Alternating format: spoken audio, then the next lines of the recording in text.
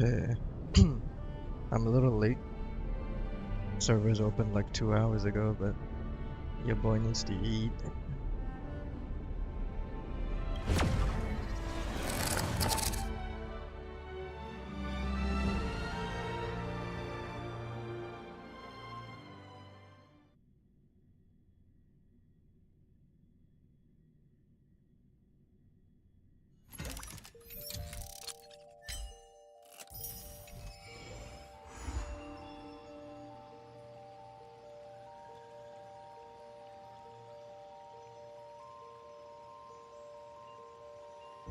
Okay, the stream looks smooth, so that's good.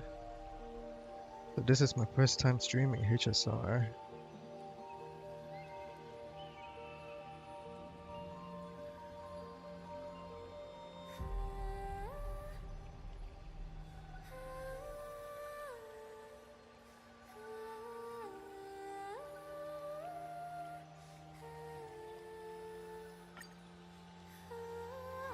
After receiving an invitation from Jade's Anti-Destruction Alliance, the Astral Express set its course for Himiko's homeland, the world from which the Express set off again after its fall.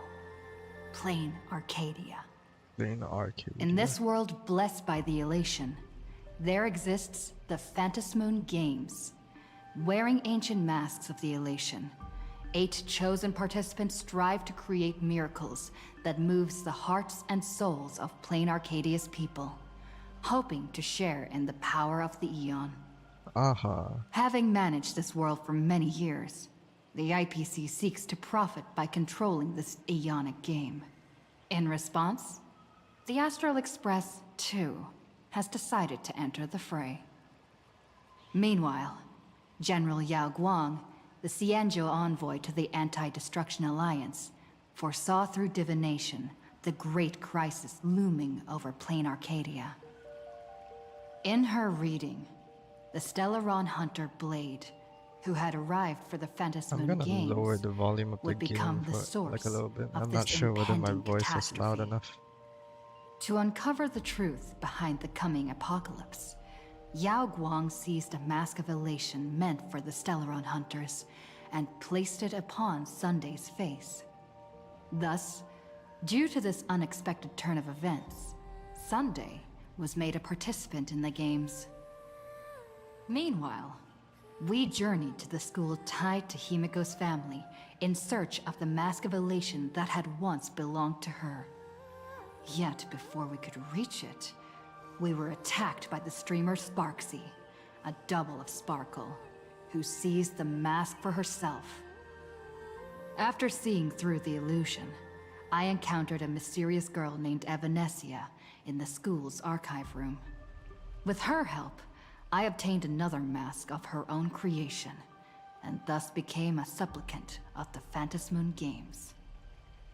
To defeat Supplicant Sparksy, we ventured deep into the Fool's base of operations, the World's End Tavern, and later returned to the school to overcome her. In doing so, we achieved the first miracle of the Phantasmoon Games. The Express hero defeats the villain, spreading the virus. Yet, at the close of the Supplicant's first battle, greater mysteries emerged. A stranger appeared, claiming himself to be Himiko's father, and revealed a long-buried tale. 15 years ago, during the Phantasmoon Games, someone known as the Herald of Death went on a murderous rampage.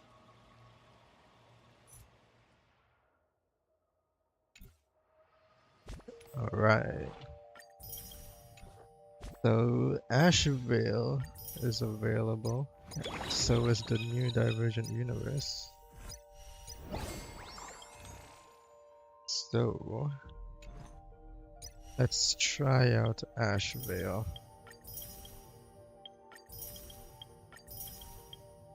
I'm gonna do like 20 pulls on him and see if he decides to come home early or not.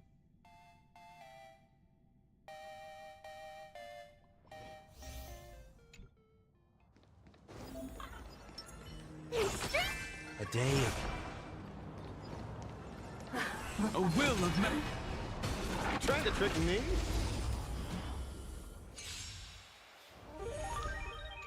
Mountains roar, dragons rise! It's coming! Riding the west wind! Let me go! Oops.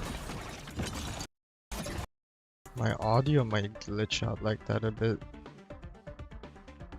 I don't know why. I'm pretty sure you guys can hear it too. My audio will kind of just break like that for some reason.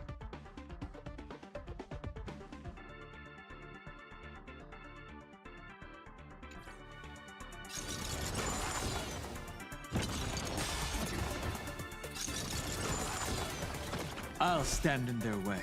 Fight to the death! Dragons soaring above the lands. This is permanence! Eye for an eye! This old wolf hasn't lost his mercy. Do you? I offer my blood to consume this inch. Beasts! Slaughter each other! Fight to the death!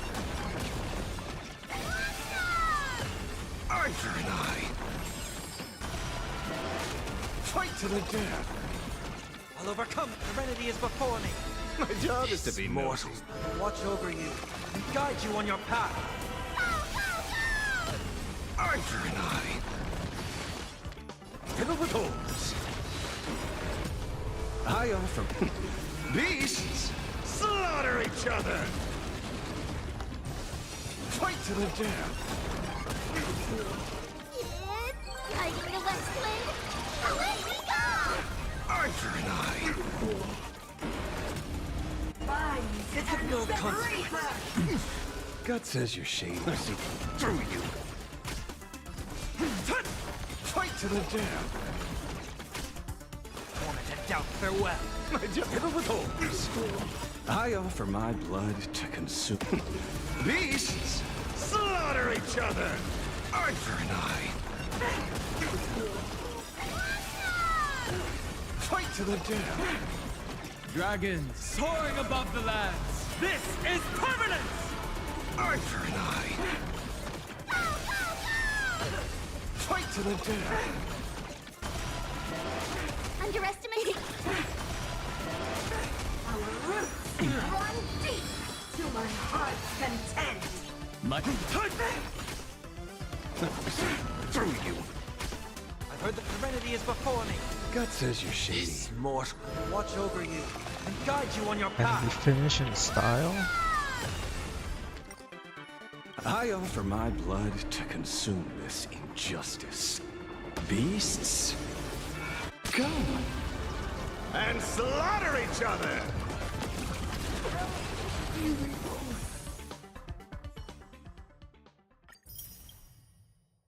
He is pretty fun to play.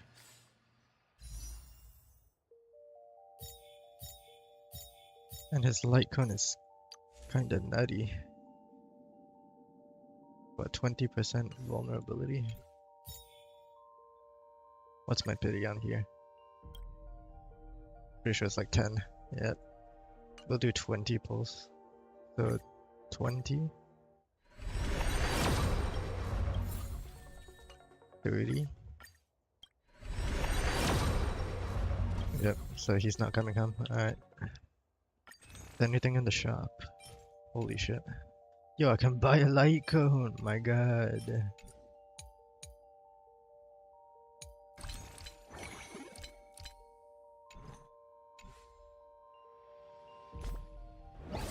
Oh wait, I can do pulls on the standard banner.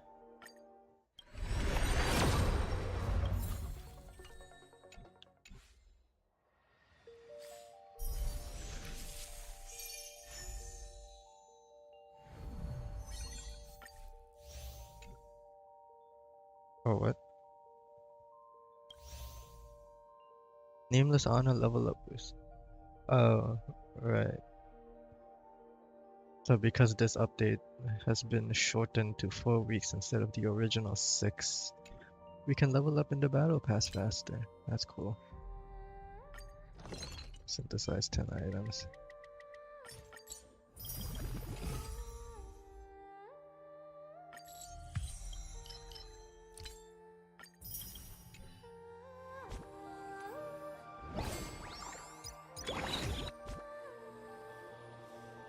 Let's farm for some stuff. I don't want to spend too much time. So let's just... Oh, hey, would you look at that? Let's just get some elation going.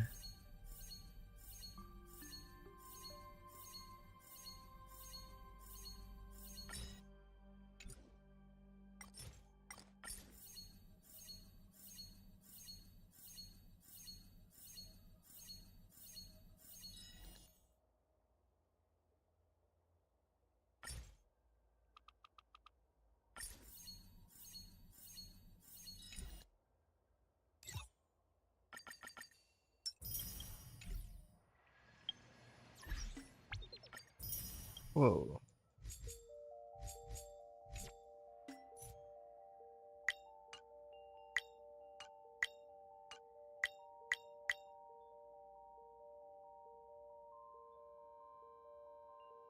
So I'm pretty sure all the events are just front loaded this time around.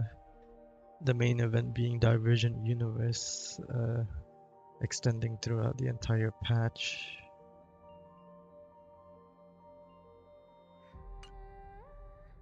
I guess it's fine. It's Divergent Universe has a lot of stuff.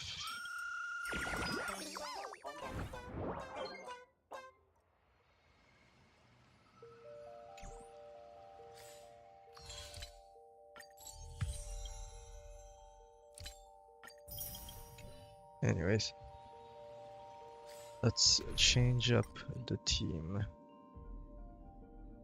We have Sparksy, so let's use that. And we continue with the story. Enough dilly-dallying. Why don't those people in the Go Home Club go home after school? The fuck did she just say?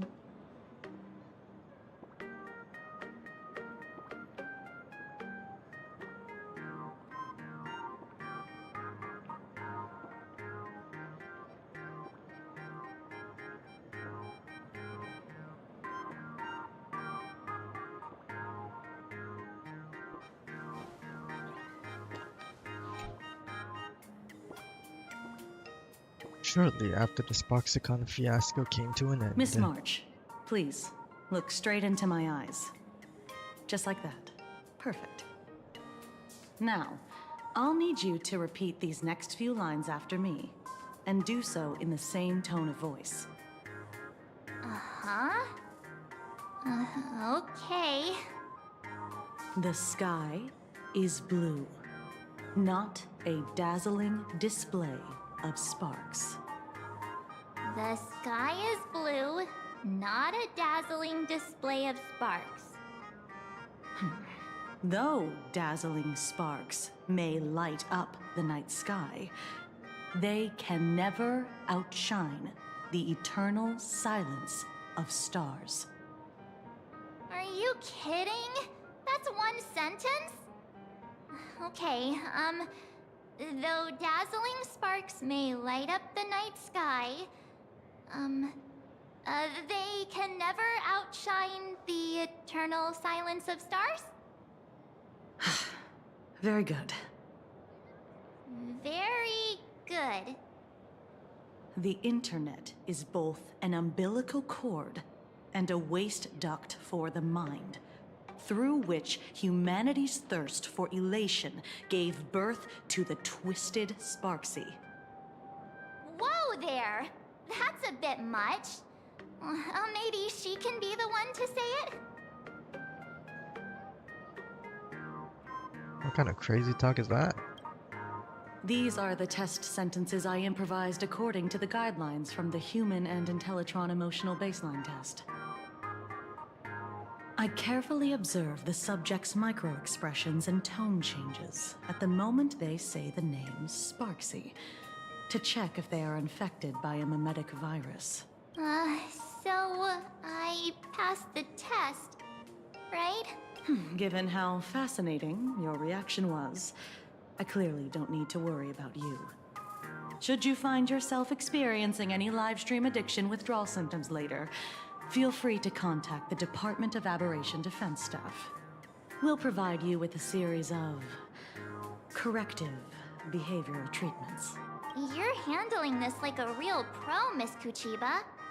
Has this kind of thing happened before? It's impossible to predict what will happen during the Phantasmoon Games. Once, a supplicant reversed the definitions of truth and lies, which nearly caused massive civil unrest. After that incident, we incorporated mimetic treatment into the Department of Aberration Defense's emergency safety protocols. Sparksy Khan didn't cause any casualties this time. But if your partner hadn't stopped Sparksy from spreading the virus, she might have turned into a calamity-level aberration. An Avengers level threat, you mean?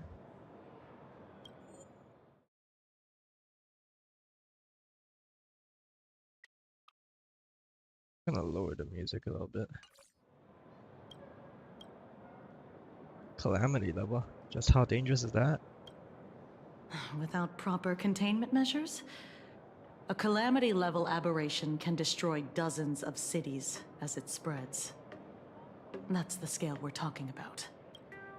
Aberration. That's the Department of Aberration Defense's term for them. It usually refers to Imaginae infused with wish power who have lost control and begun to run amok. Over time, though, it's become a label that gets slapped onto any hazardous entity. So, what level of aberration am I? You? An aberration? What are you talking about? Though, I gotta say, you do look pretty weird with that mask on. Don't tell me you're a Cosmicon Collective player. The Department of Aberration Defense's hazard ratings are nothing like the power ratings in some card game. Right then, that's all for the required checkup. If you're interested in aberration calamity threat levels and how they're classified, you might want to take a look at this document. However, do bear in mind that causing damage of the aforementioned scale during the Phantasmoon Games will cause you to be classified as an aberration and dealt with accordingly. Ghost level. Weak presence essentially harmless. Fiend level. Calamity level. Cataclysm level. Apocalypse level.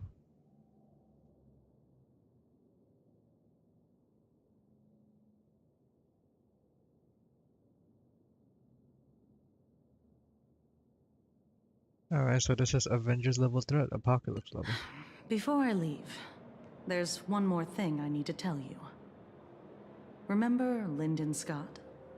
The man who served as your tour Rest in guide? peace, Scott. He was murdered. What? Scott's dead? No way. You guys sure about that? Yeah, the Scott we knew was, a really tenacious opponent. We're sure.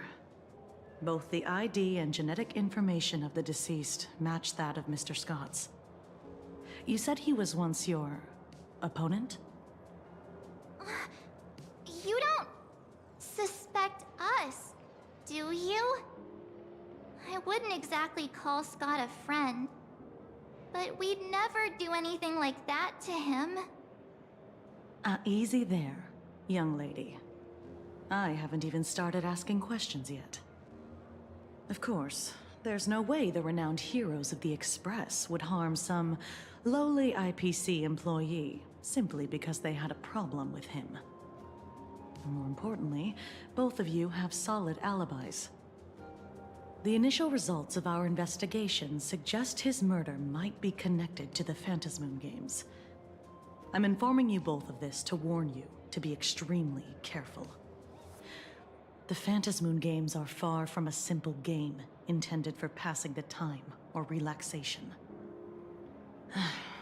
Anyway, I wish you success. Farewell. Scott.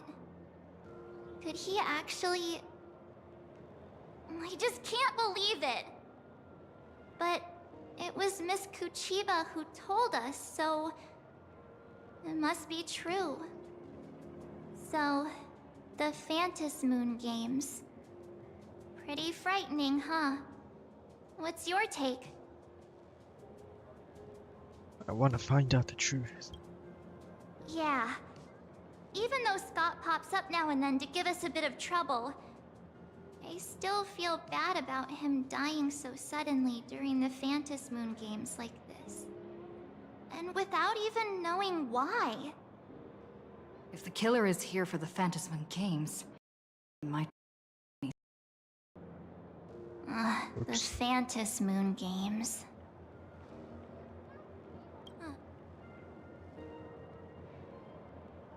Why is my audio so weird?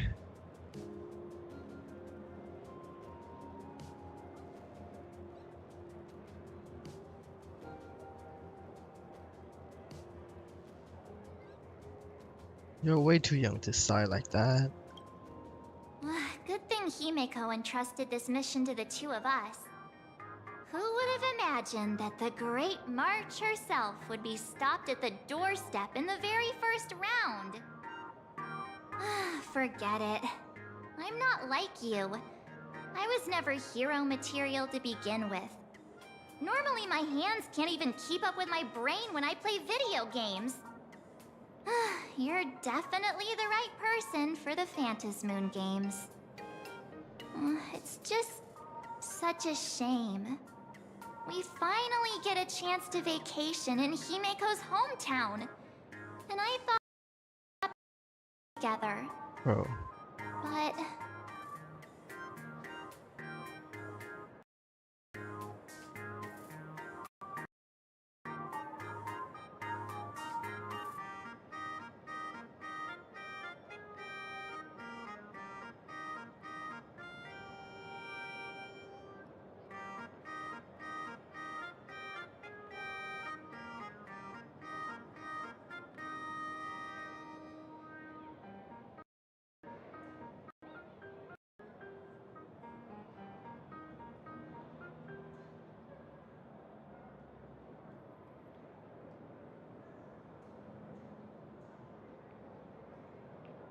Let me see if I can fix this audio issue.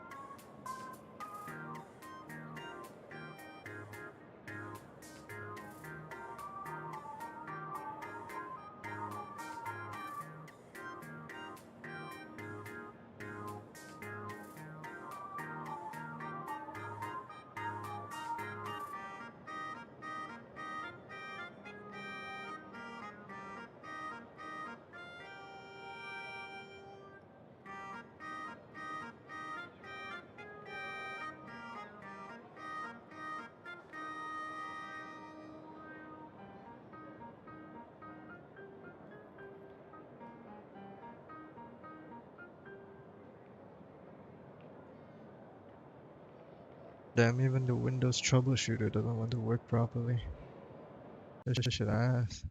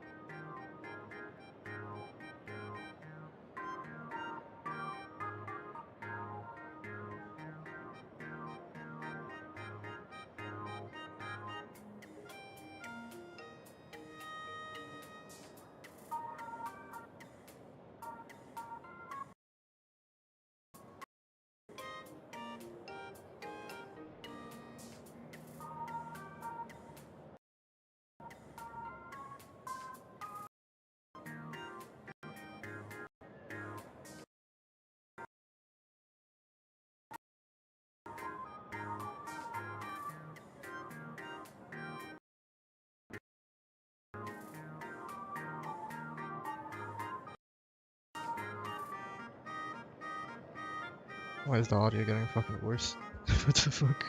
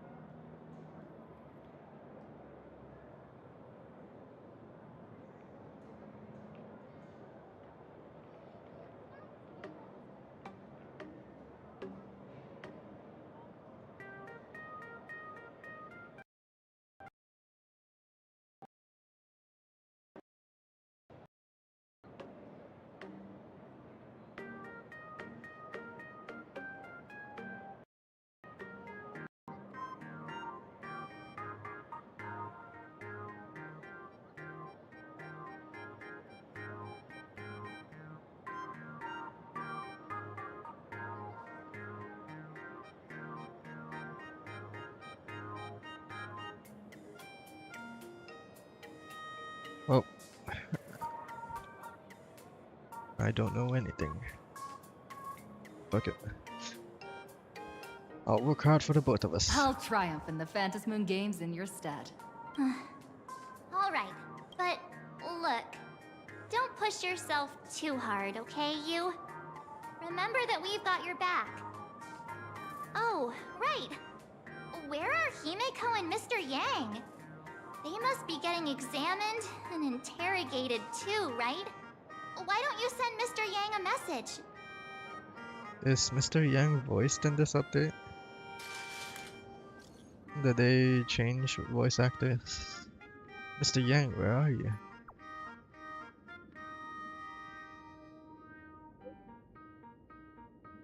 I just finished the mimetic infection screening. Himeko is still here, but I don't know where she went after. I heard Himeko reunited with her father. She seemed rather out of it. I didn't press her for details. Could you fill me in on what happened back there? It was a shocking revelation.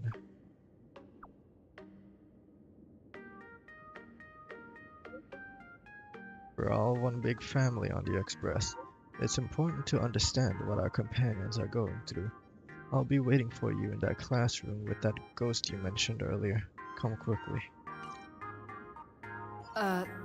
Mr. Yang said he wants to hear what happened between Himeko and her dad. I can't blame him for being curious. I really want to know too.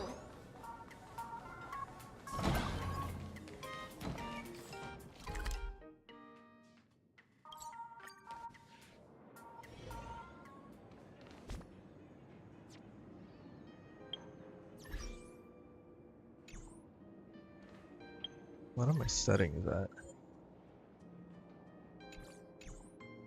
They're like maxed out.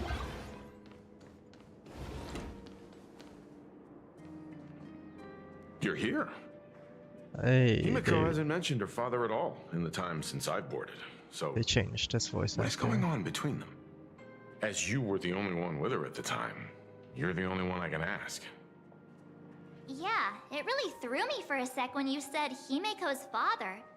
But when you think about it, it's only natural that Himeko has a father, right? Not everyone's like me, thawed out of an ice block.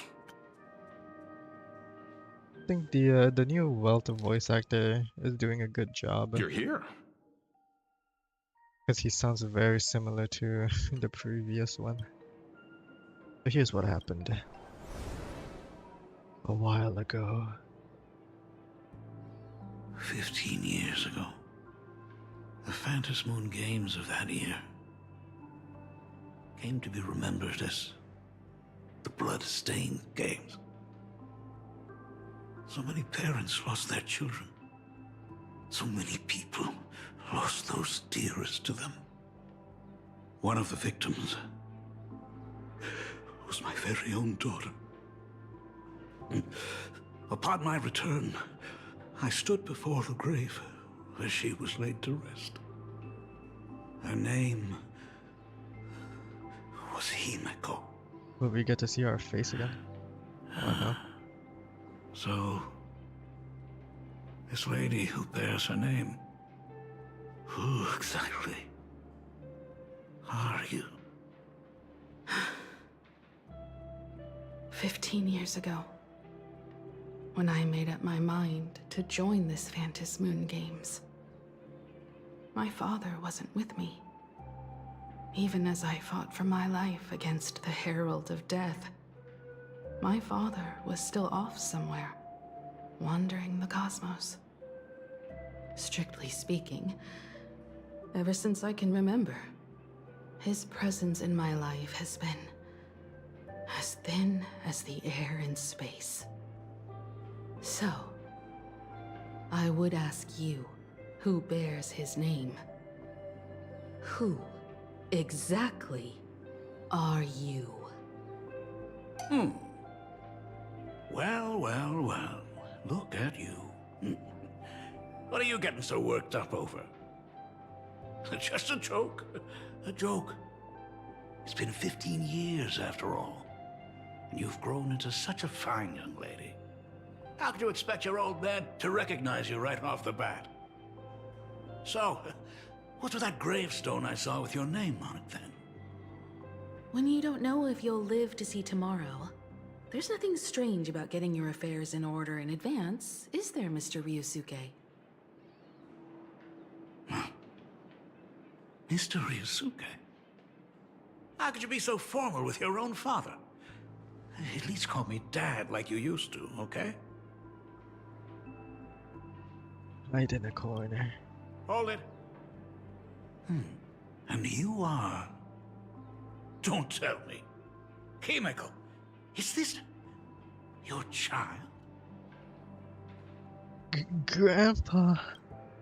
Oh, could you please stop making things worse? I haven't seen you in 15 years, and now I'm a grandfather. Wait. Who's the father?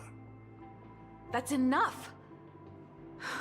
You are looking at my colleague. A new generation of Trailblazer.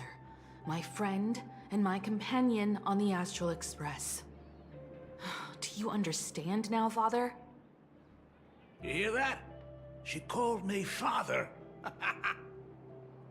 Hello there, my friend.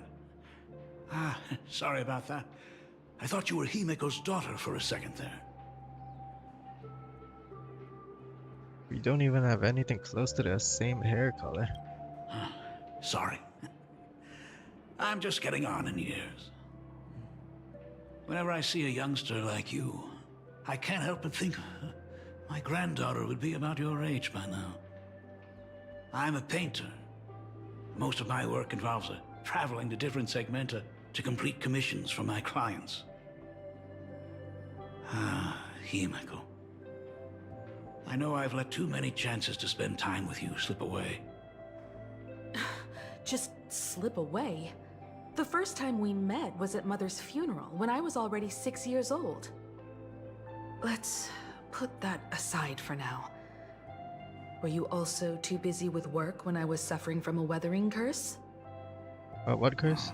You might not believe me, but I've been running around for your sake all this time. All these years, I've been trapped in this room that represents the past that I imaginated. And I've never left it. You didn't know about me becoming the Express's navigator either? 15 years. The Express never stopped here once. You didn't even leave behind so much as a single word to indicate you were still alive. And the Department of Aberration Defense completely sealed off all records of what happened during those Phantom Moon Games. I did hear many rumors about the Astral Express, though. I even saw the navigator's name. At first, I thought it was just someone else with the same name. And even when curiosity drove me to look up your picture, I still didn't dare believe that the woman so full of poise and grace was my daughter. She'd grown up safe, becoming a living legend in her own right.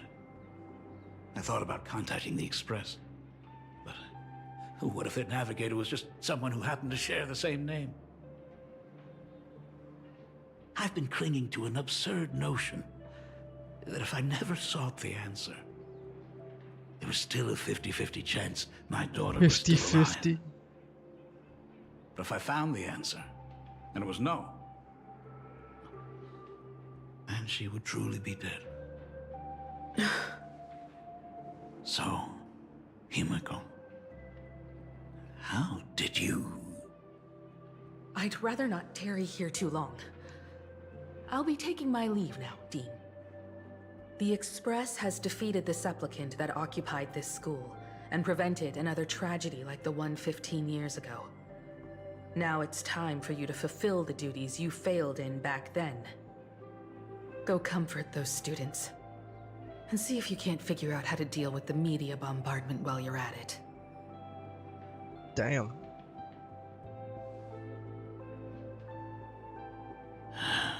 Failed in my duties. So, still mad at me. Can we talk?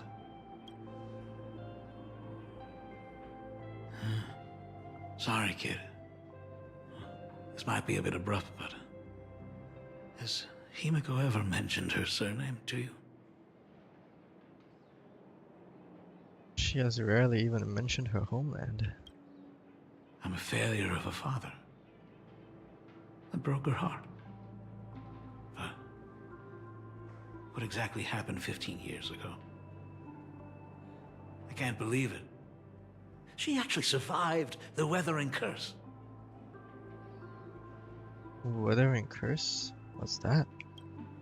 Have you heard the tale of the legendary painter Graphia, who hid everything on this planet's surface within a scroll? It is said that to achieve such a monumental feat, she made a forbidden exchange, sacrificing both her own life and that of her descendants, resulting in the Weathering Curse. Few descendants carrying the Graphia bloodline have lived past 30. Most of them wither like flowers while they're still young, skin cracking and peeling like dried paint. Himiko was no exception. She was tormented by the curse for years. And what did you do for her as she suffered? What I did doesn't matter anymore. The Elixir Seekers' folk remedies, the Intelligentsia's guild treatments. I tried them all, but nothing could reverse the curse. All the time spent searching for cures only resulted in me not being by her side when she needed me the most. In the end, I am nothing but a useless father. But you appear to be very healthy. I'm just a useless son-in-law who married into the family. Strictly speaking, I can't really be considered a Graphia descendant. She's safe and sound now. Isn't that what matters? You're right. I just didn't realize it quickly enough. How she got through it, how she survived, none of that's important. What matters is that my daughter is back. That's all I need. If I may ask a small favor, would you mind showing me where my daughter works? I want to make up for all the care I failed to give her all those years. I want to get to know my daughter better. Back to the present. Truly a memorable father-daughter reunion. Brings up some memories of my own home as well. There goes Mr. Yang with that knowing look again. Just what kind of parent-child relationship are we talking about anyway? When I was a child, my parents were also always busy with work and were unable to spare a moment for me. As a child, I couldn't help but feel resentful. It wasn't until I became a father myself that I understood how they felt when they were forced to sacrifice the time we could have spent together. Yeah, and you left your wife and Did children you in already another promise to give universe. Mr. Ryusuke a tour of the Express? You bet I did. I thought as much. After all, it's Himeko's dad. So, where is he? Probably already there. I don't know. Ah, everyone's here. Sorry to keep you all waiting. I'm truly grateful to all of you for looking after my daughter. Not at all. She's the one who's been taking care of us. Would you all be so kind as to show me around? Right this way, Mr. Ryusuke. So, this is the Astral Express. Really lives up to its reputation. It's even more impressive than I imagined. As to be expected, of course, huh? It's the place where my daughter works. By the way, what's the pay like for a navigator? Does a position come with insurance and an annual bonus? Talk about parental love. First thing out of his mouth is asking about her salary. Like I'd have a clue. Help! A little backup here? Does an Astral Express member even have? The nameless don't have much in the way of income. Hey, that's not totally true. We get some spending money every time we stop somewhere. What? No income? Don't tell me that everyone working for the Astral Express is actually doing volunteer work. I mean, I guess you could say that. But actually, it's more like... I'm butchering the explanation. Anyway, it's nothing like what you're thinking. Mr. Ryusuke, please rest assured. None of the Express crew ever lack for money. We not only receive support from members of the Genius Society, but also from prosperous commercial worlds, such as the Planet of Festivities. Ah, good, good. Hearing you say that is a huge relief, Mr. Yang. Speaking of which, what kind of work does being a navigator generally entail? Don't you underestimate Himeko either. Her daily duties include, charting navigation routes, calibrating warp jumps, and technical maintenance. Not to mention she's always guiding the Nameless on missions. Oh, my daughter is really something else, isn't she? Of course! Every time we return safely from a trailblazing expedition, it's all thanks to Himeko's guidance and protection. She's the backbone of the Astral Express.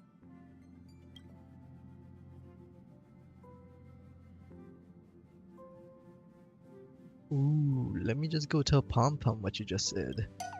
Hey, come on! You're just trying to stir up trouble. If Himeko's the backbone of the Express, then our conductor is the absolute cutest and hardest working of all. Right, Pom Pom? Oh? We got a new passenger? This gentleman does look kind of familiar. This is Ryusuke, Himiko's father. No wonder he felt so familiar. How are you, Mr. Ryusuke? Conductor? Oh. So you must be my daughter's superior, huh? Well, thank you for taking such good care of her all this time. Superior? That's way too formal. It's Himeko who's been taking care of the Express and everyone on it. He's... What is he doing on the Express? It's all my fault. I was just curious about your daily work, so I asked your colleagues to show me around. And I know I didn't ask your permission first. Just please don't be mad, Himeko. Mad? Why would I be mad? Mr. Ryusuke, welcome aboard the Astral Express. Is there anything else you'd like to see? I can show you around. Well, I know you'd rather keep your distance from your good-for-nothing father. You're on a journey, and it's rude of me to barge in like this. But it's been way too long since we last saw each other. As your father, I want to get to know you better. Make up for all the time we've lost. At least while you're staying here. Please allow me to show you some of the fatherly care and devotion I owe you. Will you? Excuse me? Why don't the two of you go to the party car? Shush, get the drinks ready. Shush.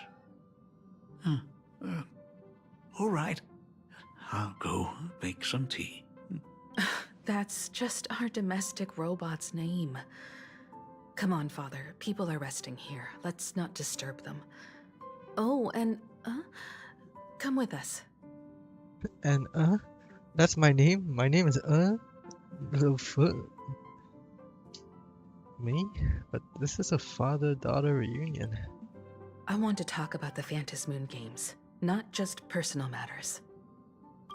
They left. Where's Sunday? Whoa. That's the first time I've seen Himeko be that cold to anyone. Oh, what are you still doing here? Himeko asked you to go to the party car. I get it. Reunions are private, and you don't want to spoil it for them. That's fair. It won't hurt to give them some time. I hope a drink will help the two of them set aside their past differences. If they do argue, I'm counting on you to play peacemaker. This has to be Valt's new voice actor, right? He sounds so similar. Stay. Hi, well, yeah.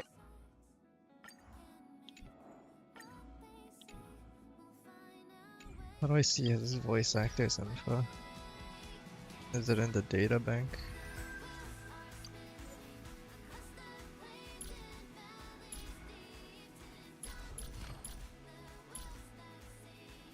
Oh, there's a lot to say there. They only aired that series. Enemy.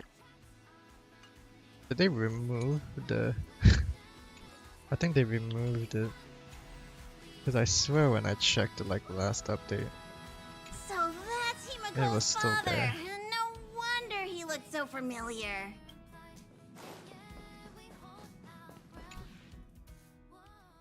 But either way, the replacement is doing a really good job.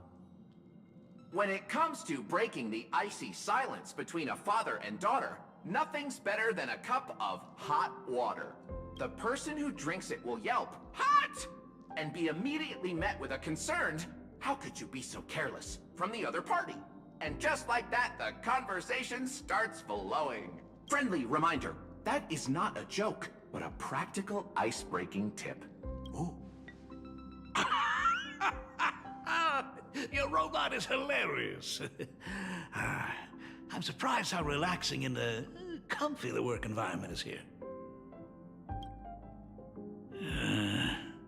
Got it. I'll make myself scarce.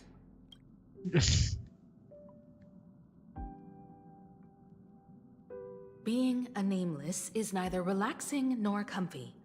Most of the time, we are facing down Void Rangers from the Antimatter Legion, bugs left by the Swarm disaster, Borisin, and various organizations that are suspicious of the Express or have malicious intentions for us. That dangerous? Huh. Maybe this trip home is a great chance to quit your job, huh? Talk about coincidence. Just so happens I'm getting on in years. And Graphia Academy is in need of a new dean. You know that's not what I meant. Once I've set my mind on something, I never look back. Ever since I was 6, when you told me those stories about traveling through the cosmos, I knew that someday I would walk among the stars. Actually, I was just kidding.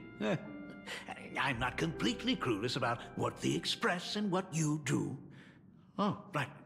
Once I knew the Express was coming, I even bought that comic series that's based on your adventures. Please don't tell me it's fluffy across the blue.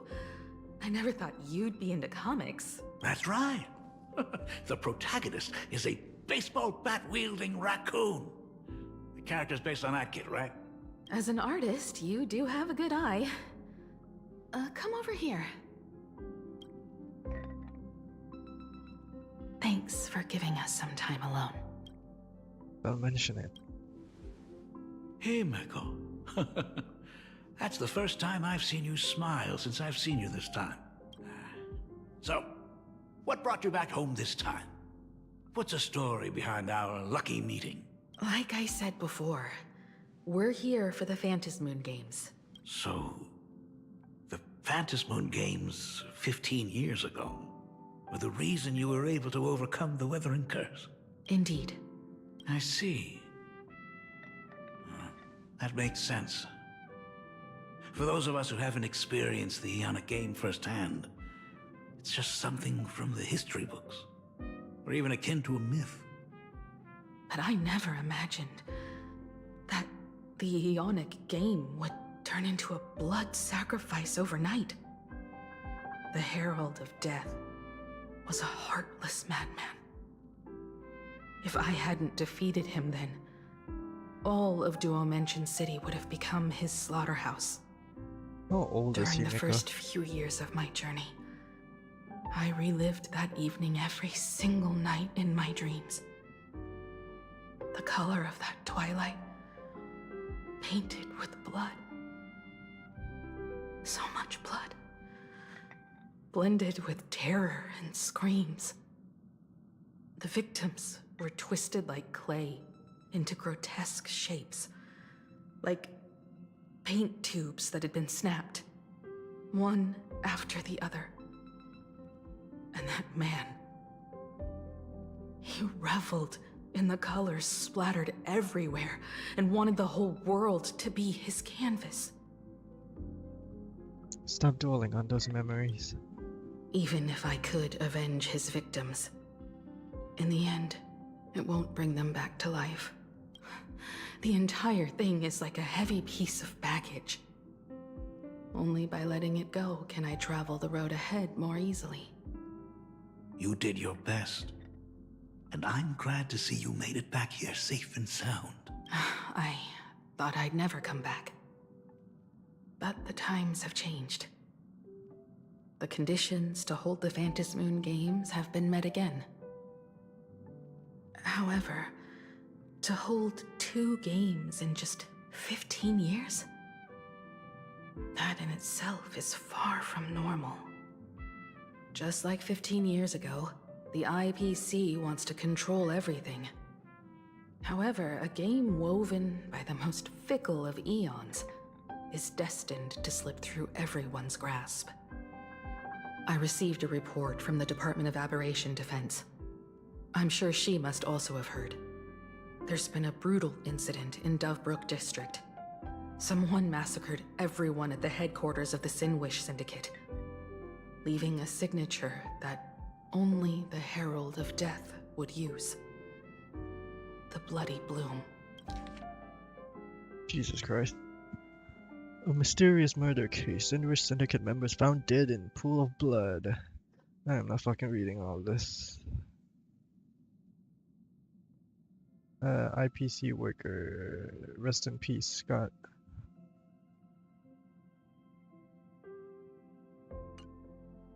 What?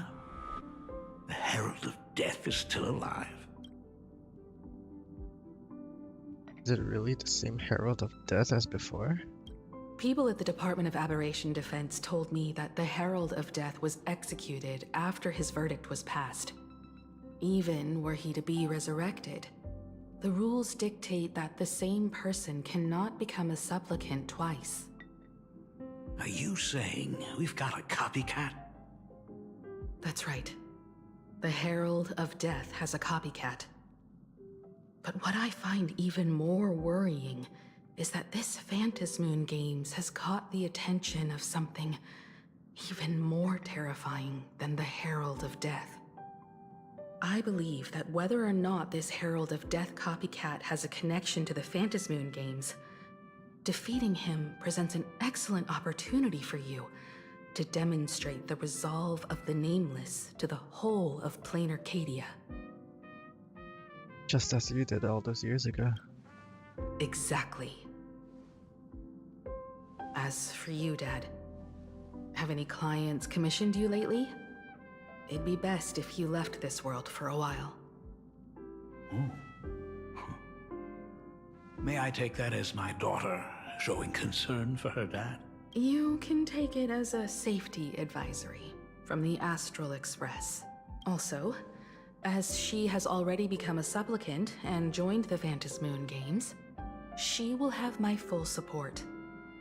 I'd like her to temporarily keep the Mask of Elation that has been passed down through our family. Too late for me to raise any objections at this point, right? Huh. Sounds good. The mask stays with the kid. Thank you. Would you like another drink? Got it. Next, it's time to show me the way out, isn't it? Oh, I've definitely overstayed my welcome. For most of my life, I couldn't be there for my daughter. And now that I finally have the chance, she wants me to leave. In that case, I ought to be on my way. Himiko. The Graphia family has a number of records about the Phantasmoon Games, passed down through the generations. Come over to the school library later. I'll give them to you. I'll be there, Dad. I apologize. My father's little tour seems to have made things awkward for everyone on the Express. Let's head to the parlor car and check in on Welt and March. Now that my father's gone, we can all relax a bit. Just a moment. I want to chat with you. I have an idea regarding the goal of the Phantasmoon Games. Has Mr. Ryosuke left? Yes. I told him to head home for now. After all, what is going on with the Phantasmoon Games has nothing to do with him. I'm really sorry, everyone, for bringing my personal family matters onto the Express. Not at all. Mr. Ryusuke is your family. And that makes him part of our family too. And the most important thing for family is to be together. So he's welcome to drop by anytime.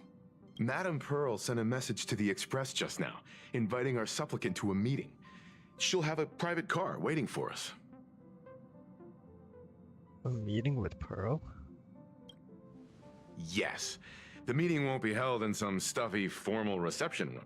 She would like us to visit and tour the headquarters of a company under her name instead. Himiko, you know about Pearlux Corp, right? Of course. It's the biggest entertainment conglomerate in Planarcadia. Entertainment company? That's right. Pearlux Corp is a titan, dominating the entertainment consumer market, God, a titan. including cartoons, comics, Which core flame does it have? toys, and the like.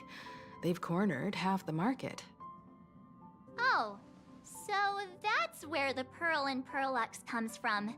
It's a play on her name. Did Pearl mention what she wanted to talk about? She didn't say much, but she specifically mentioned wanting to discuss the developments regarding the Phantasmoon Games, and that she could provide us with a bit of help.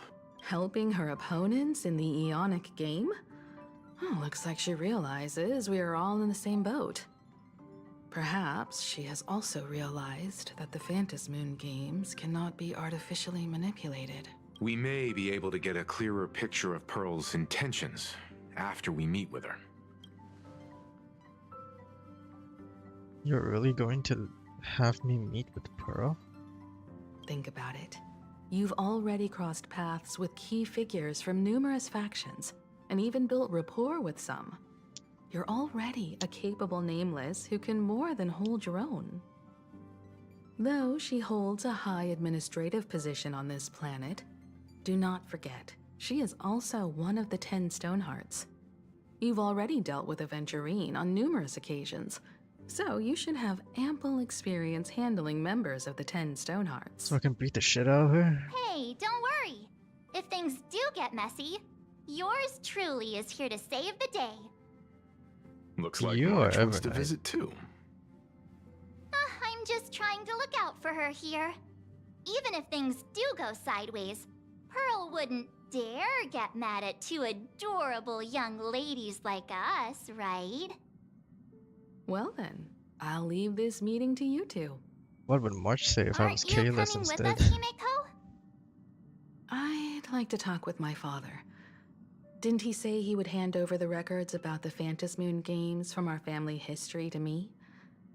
And honestly, isn't this a good chance for you youngsters to handle things independently? I understand. In that case, she, March, and I will be heading out now. Oh, score! A private car! So, where are we getting picked up? You should be familiar with it. It's just under the giant gate next to the At Plaza. Isn't that where we first met Sparksy? Since we're getting chauffeured there, why not just come straight to us? Looks like we're not the only ones getting picked up then. Perfect! I've been wanting to stop by the comic store to grab a copy of Fluffy Across the Blue.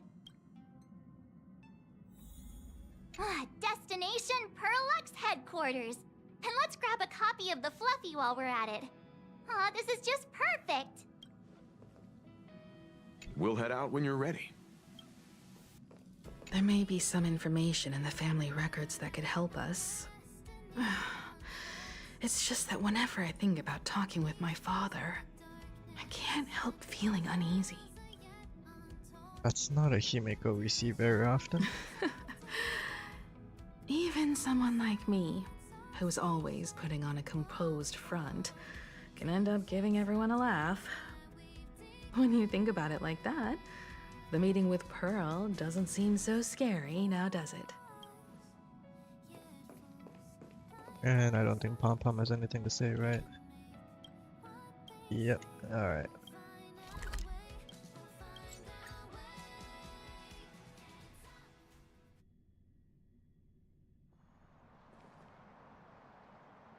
Look! There's a convenience store! Mind if I grab a copy of Fluffy Across the Blue while we're waiting? Is that the comic based on the Express's adventures?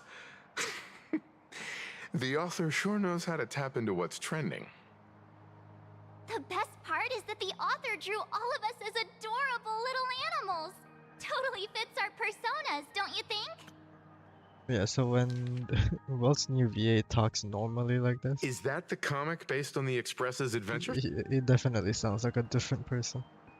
But when he's talking with like that low raspy voice, he sounds very similar to Walt.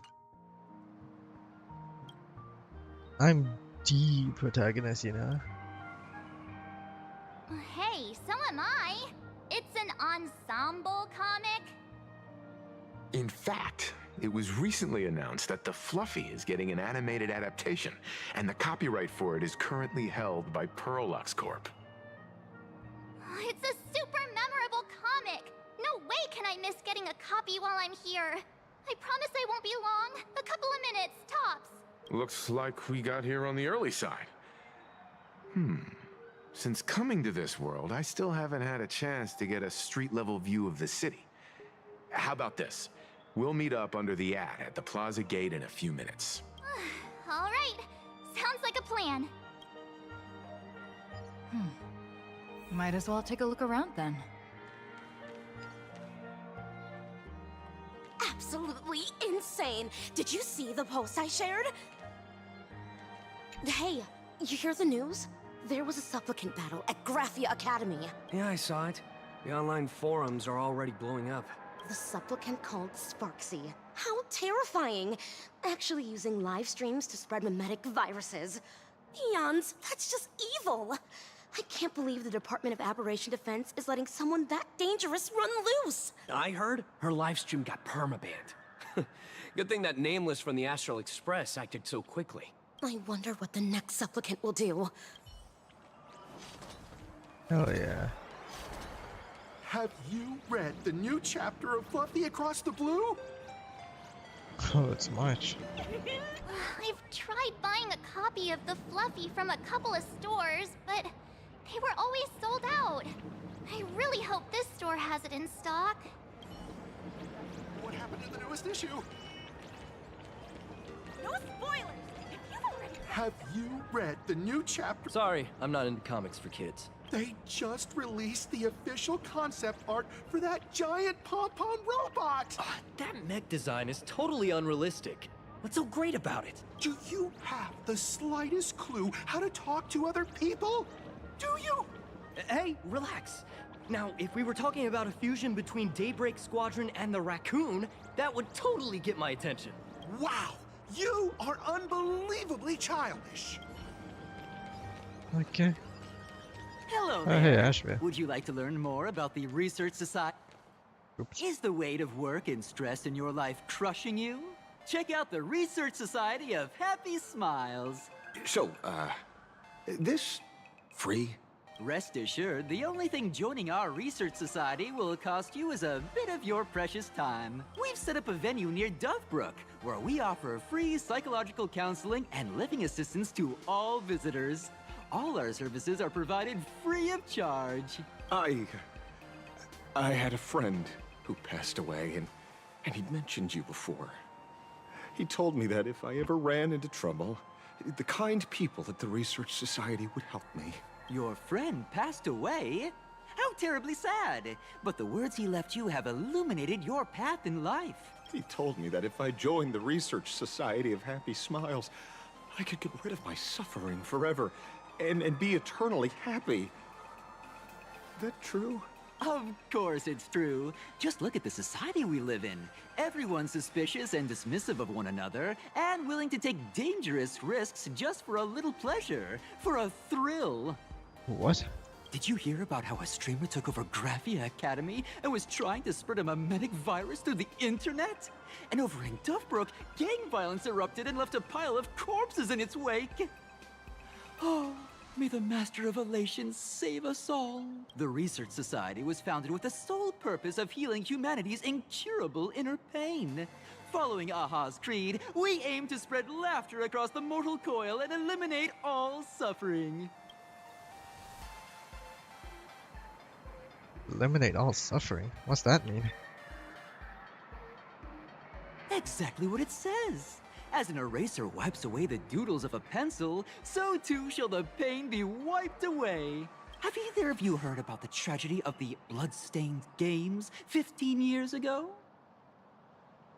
I've heard of it. Why, of course you have. You're the Astral Express's superstar. You've even dug up everything there is to know about something that happened over a decade ago. There was an awful accident during the last Phantom Moon Games, and many people lost their loved ones and children. It was as if a hole that could never be filled had been drilled into their hearts, leaving only sorrow to accompany them for the rest of their lives. To escape their suffering, these people who had lost their loved ones gathered together and established a mutual support association. This was the Research Society of Happy Smiles' predecessor. It's now been well over a decade, and the Research Society continues to help more and more people emerge from the darkness in their lives and step into a brighter, happier future. Come to think of it, it would be most wonderful if a distinguished person like yourself were also interested in our Research Society. Should you find yourself with a moment to spare, please come and visit our Mutual Aid Society.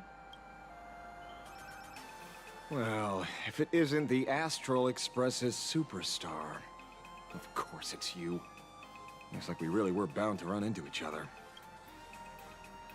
Ah, Detective Passerby. What are you doing? I'm here to do my job. Problem is, you've gone and messed up my investigation. You're investigating some roadside charity group? The Research Society of Happy Smiles. You think they're just some random charity outfit? You must have heard about the Sinuish Syndicate killings in Dovebrook, right? The lead I'm following might be connected to this Research Society of Happy Smiles. But I'll stop there. Not like you're going to pay for my intel, and none of this is any of your business anyway. Someone I knew died in that incident. Ah. Based on your social circle, you wouldn't be talking about the poor IPC sap who was unlucky enough to be there, huh? Planning to avenge him? I plan on defeating the Herald of Death. That counts as revenge. Oh. So your next miracle will be executing the Herald of Death. Can't say I'm surprised. Be careful. The murderer is the Herald of Death. He's dangerous. Oh, thanks for your concern. Oh, be careful. Been a hot minute since anyone said that to me.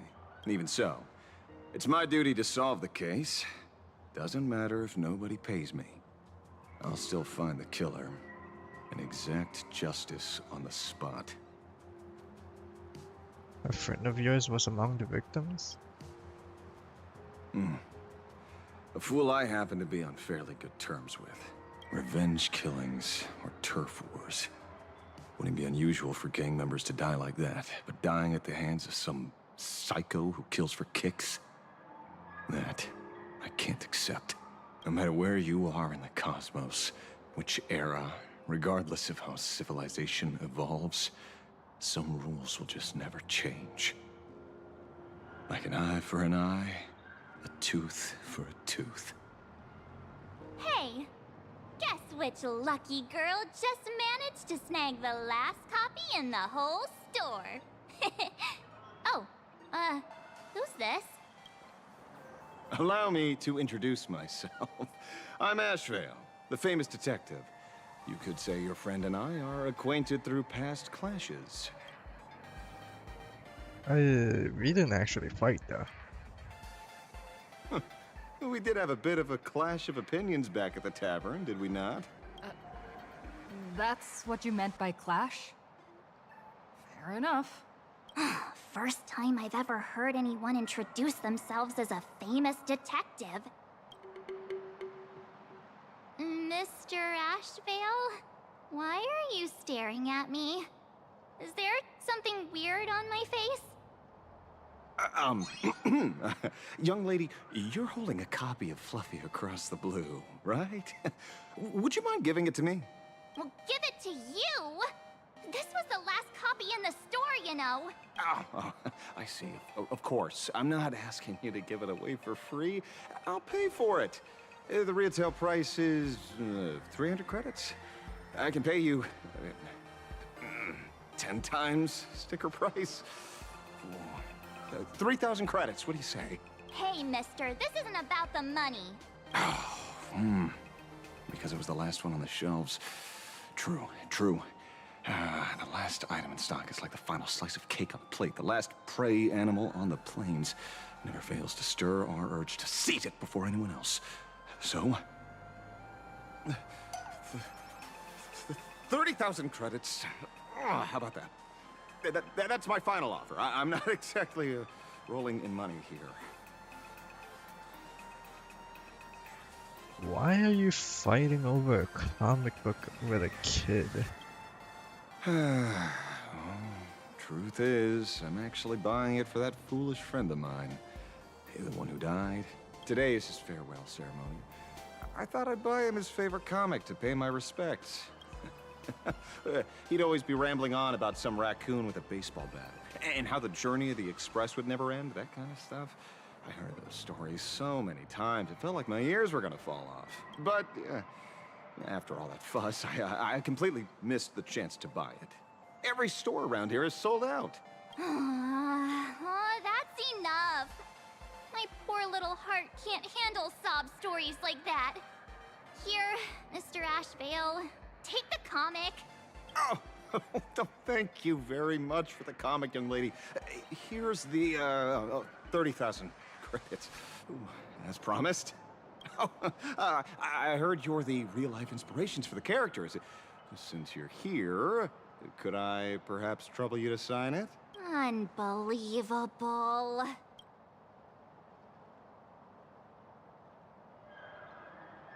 Should I sign my name or Baseball Raccoon? I'll do Baseball Raccoon. Thank you both. If Kostad could see this from where he is now, I'm sure he'd be smiling down on us. As a token of my gratitude, I'd like to give you a friendly word of caution, little girl. I know you plan to target the Herald of Death and cement your heroic image. However, all eyes will be on you during the Phantom Moon Games. On such a public stage, discretion would be wise. Because when the masses see your magnificent miracles and wield your extraordinary power, fear and jealousy could turn their wish power into wish you ill power at the drop of a hat. Forgive the expression, but you get what I mean. So, whatever plans you might have for this Herald of Death, why not leave the whole messy affair of revenge to someone who couldn't care less about winning or losing? Like me. Just like this comic. I'm dead set on getting him. You're a supplicant? Is he an acquaintance of yours? He's just some weird detective who was passing by. It's nearly time for Perlux Corp to pick us up. We should get going.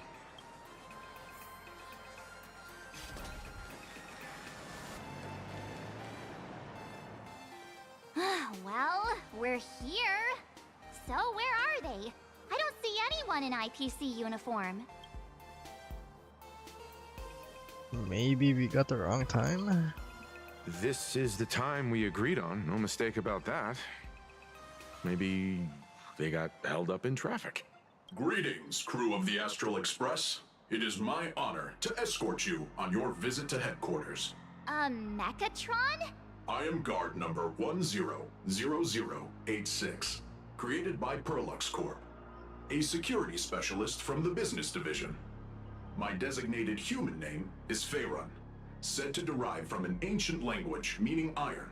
It's a pleasure to be of service. Walt is gonna lose his shit. How long have you been waiting here? Please, do not concern yourselves with such things. My sole duty today is to ensure everyone reaches Perlux headquarters safely and happily. So, what are we waiting for? Let's go! According to the instructions given to me by Madame Pearl's secretary, there is still one more guest I need to pick up.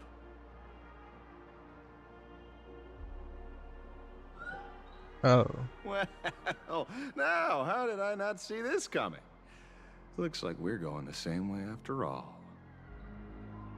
It's you again! Hey, Mechatron, what's the plan? Do we hop into your cockpit, or are you gonna give us all a piggyback while you fly over? Your ride is ready. Please, take your seats, everyone.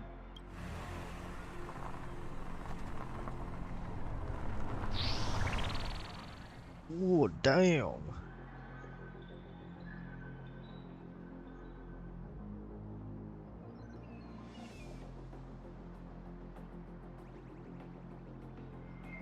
Whoa! Now that's what I call a custom paint job. Your ride isn't your run-of-the-mill business car, but a customized, made-to-order vehicle, used especially for receiving guests. Sorry, this might come across as a bit insensitive, but I have to ask. Can Faerun actually fit in the driver's seat? How are you gonna drive this thing? Is it self-driving? Of course not. I'll be driving and monitoring this vehicle remotely.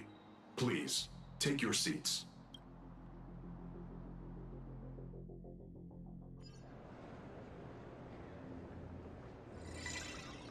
Oh, the boss.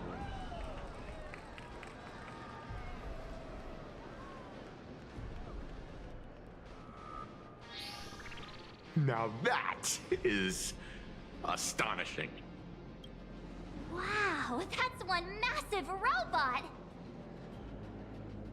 Ladies and gentlemen, welcome to the headquarters of the Perlux Corp. Back when Himeko said this was an entertainment company, I knew their headquarters wouldn't be some ordinary old office building. But this is way too much. That giant robot statue? This place is totally like some supersized mecha hangar! Ha ha! You're absolutely right. In accordance with the vision of our founder, our lobby was intentionally constructed, as you see it now, to realize dreams that far exceed what consumers imagine. What the has fuck? It's always Sam. been Perlux Corp's core design philosophy, and we have never strayed from it. If any of you are familiar with our company's works, you may recognize this as Mechatron Warrior Series, the Daybreak Squadron's base of operations. Looks like Mr. Yang here is quite a fan of our company's animated works. Now, Madame Pearl would like to invite everyone from the Astral Express to take a tour before your official meeting begins. She has arranged for a member of our staff to accompany you, so please, wait here a moment. I understand, Mr. Faerun. Thank you for escorting us all this way. Well then, I'll take my leave. This way, Detective.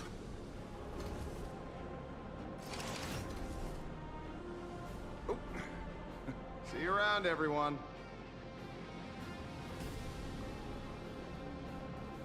Oh, really? Pearl wants us to look around here before the meeting? That seems kinda weird. Could it be related to her proposed collaboration? Perhaps this is her way of introducing her other identity. It's all good as long as we get a chance to look around. That works for me. Why don't we explore while we wait for our new guide? Mr. Yang! Over here, quick, come on! Looks like March's inner explorer has been awakened again. Let's not wander too far this time, shall we? Perlux Tower, so this is the new map. Is there only one new map or is there two new maps here? Oh yeah, anomaly arbitration, I forgot about that. Whoops.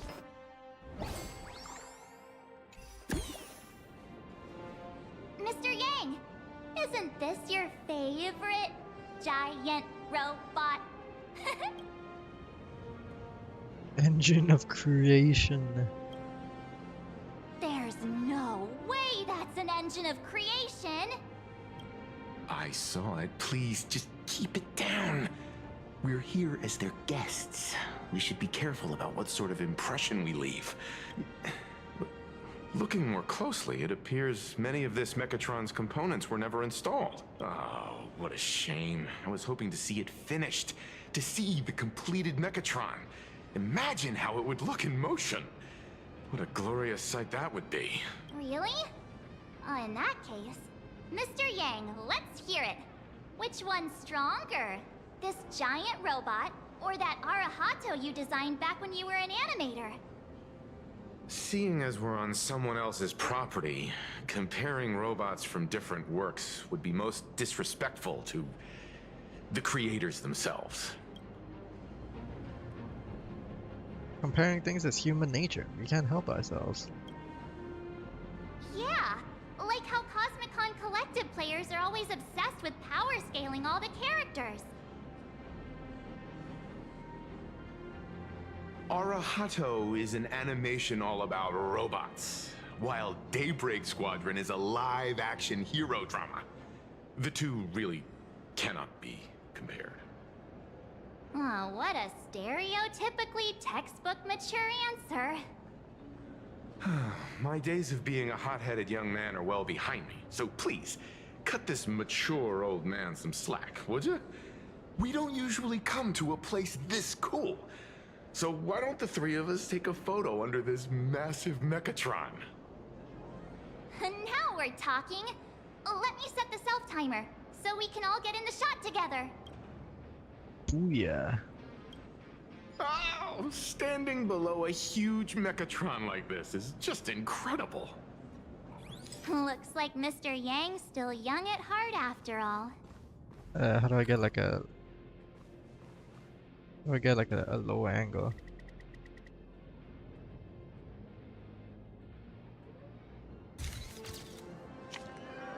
Oh, what the fuck? You wait, I want to take a screenshot. Where did this extra person in the photo come from? Ghost? But it's daytime, and there's way too many people here anyway. Are we gonna hear Amber Lee Connors?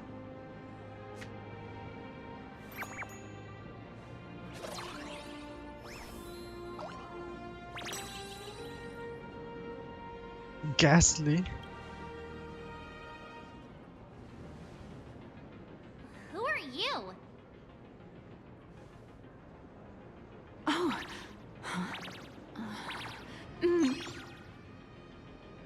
this truly is a magnificent face. Oh, it's nothing like how it looks on the news. Being able to see it up close feels almost surreal.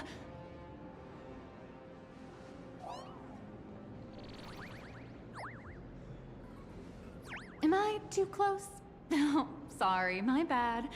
I'm not great with personal space. Farina is here.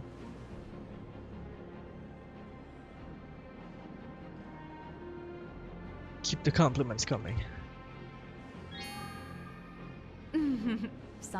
Sorry. It's impossible not to stare at a face this amazing. You'll forgive me, right? Oh, right, I forgot to show you my ID. Right, here we are. I'm Nihilux, and I work at Parallax Corp's Imagenesis Technology Department. I'm a P-30 agent who works for the IPC.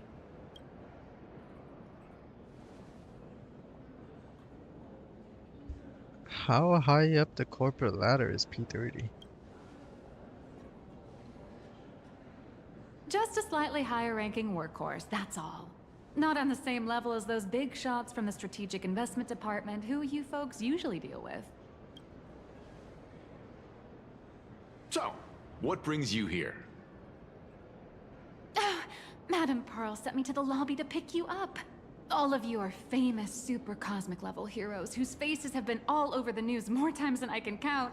So of course I recognized you right away and just couldn't help rushing over here to snap a selfie with you. Hope you don't mind. I see. Well, then, hello, Miss Nihilux. Hello everyone. Starting now, I'll be your tour guide, taking you on a comprehensive and in-depth tour to every single must-visit place in this building. From the Mechatron Imagenesis that managed to pique Mr. Yang's interest, to Miss March's favorite fluffy across the blue merchandise, I'll reveal all the secrets behind our hottest products. Oh, seriously?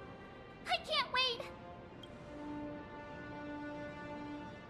Of course I'm being serious. If there's anything you want to see, learn about, or even get your hands on along the way, anything at all, just let me know. Why don't we head to the gift shop first? I'll get you all some souvenirs.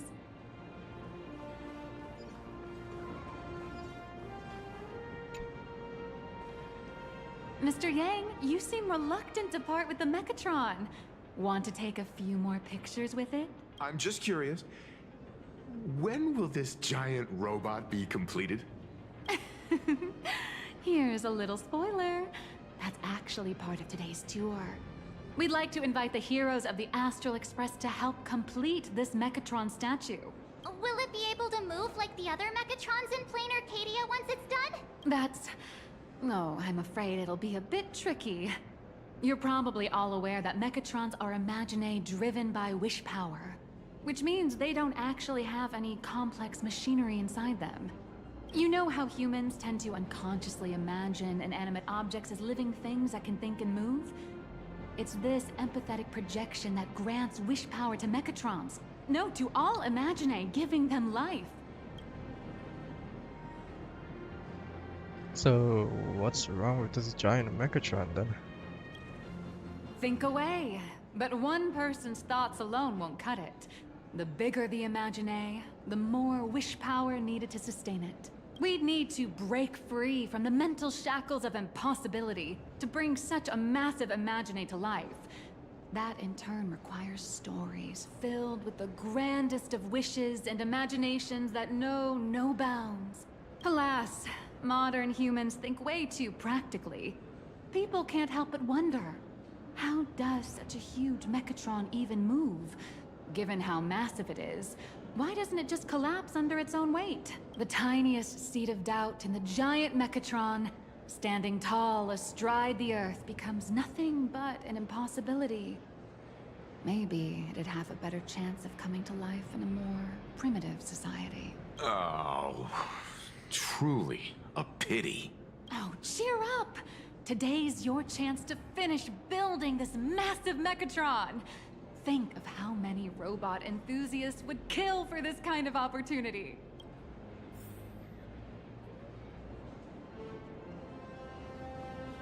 Hang on a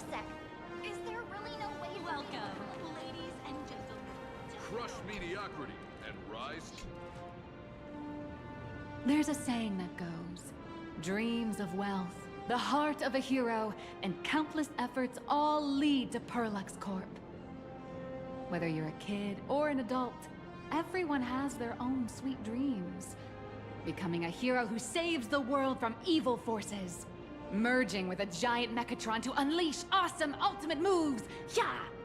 Perlux Corp sells these dreams and makes a killing off of them.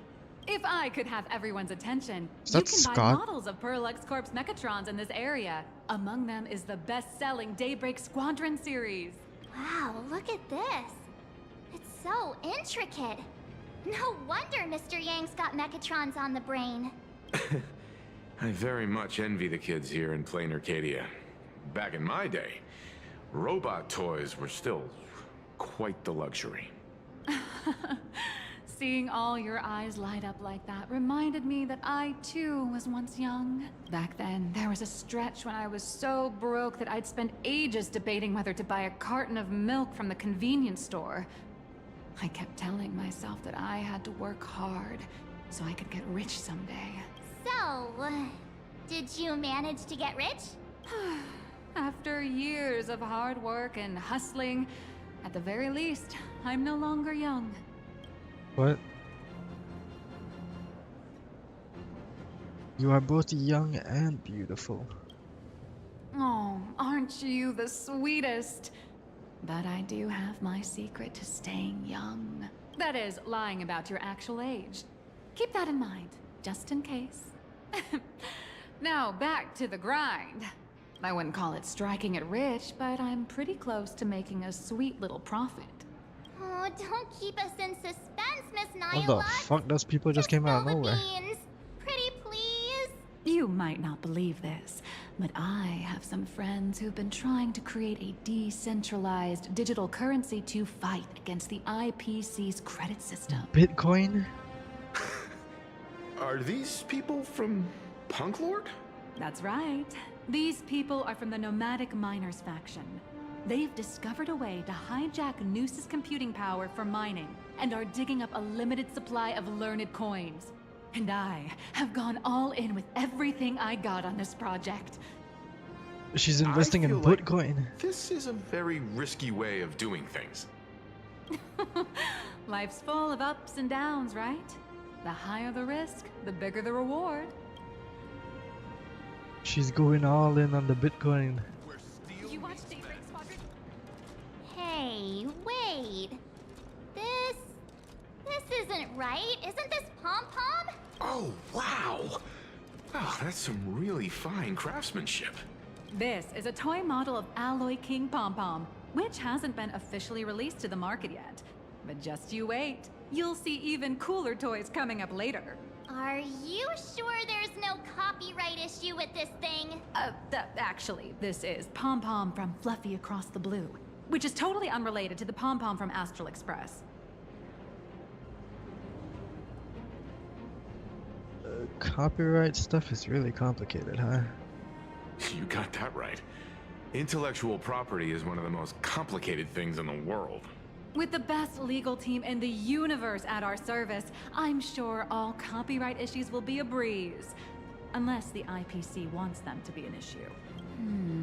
Speaking of souvenirs for the Express, I bet nothing could be more perfect than this toy. I think there's a missing voice line over I have a here. small favor to ask. Would you mind taking a photo with me by that headless Mechatron statue over there? And maybe signing the photo too. I'd love to leave it as a memento for the staff at Perlux Corp. How's that sound?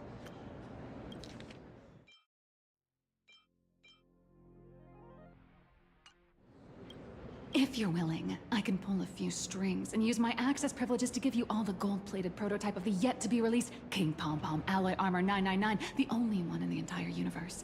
Just give it a thought. What the fuck?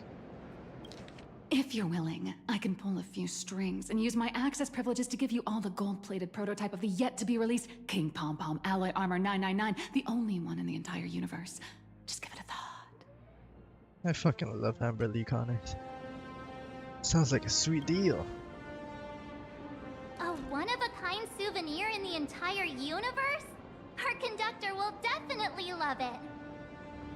It's all up to you. Come on, let's go. The officially licensed. A Perlux Corp themed sculpture for taking group photos. You can go behind the sculpture and place your amazing face in the appropriate spot. Adjust the camera to a suitable angle and you'll look like a Mechatron warrior. Man and Mechatron in perfect harmony. Ready to take a photo? I'm ready.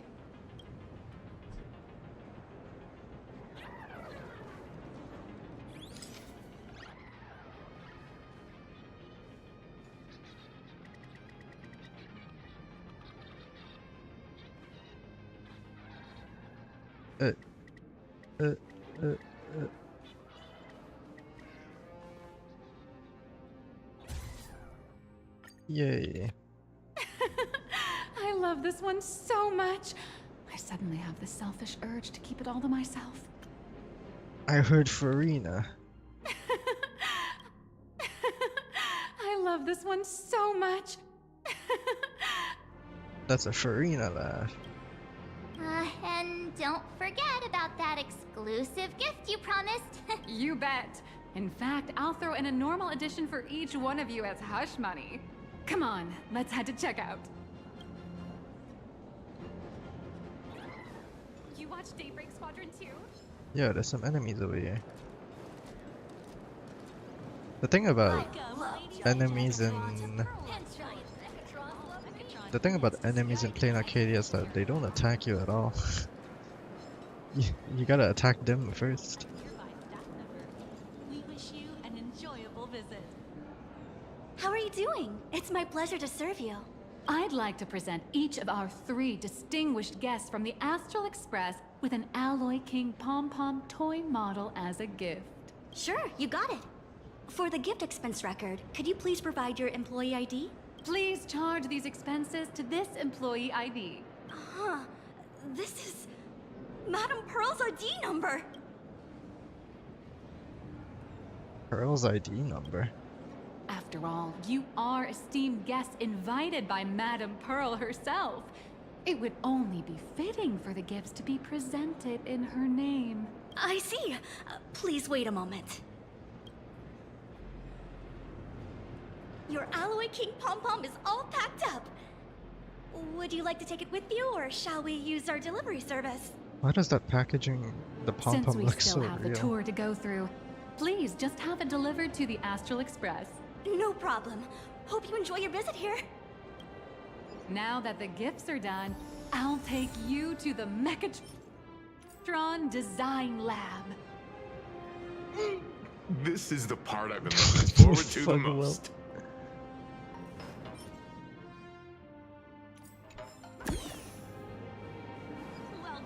Welt is losing his fucking shit. To ensure your safety and comfort, please avoid running. Yeah, it's fucking Sam.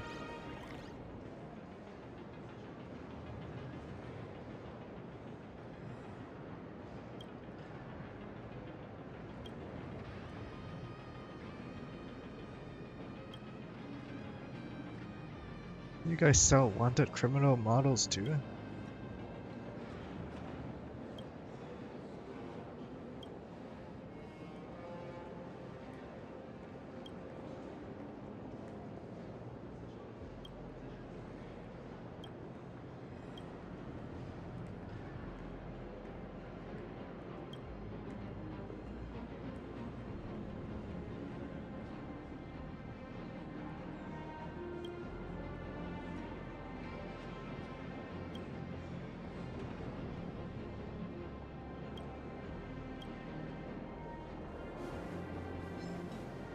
Ah! You're the... No way! You're Miss Raccoon! No, that's not right. You're oh! From the Astral Express! Wow! And is Miss March Bunny herself here too? What did you say my name was? No way! You're Miss Raccoon! No, that's not right. Oh, from the Astral Express. Hi. I actually prefer to be called by my real name, March 7th. This is Mr. Yang. How lucky to meet 3 members of the Express crew at once. I'm a huge fan of you all, especially my senior. I haven't missed a single episode of Fluffy Across the Blue. And I've even bought all the collector's editions. How could this guy say he likes you more than me to my face? Good thing I'm not that petty.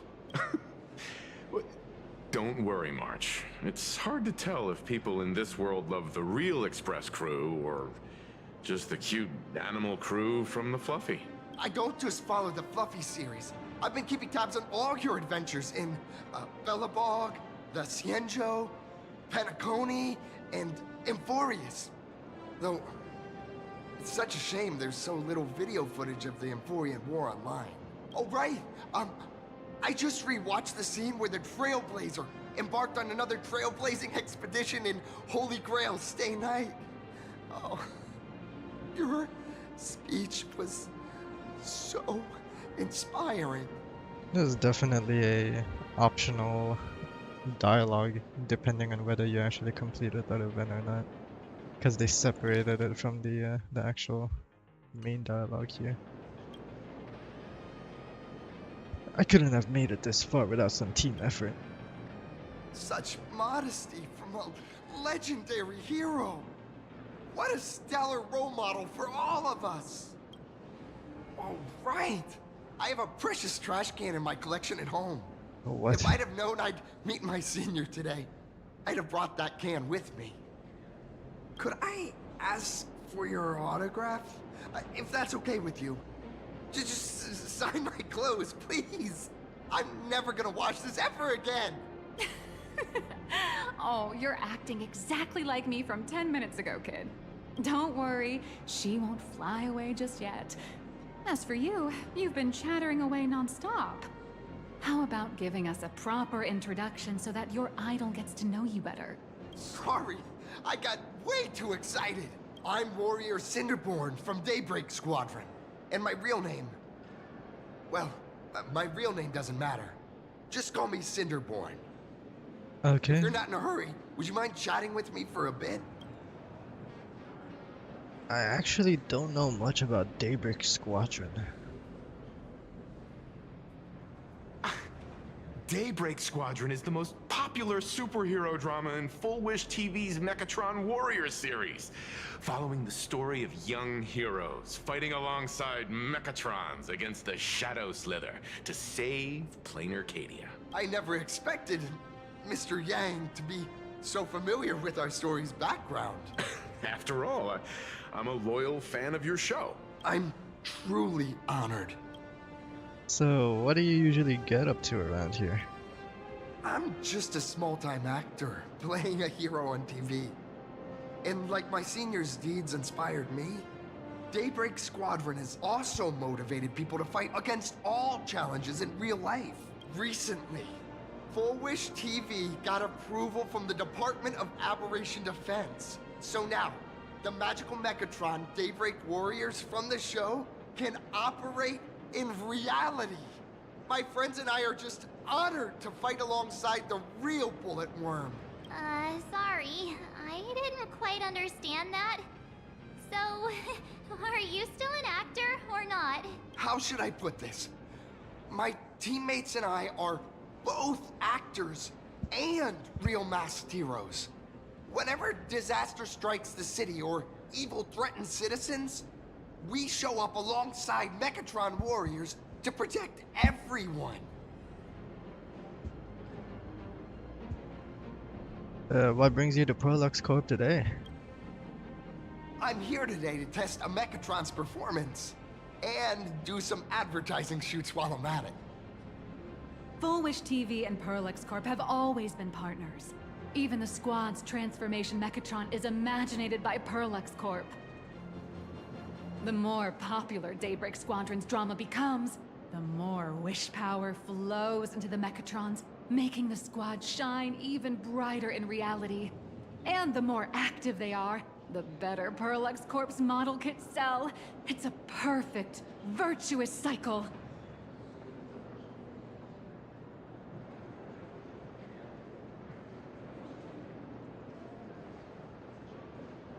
Shouldn't we continue with the tour now? Oh, sorry for taking up your precious time with all this chit-chat. If the crew hasn't visited the combat testing area yet, I'd like to volunteer myself as my senior's opponent for the test. If that's all right with you. Is that really okay? Wouldn't it cause damage to the place? Of course I know your bat could send us all flying with a single hit. This time, we'd like to invite you to experience synchronized Mechatron combat. The hero of the Astral Express gracing us with guidance and leaving some data would surely make the staff here very happy. Oh, what perfect timing! The combat testing area is also part of today's tour. That's the way to fame for ya. Don't let down those kids who look up to you. Honestly, that's my weakness. I can't allow myself to let adorable kids down. First, have everyone take part in the assembly process for the Mechatron in the control room. Then, using this Mechatron as a template, we'll build a smaller unit for her so she can try out the combat test program. So, follow me, everyone. What the fuck is this thing? What the... What the f...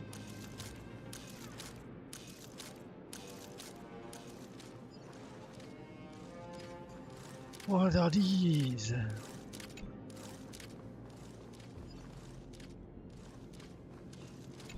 How can I help you? Meow.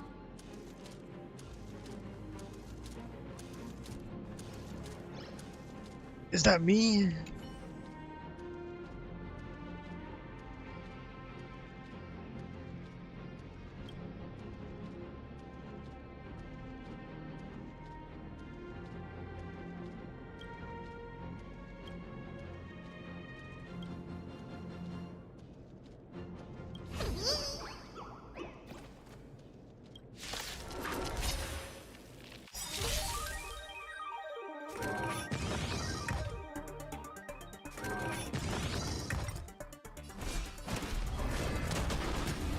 Divinate clouds have scattered. Let's play pro.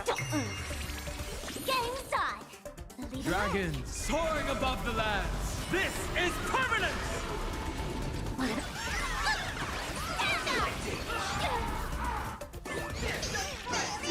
What the fuck? Did he just beat the shit out of the Cobra? That omen. Don't thank me.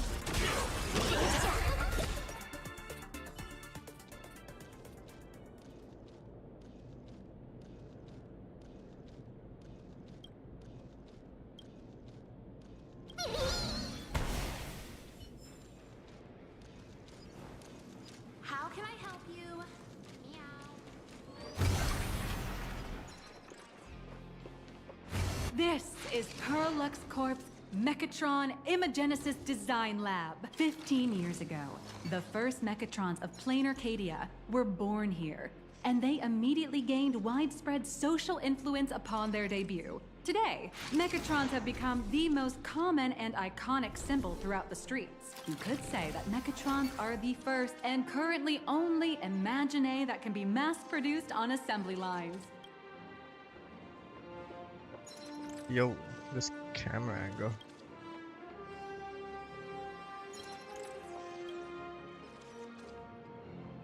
Does Planarcadia really need that many Mechatrons? Imagine such as Mechatrons, which can be produced and discontinued at will, are the perfect residents for Planarcadia, and perhaps the perfect IPC employees What is this guy too. doing? In some people's eyes, being able to create an infinite army of Mechatrons would be even better. Say, dear guests, do you know what the first step is to creating an Imagine in Planarcadia? It's submitting an application to the Department of Aberration Defense. Well, in a way, that answer isn't exactly wrong. But just like how human laws can't control wind and rain, an average of 220,000 unauthorized Imaginae come into existence each year through humanity's intentional or unintentional creation.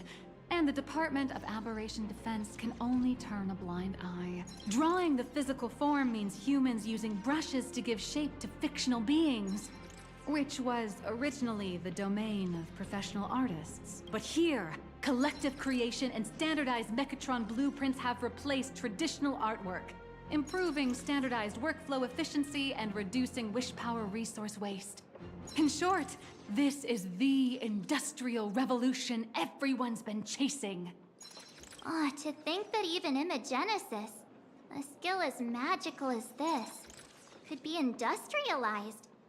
I'm suddenly starting to admire the IPC. Don't much. That's nothing.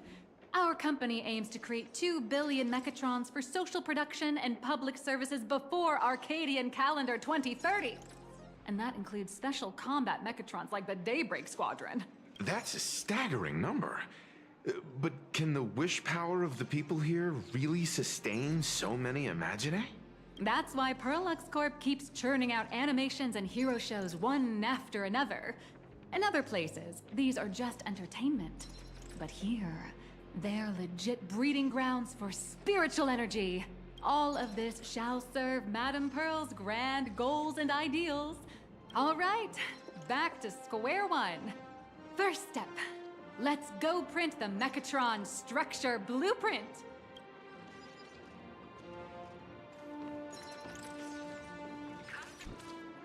Please adjust the Mechatron design parameters according to your needs.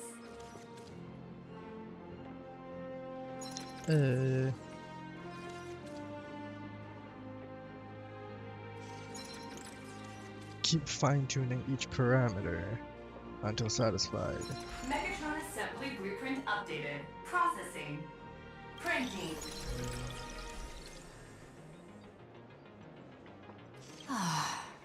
Could it be that no matter how much I adjust it, the final printout always comes out exactly the same? Your suspicion makes sense. But please answer my question first. Which do you prefer? The sense of achievement that comes from hard work, or the convenience of getting things done easily? I want them both. You got that right.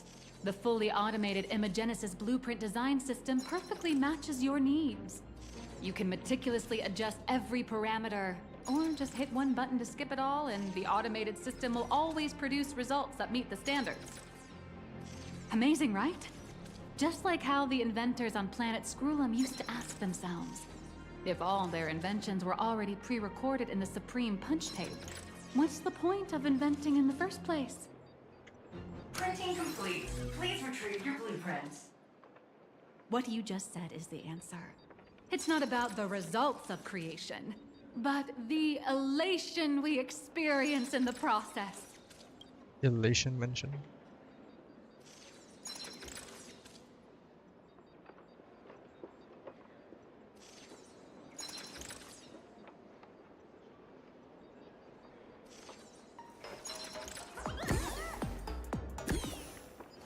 Stop it.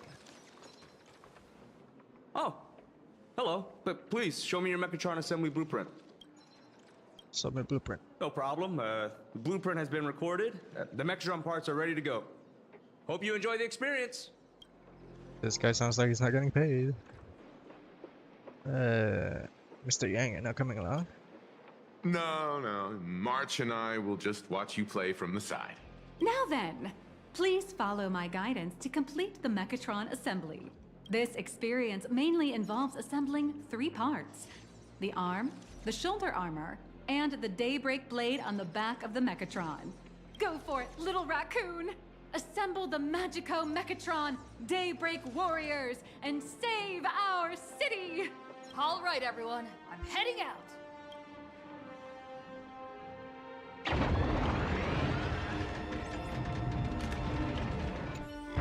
Go ahead. March and I will watch. Go now. Your little fans are waiting for you. Holy shit. They got everything printed out, like the actual like Gundam shits, I think. No, I don't build Gundams. What am I talking about?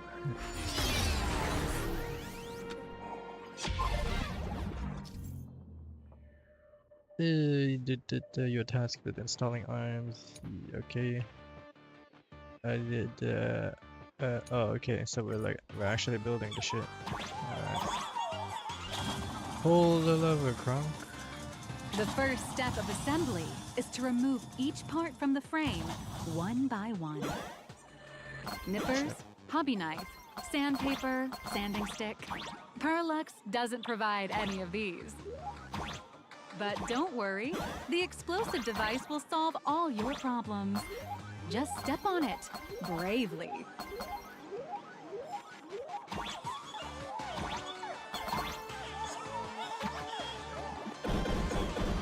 It may look brutal, but it leaves no burrs. And that's the magic that we at Parallax Corp are so proud of.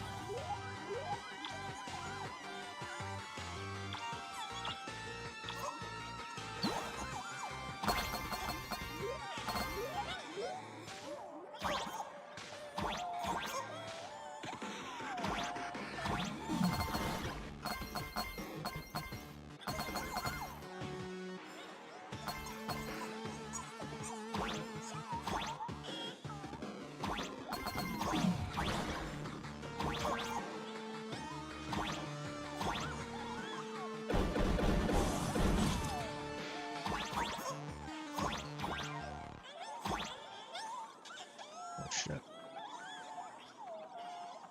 Now how do I get over there to the right? And how do I... Whoa, there's even that fucking thing over there.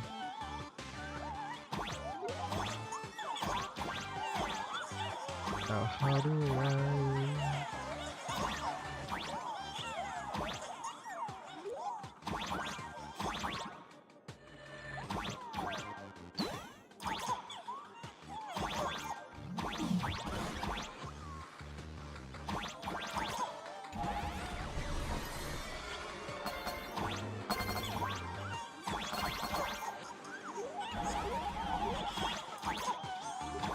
Yo, what did that...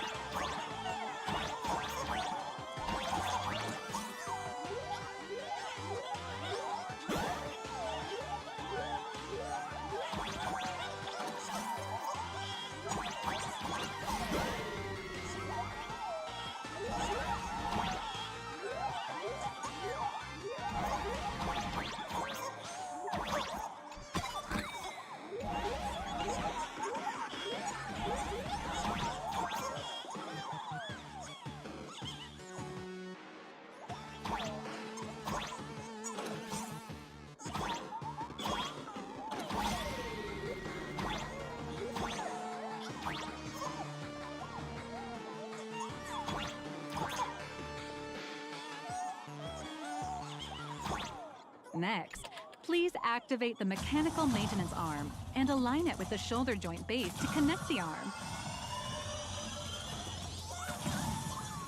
Good.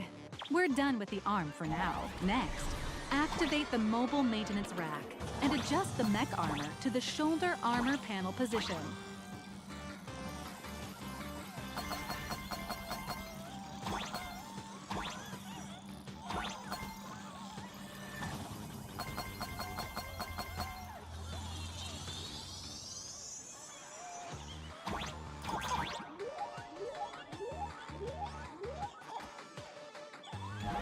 Just like before, the first step is to remove the parts from the frame.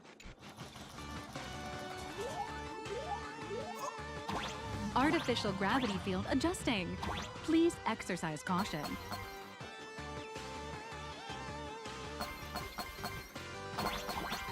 Oh shit.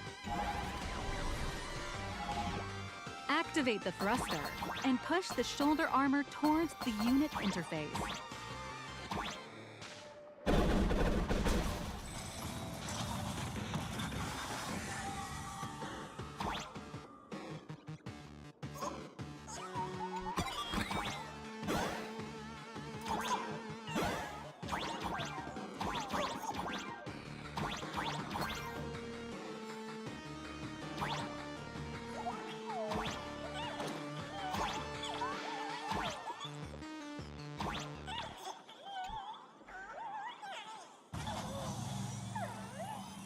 Hold on, I missed something Beautiful.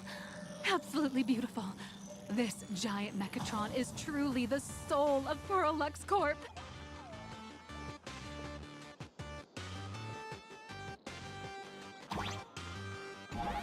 Now, for the final part. Please install the Daybreak blade on its back.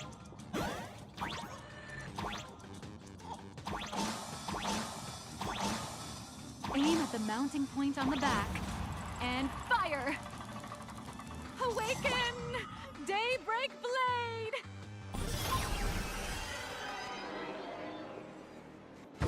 Mission accomplished. The colossal Mechatron you built with your own hands will now stand proudly in the center of this hall.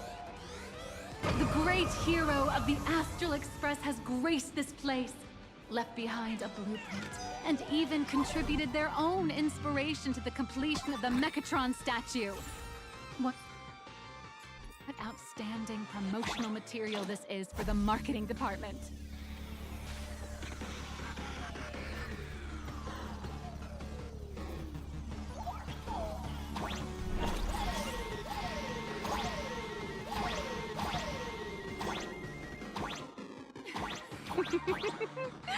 A new hero is born right here. Step forth, Miss Little Raccoon, and become the guardian of Planarcadia.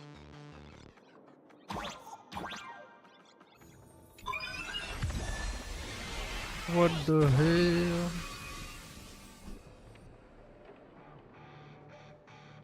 Powerful wish power supply entity detected. Initiating link.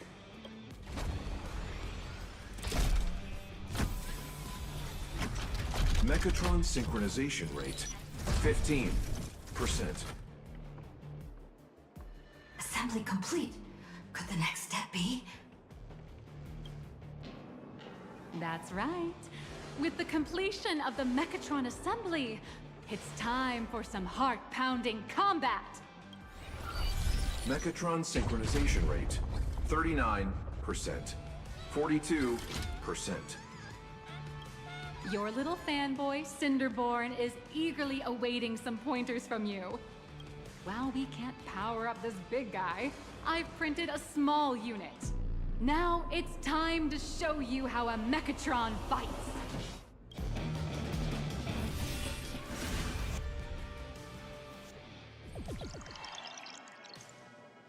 What the fuck is going on, man? I merged with the Mechatron? Where am I now?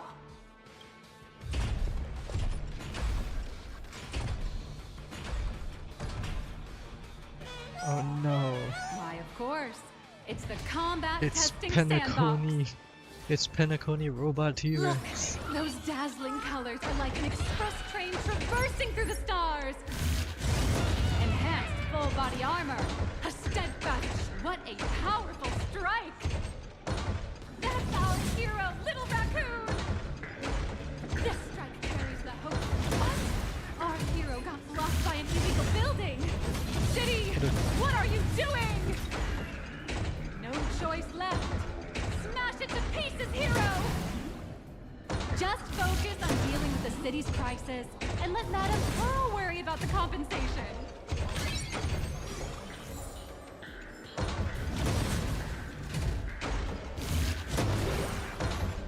Duo Mention City has made it through the worst of it! Hero, now it's your call. Do we press on, or wipe out the monsters entirely?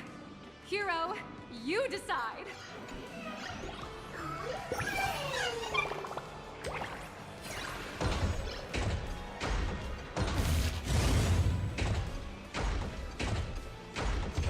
The monsters that were hiding here seem to have been reduced to nothing.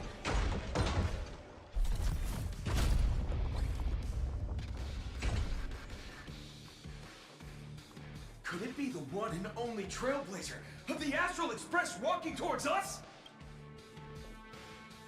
That's right. Call me the Galactic Baseballer. Galactic Baseballer! We've been expecting you. What in the fucking Although Power the Rangers giant get up shadow with this? crisis in Duo-Mention City has been dispelled, the real battle for you and the Daybreak Squadron is only just beginning. As the old and new generations of superheroes, you will face off here to determine the victor! Forged by raging fire, burn away the darkness, the star that sets the world ablaze! Blaze Weaver! Slice through the skies! Flames of lightning! From the blue heavens descend, Azurling! Ka! Shatter the eternal night, light blazing bright, the radiant bow of hope, Dawn Lance! Cut through despair, unyielding blade of steel, edge that never fades, Cinderborn! You can do it, friend! Oh, it's Cinderborn. Darkness wanes, and dawn awakens! The Daybreak Squadron arises!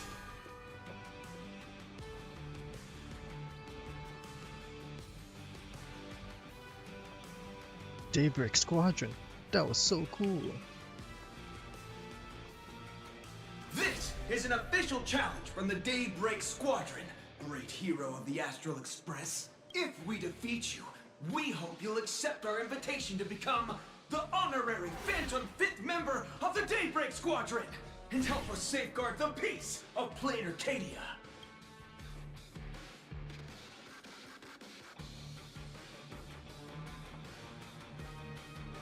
Nah, I'd win.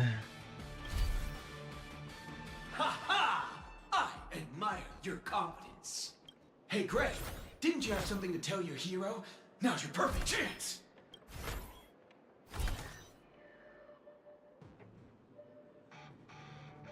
My friend, you know what? Every time I transform into a Mechatron, I imagine I'm you. I think about what you would do when facing danger. It is your adventure stories that give me strength. So I'll give it my all from now on. Please don't hold back. Cut the chatter. Let's get to it.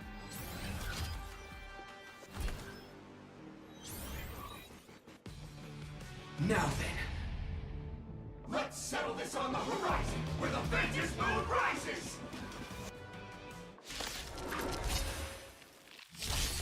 Let the two of us see what you're made of. Holy shit. Come on! One and only Trailblazer! Damn. Maggie Mech? Daybreak Warriors? What is that crit rate? Hello? What the fuck? Upon reaching 4 stacks, immediately launches a Daybreak Rondo's follow-up attack. You have an enhance, that's enhanced.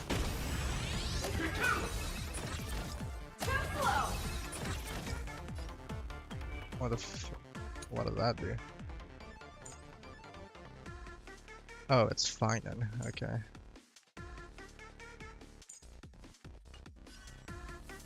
Come at me.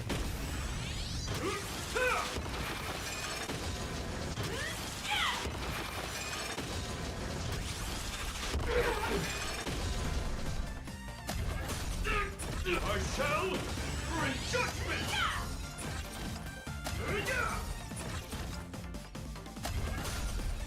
Out of my way! Leave it to me!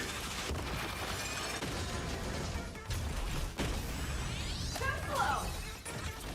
Actually, for justice! Time is fulfilled! As expected of the Astral Express hero. Oh, so powerful! Not good!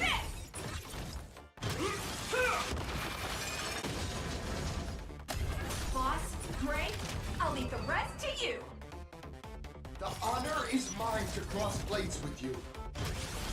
As heroes, we'll never back down!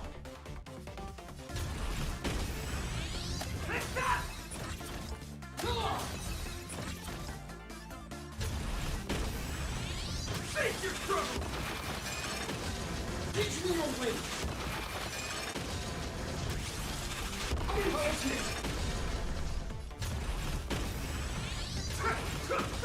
Yeah, for justice!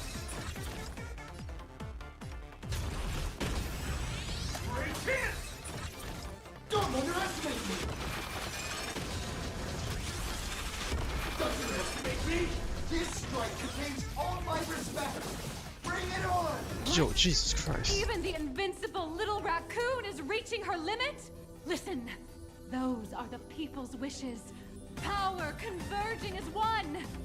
That is limitless possibility! What in the fucking Ultraman Giga is going on here? I've received them all! Trailblaze, infinity!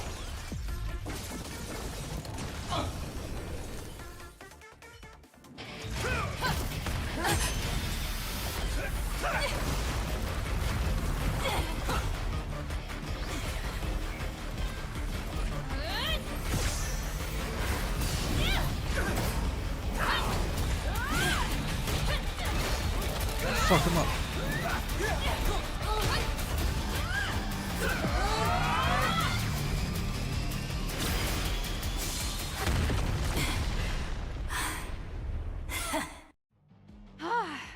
You really got into character. That was some great acting. Huh? Were we just fighting in a film studio? Don't tell me you actually thought you were fighting them in a real city. That ain't gonna happen. Madame Pearl's insurance fund would collapse. It doesn't matter if it was a real fight or a fake one. What matters is your experience. Did you have fun? Heck yeah, I wish I could go for another round. The user gave us a 5-star review. Thank you for your kind feedback. Your satisfaction and approval are our greatest motivators. Looks like the Daybreak Squadron is waiting for you. You gave them quite a combat lesson, it appears. Why don't you go share a few words with those youngsters?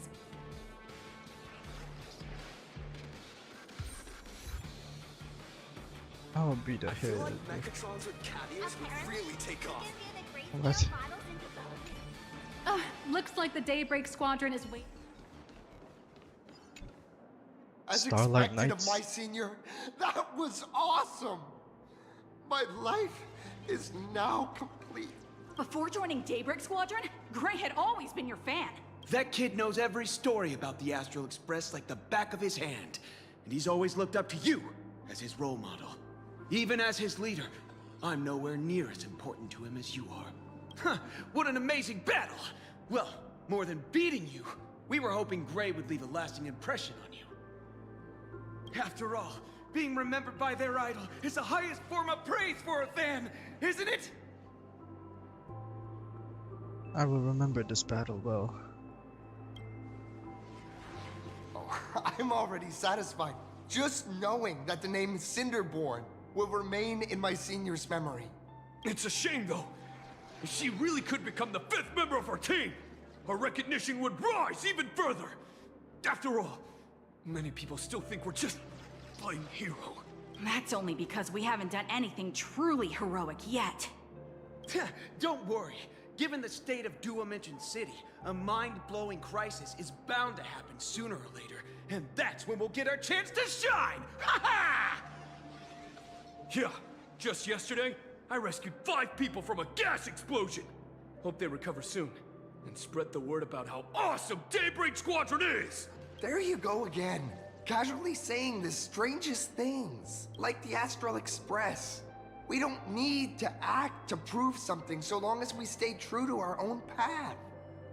Sooner or later, Daybreak Squadron will be recognized by everyone. Silly you.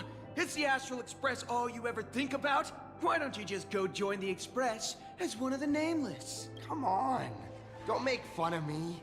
I'm still just a rookie. How could I possibly be worthy of boarding the Express and fighting alongside seasoned veterans? You guys are all remarkable heroes. Anyone who perseveres in their own life is a hero indeed. Thanks for your guidance, Trailblazer. Stand proud. And lastly, you were I strong. wonder if you could take a picture with the rest of us. Trailblazer, please, take a photo together with us! Oh, my senior's so close to me that my heart's beating like crazy. 3, 2, 1. Darkness wanes and dawn awakens. The Daybreak Squadron arises! Whew. Time's about up. We should meet with Madame Pearl now. Oh, right. Want to say goodbye to your big fan before we go?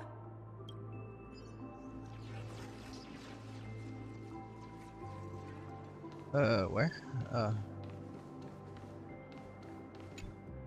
Blue, yellow! You guys were amazing back there! If we record this for promo material, we'll definitely get a ton of new followers! If only we could have beaten the Nameless! We were actually so close during that Mechatron fight! What are you talking about? There's no way we could have beaten the Trailblazer. Well, it's not entirely impossible, I'd say. Ever since I converted, I feel like both my mind and body have become so much lighter. Gray, you really should join us and do the same. Haha, Gray. Being a masked hero means facing all kinds of dangers. You definitely feel pretty bad if you couldn't contribute your strength to the team when we needed you the most. Oh, looks like your idol's here to see you. We'll wait for you backstage. Gray. Senior? You good? Me? I'm fine. Totally fine. It was no surprise that you took us down without breaking a sweat. It's me. I'm just too weak. I'm always hesitant, whether in combat or dealing with life. Even though I know I can never become an amazing hero like you, I've always been trying my best to get closer to being like you. It's a bit embarrassing to admit, but no one ever taught me the principles of how to live and behave growing up. I dropped out of high school pretty early and started hanging out with street gangs. Every time I threw a punch to intimidate someone, I thought I was being a hero. But when I saw how scared those people were, I had this nagging feeling that maybe I was doing something wrong. Later, when I read about the Astral Express story online and learned about your legendary deeds, I finally understood what it meant to be a true hero. Looking back at how immature and awful I was, I made up my mind to leave my old organization. Now I too have a chance to become a hero like you. Together, with my brothers and sisters in the Daybreak Squadron, I can bring happy smiles to the residents of Planarcadia and protect them whenever danger appears. But I'm just too weak. I don't have the immense strength like the Express Nameless. I don't even have any special talents. Maybe I've chosen a path that doesn't really work for me. The desire to fight for others is a strength in itself. I don't want to give you empty platitudes about humans triumphing over fate. But I do believe that while kindness isn't something you can learn, strength is something you can acquire. Your desire to fight for those around you, and your wish to bring smiles to others, that's your greatest strength. Thank you, Trailblazer. Thanks for listening to my ramblings. Let me give you my autograph. Could you please sign that famous line?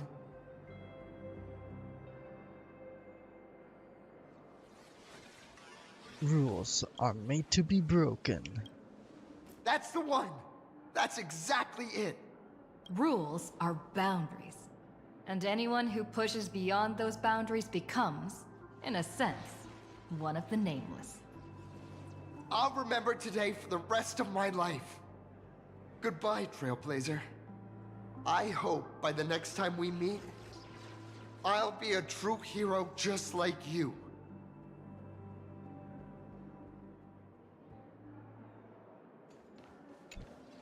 Well, that about wraps up today's tour. After seeing everything, what do you think? Looks like I've got quite a few fans. You're only realizing that now. That's your greatest advantage in joining the Phantom Moon Games. A story that's already spread far and wide. Parallax Corp's influence is truly something else. Indeed, rather than the power to rule this world directly, that individual draws even greater strength from Parallax. The stories and dreams spun by this enterprise are capable of steering the future of Planarcadia and of serving as the cradle for new imaginae. Madame Pearl is waiting for you at the top of this building to discuss matters regarding the Phantom Moon Games. Let me give you a little reminder. The rules of Phantom Moon Games have never required any competition between supplicants. You seem to be well versed in these. As an IPC employee, I've said far too much. Your friends are waiting for you in the hall. You should go meet up with them. Don't keep them waiting too long.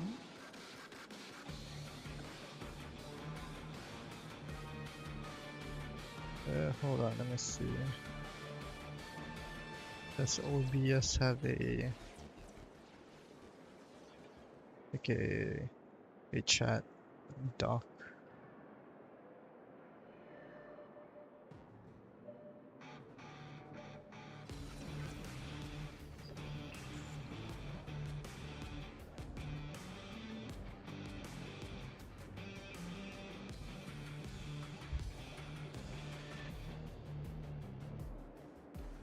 I feel like Mechatrons with cat ears would really take off.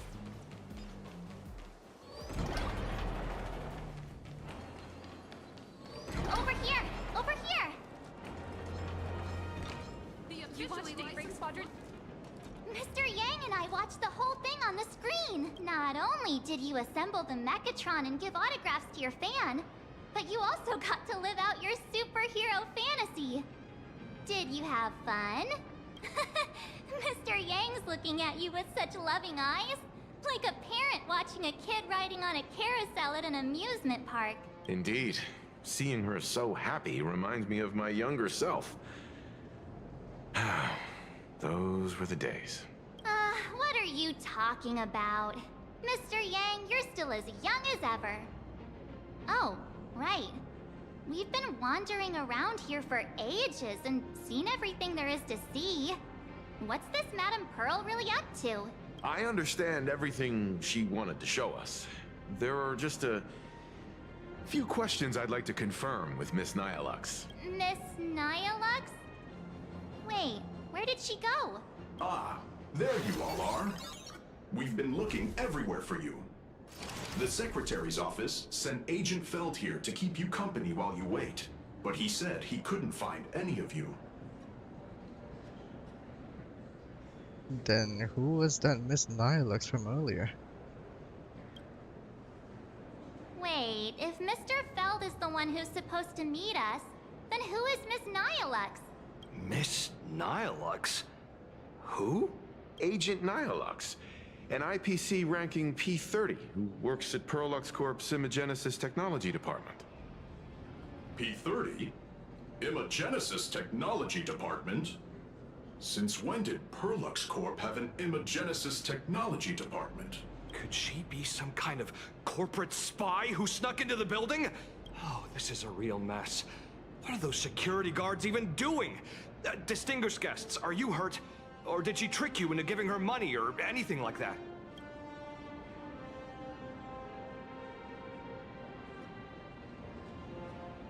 No, not at all. This lady seemed totally legit. She smoothly guided us around the place like a pro. I thought she was one of your people. I need to report this to security right away. She can't have gone far. Let's catch her in the act. Thank you for your help. Astral Express crew, Madame Pearl has been waiting for quite some time. If it's convenient, shall we head out now? I'll show you the way. Please inform Madame Pearl that the 3 guests from the Express will arrive shortly. This is the second time we've been guided by someone who is not our guide. Pearl demonstrated the full process of creating a Mechatron army, based on what I saw.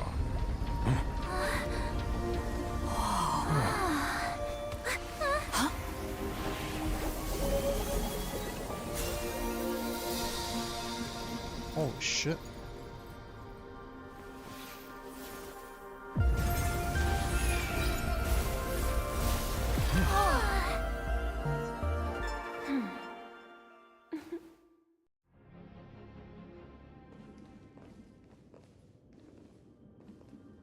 Hello, guests from the Astral Express. Nice to see you again. Thank you for your gracious hospitality, Madam Pearl. I understand there was a minor incident in the lower lobby involving someone impersonating a Pearl Lux employee. I hope it didn't spoil your enjoyment. We're fine. Don't worry about us. But how are things with you? Did you lose any valuable tech? Blueprints? Or top secret information? No, Pearl Lux's data firewall remains untouched, and all assets under security network surveillance are intact. The only change is an additional expense claim under my employee ID. Never mind. I can make a preliminary assessment that this was the result of someone's momentary impulse.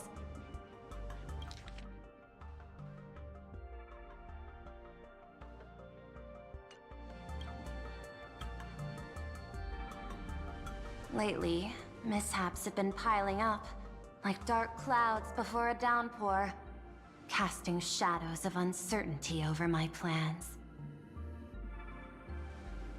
Could you be referring to the Herald of Death? 33 citizens were found dead in the Dovebrook district. In addition, an IPC specialist assigned to negotiate the purchase of a Mask of Elation died in an unexpected incident. This party has made overt threats to public order and is clearly challenging the IPC. My intuition tells me this is only the beginning. Managing capital and managing a corporation share one thing in common. That is, an aversion to risk and a pursuit of stability. And I bear both responsibilities. As the executive officer of Planarcadia, I bear an inescapable responsibility for the safety of this world. As one of the 10 Stonehearts, I hope to bring the Phantom Moon Games to a swift and safe conclusion. Rather than staging another dangerous battle, like what happened at Graphia Academy, I hope the supplicants can show the people of this world miracles of joy and happiness, instead of sorrow and rage during the Phantom Moon Games. Therefore, I'd like to hear the Express's request. Trailblazer, please, tell me.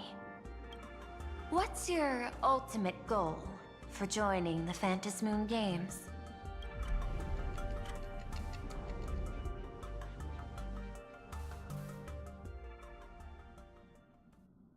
Before setting off, you spoke to Himeko about your goals for the Phantom Moon Games. You mentioned earlier that you wanted to talk about the Phantom Moon Games with me? Yes. About our final about the goal of Phantom Moon Games. I'd like to talk about our ultimate goal for participating in the Phantom Moon Games. Huh. Got something in mind? The mem I had. think the rules and rewards for the Phantom Moon Games are a little too vague. That's exactly what I thought when I joined the games 15 years ago. These games allow supplicants to do anything, good or evil. As a result, everything that unfolds in the course of these games exists beyond control. What's more vague is what can winners do when they share the power of the elation? According to legends and historical records from Ahatopia, victors typically first witness the manifestation of Aha themselves. They listen to the victor's wishes and grant them permission to use their power. And the applications of this power seem to be boundlessly vast. When faced with countless choices, the situation becomes even more thorny than having no choice at all. Sometimes I wonder, if we had agreed to become the leader of the Anti-Destruction Alliance, how would this trip have turned out? I want Aha to be the leader. If I win, I'll give up sharing Aha's power and ask them to be the leader of the Anti-Destruction Alliance.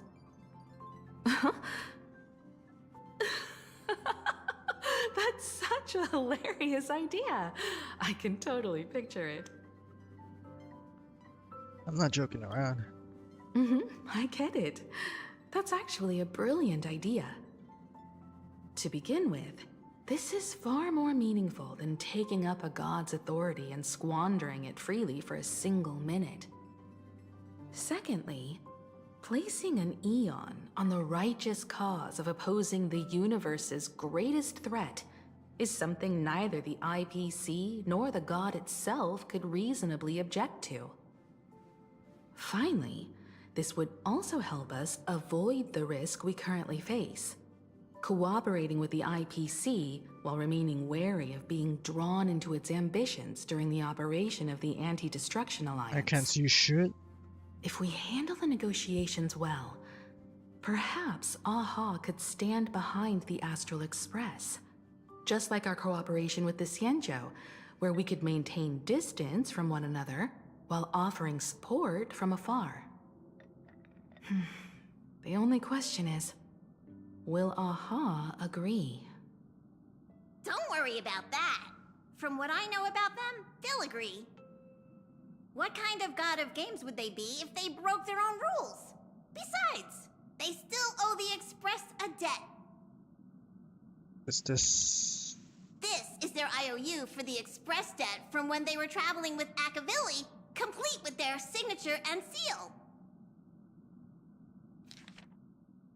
What the hell? The nameless Aha's debt statement.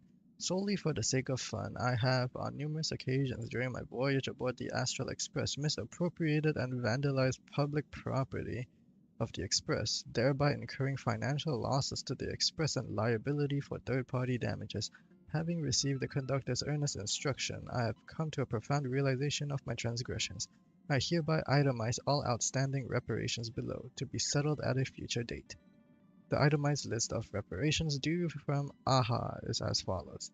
Telemicrowave oven, 1 unit. Supersonic slippers, 2 pairs. Optical camouflage cloak, 1. Anti-gravity levitation carpet, what the fuck? Hider brooms bearing a striking resemblance to swords, 2. Note, liability for this entry is jointly assumed with Akavilli.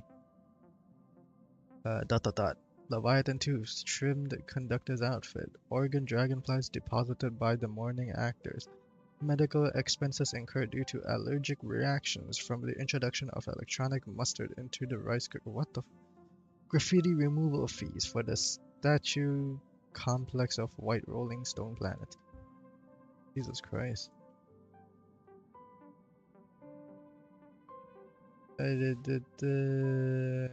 Crispy crumbly pom-pom pie, 22, of which 3 were utilized as fishing bait and 9 dispensed as yak fodder, 10 deployed as projectiles against space pirates during a skirmish. Please accept my sincere apologies for the misappropriation of the conductor's labor-intensive provisions. Half an Astral Express, Depper, Aha. This scrawled signature looks sketchy no matter how you look at it. Is it really from Aha themselves? Passenger, use this to blackmail them. That one will definitely give in to your demands. Probably. What the hell? So, you're saying you want Aha to take on the leadership of the Anti-Destruction Alliance?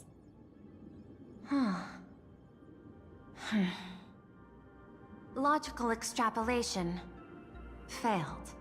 Success rate, indeterminable. This peculiar proposal nearly brought my thought process to a halt. This request is far too lacking in structure, yet within an irrational context, it seems to conceal a certain kind of logic. If the universe is the master of Elation's playground, then they should do something about this playground that's about to be destroyed. As expected of the Trailblazer, your thinking is so... out of the box. I've learned something today. However, I don't think you stand much of a chance in the games, because I've joined as a supplicant. So, is this gonna be a boss fight? Not a single rule in the Phantasmoon games requires supplicants to engage in combat, so there's no need for hostility between us. Planarcadia's administrator is a supplicant? At the same time, she has at her disposal assets of staggering magnitude. What, Perlux Corp among them.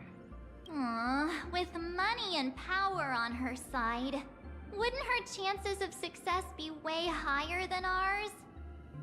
As I previously proposed to Miss Himiko, I'm willing to cooperate with the Astral Express to ensure the smooth progression of the Phantasmoon games. But the Astral Express isn't your only partner, is it? I have 2 other allies. However, you all are my most promising ones. Once the Astral Express joins, it will maximize the safety and success of this Ionic game. And I will do everything in my power to fulfill my partner's wishes within that limited minute. This is just the Anti-Destruction Alliance. As we told you before, our strategy is to become a sail, advance and retreat together. The Astral Express is not a lone supplicant, since we have our own allies in the games. An ally like Sparksy? It's true that you defeated her and took her mask. But given her typical decision-making style, Sparksy isn't exactly what you'd call a reliable ally. Besides her mask, I also have another one.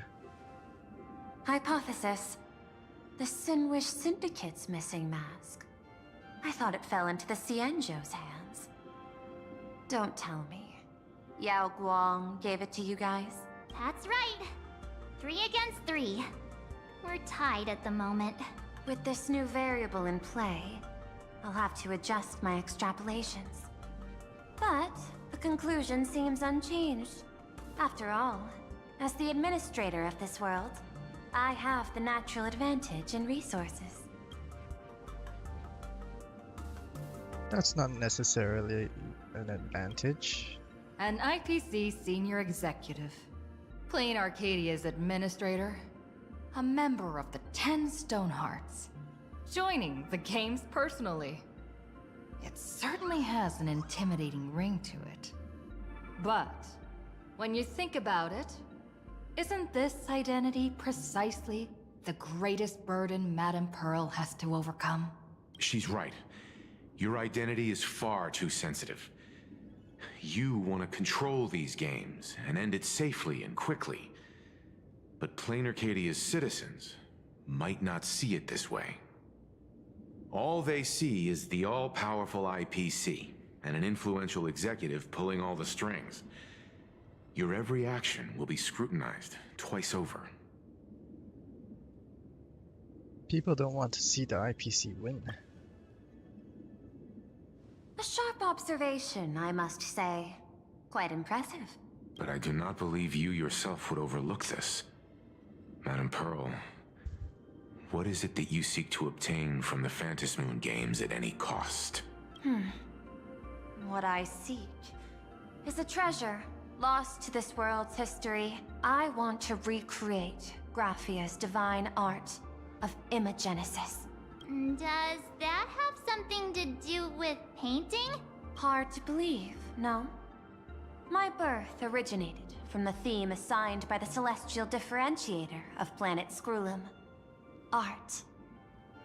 At first, I was nothing more than a machine that imitated human paintings. For an Intellitron, generating works of art is no great challenge. Day after day, I studied. Day after day, I exhausted every possibility. I could instantly analyze the proportional structure and pigment composition of any painting. I could precisely reproduce every pixel of Graphia's masterpieces. Yet I could not create as she did. Graphia's ultimate creation was establishing the world in canvas at the end of the Phantom Moon Games.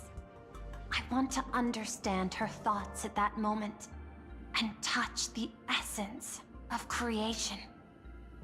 Is this your personal pursuit? Or the IPC's demands on this world? Both. The IPC's point of view is far more pragmatic. The world in canvas is a dimension that can shield us from the Antimatter Legion's warfare, and they've always been eager to master this technology. Unfortunately, it seems we can't convince each other to back out for now. Then, I have another proposal. Why don't we shift our perspective and turn our attention to those two supplicants who haven't surfaced yet? These two individuals' objectives are unclear, and their abilities remain a mystery. If left unchecked, we might see a repeat of the Herald of Death tragedy. I have a cooperation proposal that could help us gather intelligence on them, and I'm willing to share this piece of information with you all. I'm guessing that doesn't come for free, right? That is correct. But all you need to do is sacrifice a tiny sliver of your reputation. Before we move on to the details of our cooperation, would you like to take a short break and have some tea to wet your whistles? Or shall we continue? Having some tea wouldn't be a bad idea. I've prepared some refreshments for you. Please, help yourself. So this is the second new map. Never mind, it's still Perlux Tower. So is that it? Only one new map? Or maybe we'll get the second one later in the quest. Shall we do one more pull? One more 10 pull? Because right now we are on 30 pity. And soft pity is up to 80. So we can do one more to go halfway.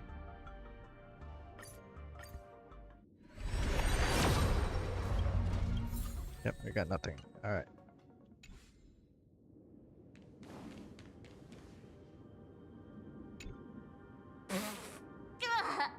What the? Something wrong? This is a specialty from the Xianzhou.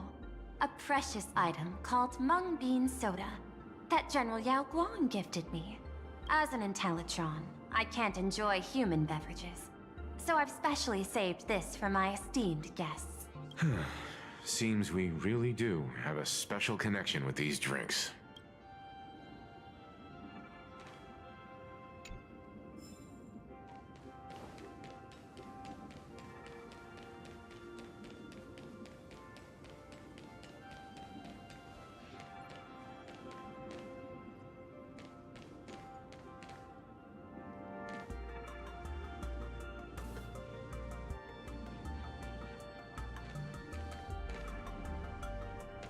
She's fucking gorgeous. I was thinking of having Perlux Corp host an expo for the Astral Express. As for the name, how about Star Rail Fest? Star Rail Fest? How about You Hoyo mean Fest? hosting a Fluffy Across the Blue convention? Correct, but not entirely. The Fluffy is well known in this world, so it's a good collaboration element.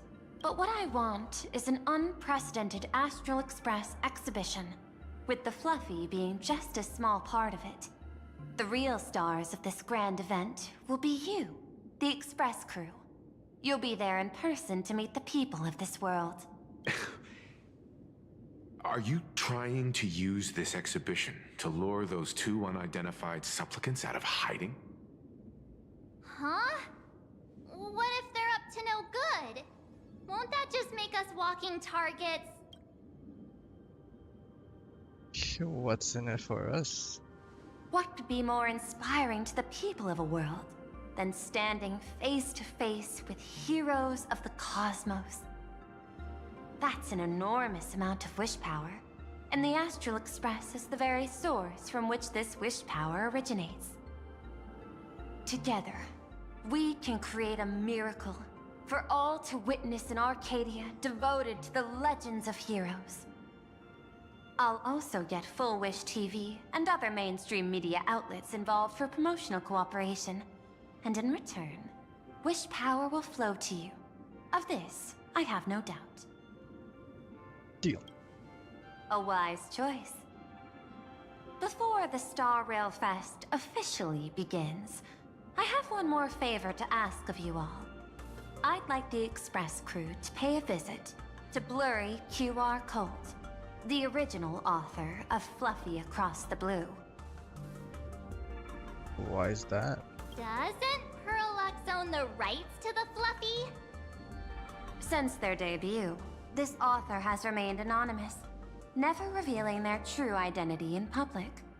But if the real-life inspiration behind the story were to pay them a personal visit, it would surely be a great honor, and likely persuade them to attend a signing, stoking the excitement even further. Leave it to us. Now that we've reached an agreement, I'll leave it in your capable hands. My secretary will be in touch to keep all parties apprised. By the way, before you leave, please accept this small gift as a memento of our first collaboration. What the fuck, isn't this just Aventurine's coin? Is this Aventurine's chip? I've studied in detail the records of my colleagues' interactions with partners in Penacony, and I was particularly inspired by Aventurine's technique of giving small gifts that symbolize good fortune. So please, keep this chip with you as a symbol of good fortune for our future cooperation. Take care, everyone. Well, we'll be on our way then. As your private detective, I must warn you that a grand exhibition of unprecedented scale would make for a perfect opportunity to reenact the blood-stained games. I understand. That's why I have a mission for you. Protect the Nameless at Star Rail Fest. You actually think they would need my protection with their strength? Don't tell me your extrapolations predict even bigger trouble ahead. Hidden beneath each extrapolation, tiny signals of unease keep bubbling up to my thought interface. I must be thoroughly prepared for whatever may come. Now that you've taken up the mask, let's talk about payment. What do you want? The same as always? Money? Before we talk about payment, let's discuss the Herald of Death.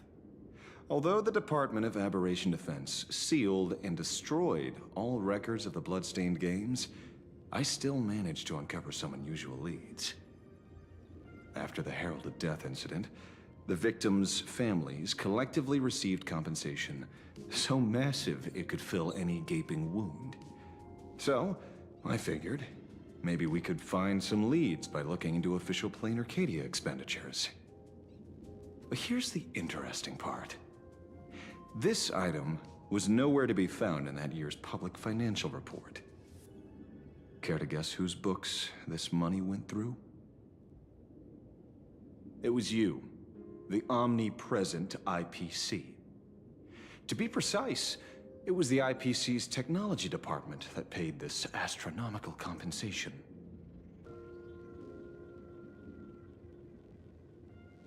Another missing voice line, hello? Why would a lethal incident on some minor frontier planet cause IPC scientists to hemorrhage funding? Don't tell me they're moonlighting as philanthropists on top of their research work. Following the usual human drama tropes, am I supposed to give you a round of applause now?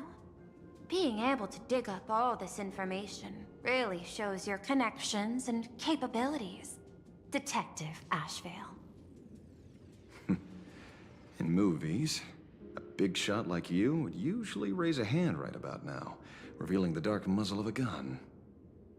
I'm afraid you've learned too much. And bang! That's when the gun goes off. And I, the poor sap who uncovered the truth, am supposed to bite the dust. Sorry, my hand is on the checkbook and unavailable. Mr. Ashvale, tell me, how many zeros would you like to see on that check for our cooperation? It's not about the money. Indeed, money isn't the issue. 100 million credits. Are you trying to buy me off like some poor victim's family? Tell me, why did the technology department pay to sweep this under the rug? 300 million? I know you've always needed money.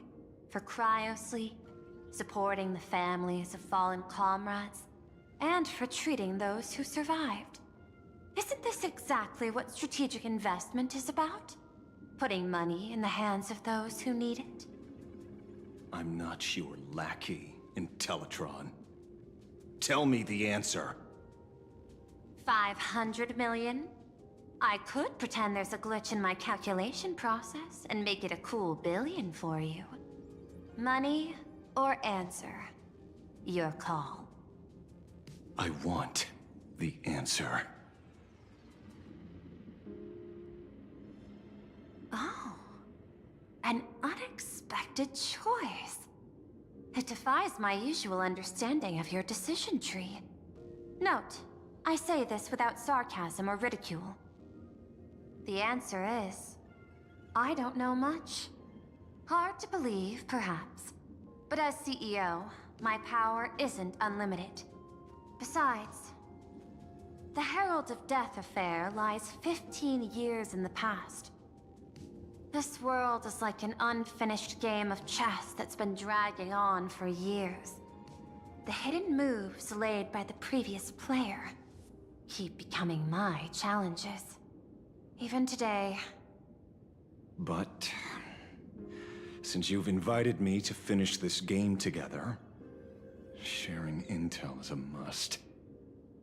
Reasonable. I'll share what I know about the answer. Marcus Antali, the Herald of Death, last member of the Intelligentsia Guild School of Evolutionary Perfection. 5 years ago, his identity was confirmed, and he was executed. Note, executed in every sense of the word.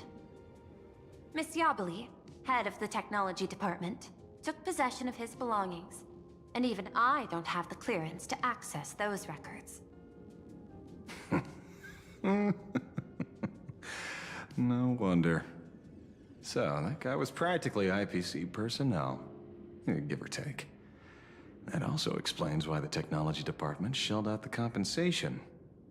Yet, the method behind this latest killing is identical to the one from years ago. If the Herald of Death is truly dead... A serial killer coming back from the dead is the least of our worries. Even if a serial killer does come back to life, he's still just a serial killer who's been shut out of the Ionic game. What's more concerning is this. Someone wants to exploit the legacy of the Herald of Death. Miss Yabali took away everything that man left behind, except for the fear he instilled in the people of this world. And during the Phantasmoon Games, not only can miracles trigger wish power, but fear too. Based on my extrapolations, the appearance of this new Herald of Death might mark the beginning of the festival spiraling out of control. No wonder you're in such a hurry to end the games. Mr. Ashvale, I've always respected you. But right now, I need to rely on your strength even more.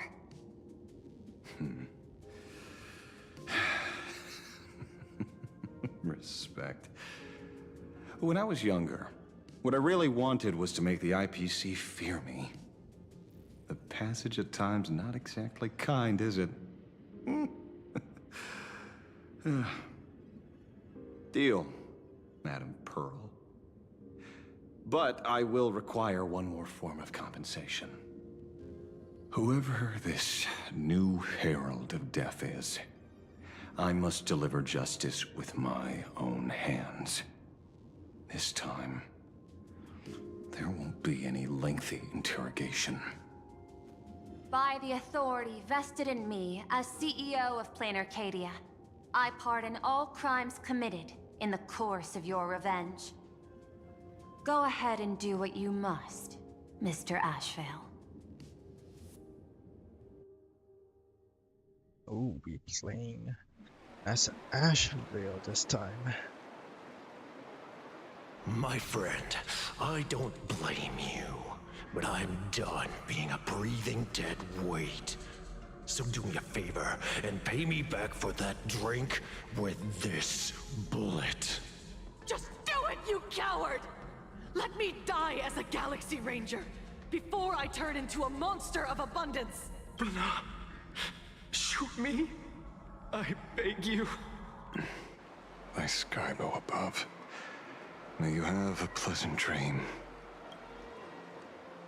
So he is a Galaxy Ranger. Not knowing who you are, not knowing why you exist here, that isn't life. In ancient times, humanity's daily goal was to obtain 2,000 calories of food. Humans back then knew they were just one member of the animal kingdom.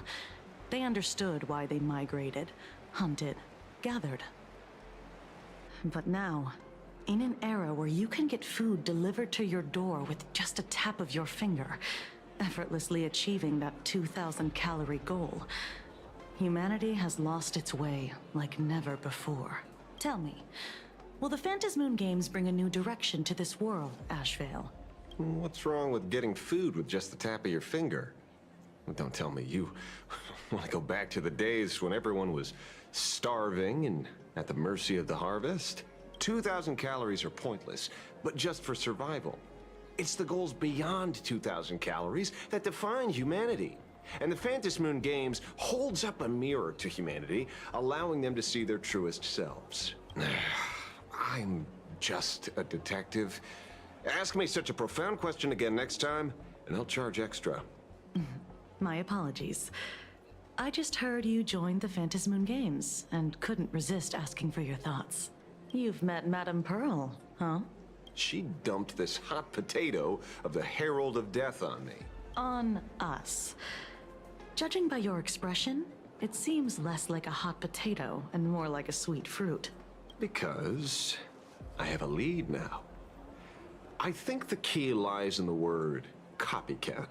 To prevent copycats, you kept the Herald of Death's modus operandi from 15 years ago under wraps. Which means... There's only a few people who could reproduce this killing method with such precision. The investigators from the Security Bureau and the Department of Aberration Defense at the time, and those directly involved in the Herald of Death case.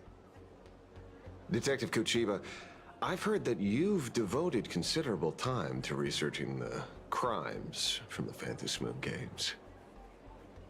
So, I'm the prime suspect now. Is that it? Just a bit of minor deduction. After all, murderers always love to return to the scene of the crime. Isn't it coincidental that you happen to be standing right before my eyes? That's not deduction. It's a conjecture at best. As for investigating those two categories of suspects, we've been doing that for a long time already. It's been 15 years. The relevant people and the victims' families have all gone their separate ways. Tracking them down now won't be easy. Yeah. After losing their loved ones in such a cruel way, their hearts were shattered. Many couldn't bear to stay in Dovebrook District and chose to move away. I remember seeing that in the case files you sent me. They even formed a mutual aid society for the victims. I wonder, after all these years, have they managed to heal the wounds in their hearts? Maybe they have. After all, they go by a new name now. The Research Society of Happy Smiles. Ah, you mean that charity with the slogan, Healing Smiles, Healing Arcadias? Before he died, Kostide mentioned that group to me. He said quite a few young people in the gang left without looking back, just to join them. So I thought, maybe we should start by looking into their rivals. The Research Society of Happy Smiles, huh? A charity that helps people escape their pain and find happiness, offering free counseling, medical care, all of that good stuff. Sounds like they've turned over a new leaf. How could you call them rivals to the underworld? I dug a little deeper into them, and found something interesting. You mean your monkey dug up something interesting, right? Okay. Mr. N dug up something interesting. Have you heard the name of the sponsor behind the Research Society? Her name's Full Wish. That name rings a bell. Wait, isn't she the boss of Full Wish TV? I think she was one of the survivors of Graphia Academy too. This is getting a little too coincidental. Just like every case you've accidentally cracked before. Mr. Ashvale, should I compliment your keen instincts or your incredible luck? Luck's a part of a detective's toolkit too. Anyway, whether Full Wish is guilty or not, we won't know until we look into her. That's why I asked you here. Public Recruitment and Mental Healing Seminar at the Research of Happy Smile.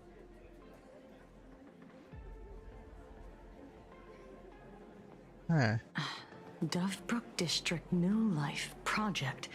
Public Recruitment and Mental Healing Seminar at the Research Society of Happy Smiles.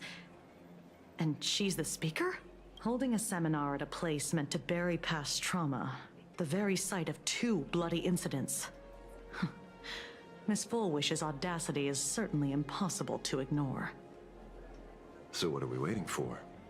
It's time to drag Dovebrook District's old skeletons out into the light. Are you talking? Yeah, I'm almost there. Yo, what? I want more happiness.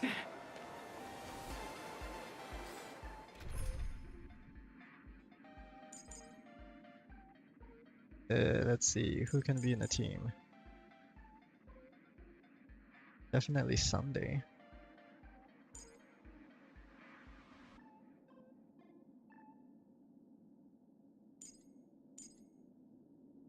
RMC, maybe?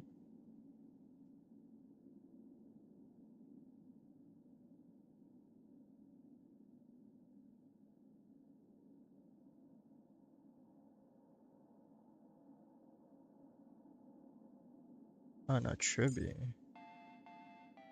Yeah.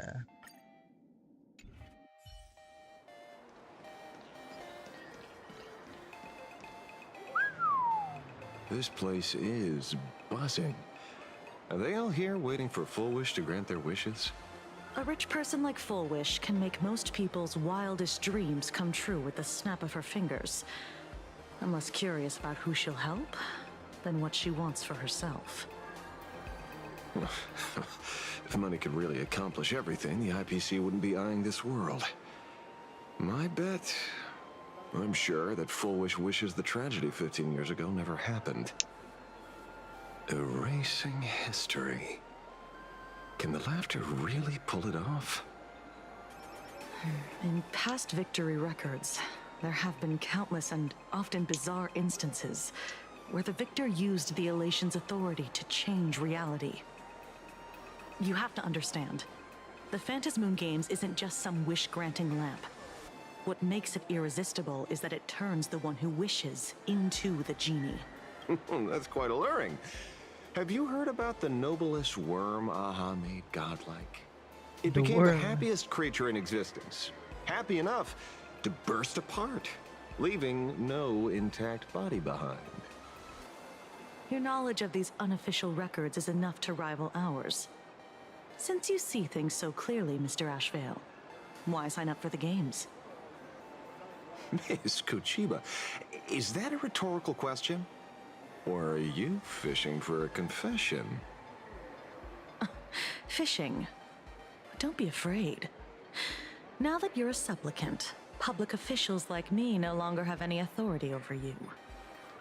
I'm guessing what you want goes beyond a straightforward act of revenge, beyond a vigilante execution carried out in public. If you were only out to avenge friends, with or without the Phantasmoon Games, someone like you would toss laws and decorum aside and do what needs to be done. So tell me, Mr. Ashvale, what do you actually hope to get from the games? Consider it a mystery. If I make it to the end, you'll know the answer before Aha does. Well then, I'd be honored. Just don't let your wish ruin our lives here. Daily life here fits like a tailored prison uniform. Wear it too long and you forget what your bones should feel like. Ugh. It's time to break free.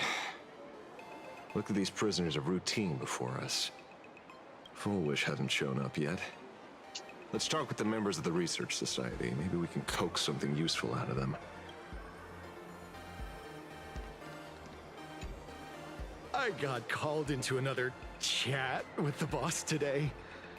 Never thought he'd care about me this much. Everyone is smiling at me. The office feels downright cheerful. These days, I go home, change my baby boy's diaper, help my daughter with her homework, prepare tomorrow's lunch, and clean up the house. It's hard to describe how satisfying that feels. When Emma left me, she must have left the kids to me for my own happiness. What? When I look back, I realize I was someone who had it good, and I never understood how lucky I was. Right? All thanks to Miss Foolish. Yesterday, during my tumor removal, the anesthesia wore off halfway through. I squinted and watched the doctors pull all kinds of things out of my stomach. There was this lump still twitching when they cut it out. I used to be too weak to even get out of bed. But after the Society's treatment, I am almost ready to walk out of the hospital. Isn't that amazing? Oh, I kinda wanna see someone slice me open too. It should be fun. Hey, did you two hear about the Sinwish Syndicate? You've come to the right person. My neighbor got a visit from their debt collectors. You should have heard the racket. I saw the news too. Those parasites who ruined the peace, who kept people from being happy. Gone. Wiped clean. Oh, praise Aha. Wait, they extorted you too? Something like that. Still owed their underboss tens of thousands of credits. So your debt's wiped clean. Oh, must feel pretty great, huh?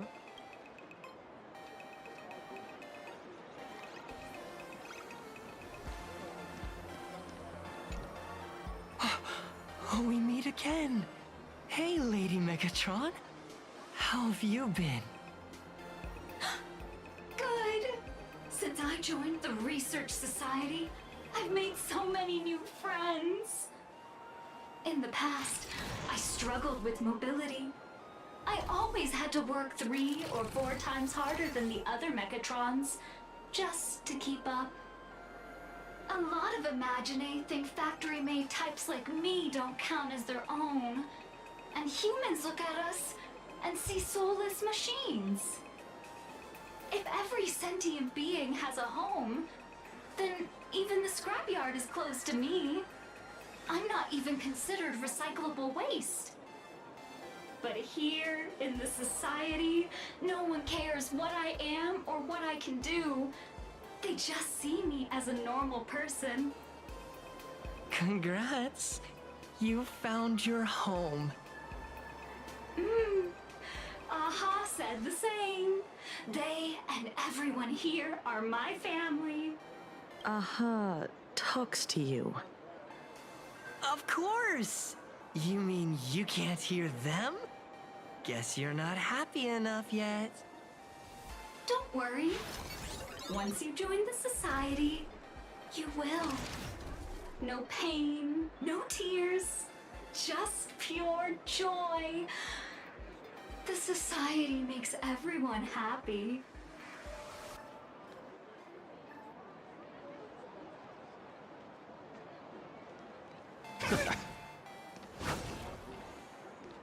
We got playable Lygus. Looks like it's about time.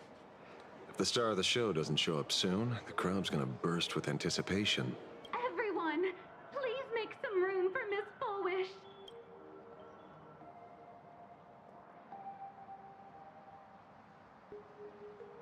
By the Master of Elation, may they bless all souls and grant them smiles. Are you all happy today? Very happy! Who the fuck was that? Thank you for your smiles. They're like lamps in the dark. So precious. But before we celebrate the elation, let me share a memory drenched in tears. It once dragged me into the abyss. Yet, it also taught me what the elation really means. As you all know, 15 years ago, during the Phantasmoon Games, the shadow cast by the Herald of Death swallowed this place whole. That day, I lost my parents, my classmates, and the others. The morning greetings, the little daily chatter, all went silent under that crimson dusk. After that, for a very, very long time, all that remained of my world, a door shut tight, a room steeped in silence, and a wound in my heart that would never heal. Just hearing the words, Herald of Death, made me shake uncontrollably. I even once thought the only escape was to follow the dead and leave with them. Back then, I was just an empty shell, breathing, beating, but lifeless inside. And just as my soul was about to fade away, an old lady from the Mutual Aid Society knocked on my door. She didn't offer empty words of comfort. She just looked me in the eyes and asked, "Child, would you try stepping outside this door? Out there are many people broken by pain, just like you. But together, we can start picking up the pieces, one by one." She smiled at me. A warm, gentle smile. And in that smile, I felt the Master of Elation grant me a reason to live. At the Mutual Aid Society, I saw countless souls scarred by fate. Some bore wounds beyond healing, and some had lost their loved ones. Each of us bore a different wound, but every wound got deep. And yet, what truly moved me wasn't the pain. It was how, beneath those scars, they still reached out to one another, offering a smile to a child who'd stopped crying, lending a guiding hand to someone lost. They taught me something precious. Pain can destroy a person, but the wish to bring elation to others can spark the fire of rebirth. That was when Aha's voice echoed again in the silence of my heart. Are you gonna be talking anymore? Smiles Goddamn, bro. passed from one another through mutual aid is Aha's most precious blessing. It does not belong only in the small room of a support group. It yearns to illuminate hearts lost in darkness. Each time we share a true smile, it's as if we hear Aha's voice. And when that voice rings out, all suffering fades, all pain is healed, and everyone knows what true happiness feels like. That's why the Research Society of Happy Smiles was founded. I will share this divine smile with all of you.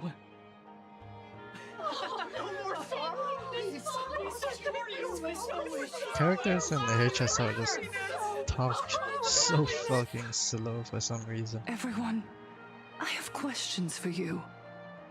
When was the last time you truly smiled? How long has it been since you felt happy from the bottom of your heart? Minato, do you ever feel like your days are looping endlessly, like an old silent film, repeating until it suffocates you? And when you realize that loop might never end, does despair flood in like the tide? You're right. Miss Bellwoods, you left school full of dreams, only to have your resume rejected again and again. You told your parents you were busy in Seafeld City, hiding your heartbreaking loneliness behind that lie. Please, help me. And Taija did the cold exclusion at school and the indifference of the adults who should have cared build a wall around your heart. One that made you afraid to open yourself up to the world again. Yes.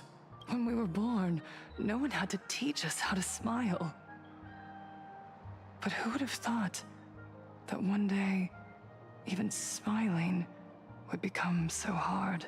Once, our world was blessed by Aha's grace. A gentle world in canvas, painted in elation.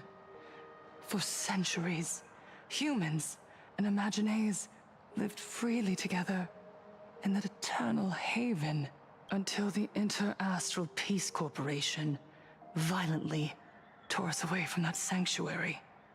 They brought us their so-called inter-astral civilization, imposed their so-called standards of happiness, and told us that life's ultimate joy lies in self-focus, self-indulgence, and self-satisfaction. They flooded us with dazzling material desires, blinding our hearts.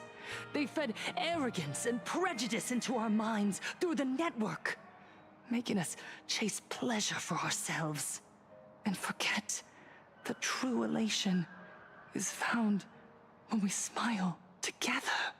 Wish power has turned into fuel. Credits jingle where heartfelt laughter used to ring. We drown in anxiety, competition, and an endless sense of not being enough. And in all that noise, we can no longer hear Aha's gentle voice. Elation, the truest light of life itself, is being eaten away and replaced by the external.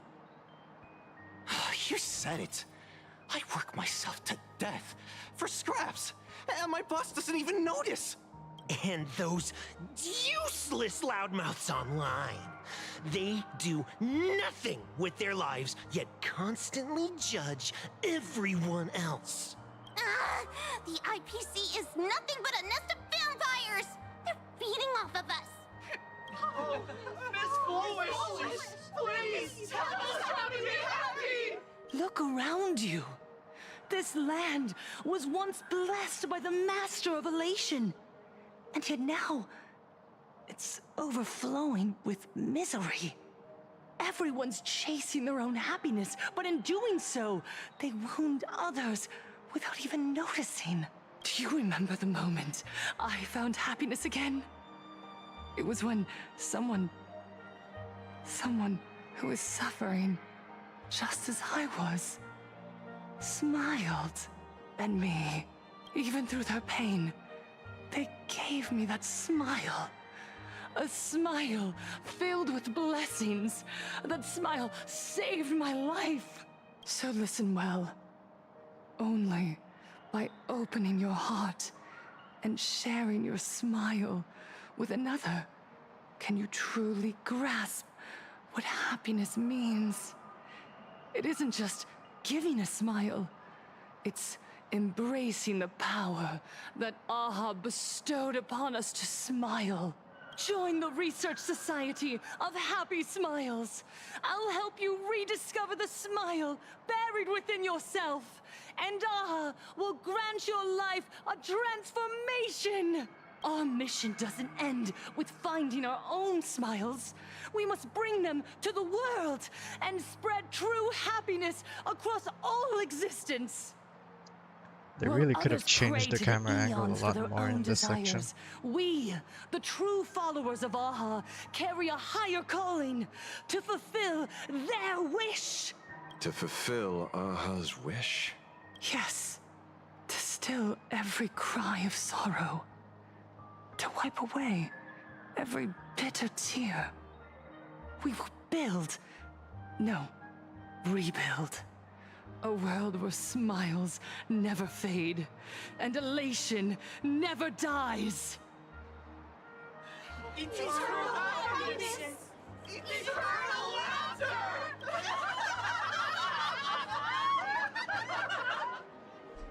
The speech is over. What's your take, Detective? She's so far gone, it's hard to make sense of it. Then let's not overthink it. Let's talk to her directly.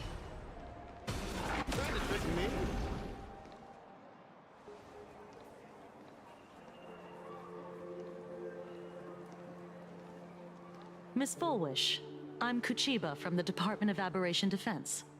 I'd like to have a chat with you. Ah, I see. You're here about the Sinwish Syndicate case, aren't you? So, you were expecting us. Oh, I heard the news.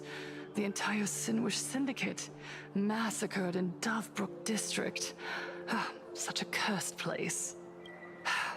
They may not have been saints, but I still pray for them. May their souls rest in peace. Oh. How merciful of you. Though, rumor has it the Research Society of Happy Smiles had a few run-ins with them regarding recruitment, donations, turf. Sounds like plenty of reasons for conflict, don't you think? Are you suggesting we had the Sinwish Syndicate killed? For conflicted interests? Whoa, wait, that's not what I said. You know nothing about our finances. Every expense is covered by a charitable foundation established with the compensation from 15 years ago. We don't need a single cent from our members. When I heard about this tragedy, I personally allocated relief money for the victims' families to keep order and peace in Dovebrook. Tell me, Miss Kuchiba, someone copied the Herald of Death and slaughtered dozens. What will your Department of Aberration Defense do this time? We never released that detail. How do you know someone's imitating the Herald of Death? Isn't that what you've been waiting for? For the killer to slip up so you can swoop in and tie everything up nicely? 15 years have passed. You don't seriously believe we're still living in an age where information can be sealed off at will, do you? From the very day the murders occurred, the news has long since spread online. The Sinwish Syndicate paid a fortune for some ancient mask, and the next thing you know, they're all dead. The scene painted red with traces of the bloody bloom. Please pay no attention to baseless rumors. Rumors? And yet you're here. That alone proves one thing. The rumors are true. And the new Herald of Death really does exist. Otherwise, why do you suspect me? Only someone who knows the original case could recreate it so perfectly, right? Everyone! You heard our conversation, didn't you? The Herald of Death has returned. He's here, in Dufrook. He's slain the entire Sinwish Syndicate. He's back to relive the carnage of the Phantom Moon Games. Oh, the Herald of Death? Didn't the officials declare him executed? How has he appeared again? He's immortal? A demon? He's back for revenge. He'll take revenge on everyone. We're doomed. Aren't gang members the very people who steal smiles from others? And isn't the best way to make bad people happy to erase them from the world? Wouldn't that be doing something good? Yeah, Sister Mechatron is right. Those thugs deserved it. Back from the dead? Lies! The IPC kept him alive to wield him as their weapon. You useless officials! 15 years ago, you failed and let him get away! And that's why he's back again now!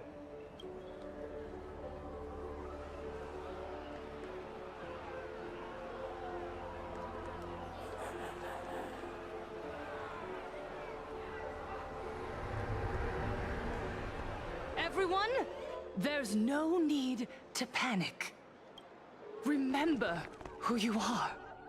You are those who live beneath Aha's brilliance, who have claimed happiness and cast off the shackles of suffering. Once the Herald of Death fed on our fear and tears, that was the source of his power. Look at the smiles on the faces of those around you.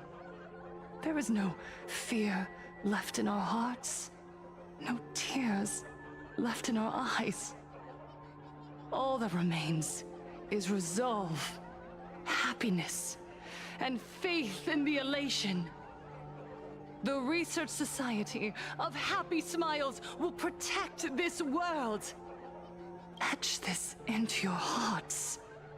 The happy do not die, for even death cannot touch a heart filled with happiness. What's going on? There's something very wrong about this woman. Yes, as long as we're happy enough, there's nothing to fear. We won't die. Happiness. Happiness is our weapon. Happiness will destroy the Herald of Death. Happiness will save this world. Operation Spread Happiness. Let happiness infect everyone and spread to every corner of the sky. Make the Phantom Moon smile. Make Lord Aha laugh until they cry for us. Infect the Phantom Moon with happiness. Happiness. Happiness. Infect the Phantom Moon with happiness. Happiness. Silence!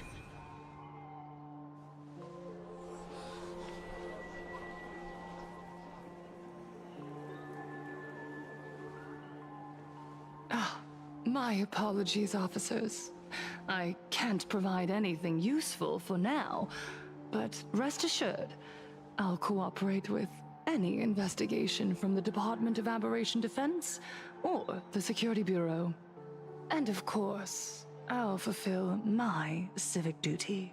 Whether it's the newly emerged Herald of Death, or the various upheavals surrounding the Phantasmoon Games, the Research Society of Happy Smiles will handle them appropriately.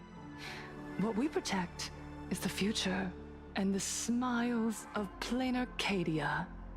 Or perhaps, after all this, you too have felt that yearning within your hearts.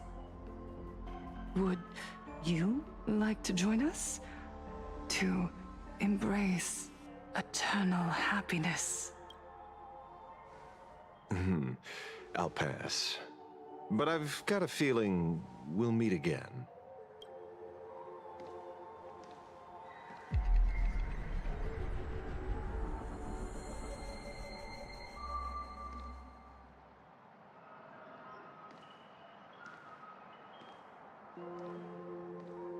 Miss Fullwish, thank you for your cooperation.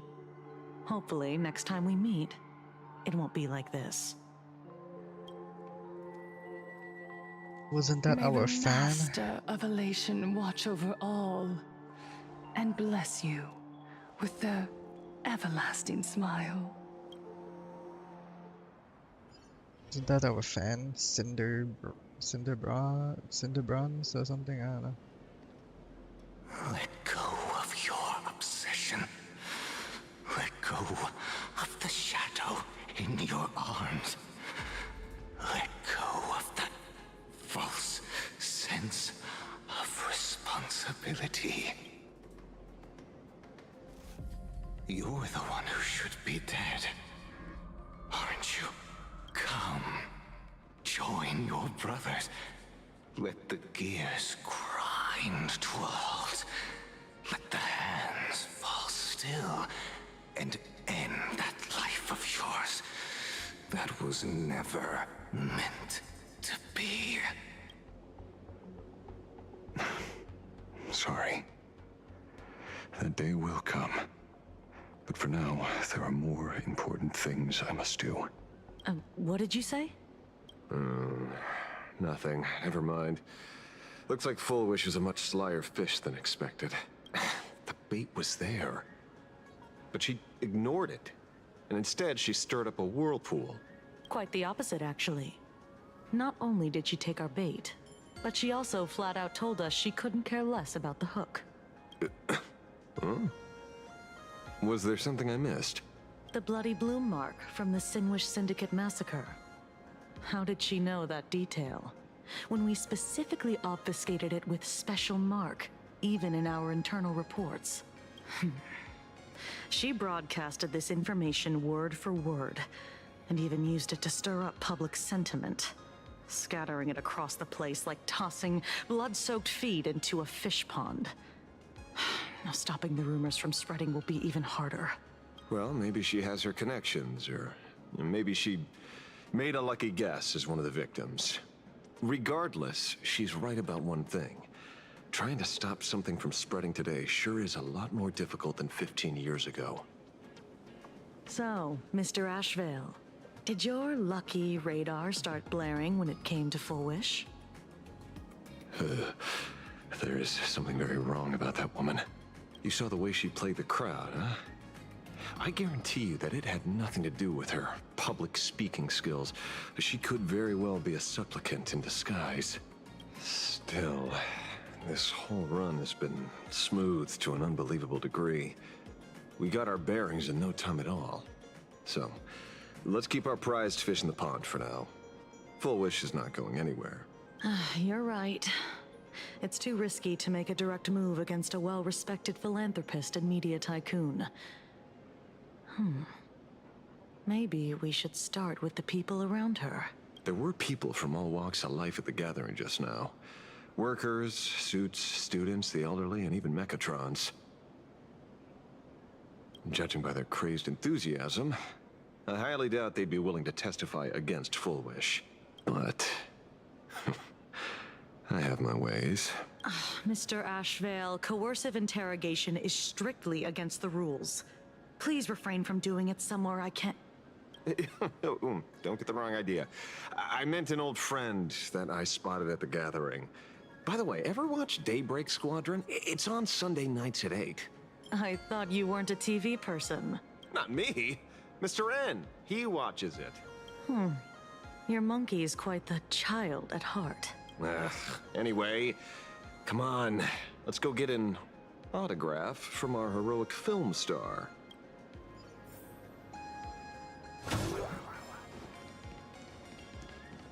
Is that him? Shh. What? You lost him? Not even close. Hey, why are you two following me? Oh, we're just two grown-up fans of the Daybreak Squadron, trying to get an autograph from Big Brother Magnus. Mr. Ashvale?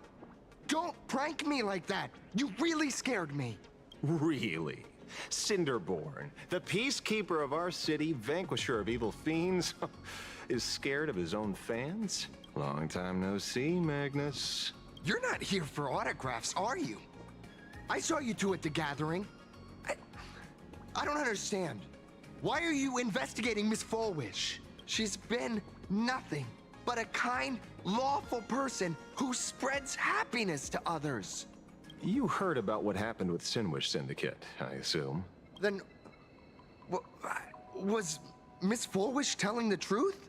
The perpetrator left the same signature as the Herald of Death did 15 years ago. So, did that monster really kill Mr. Polwave and Costide?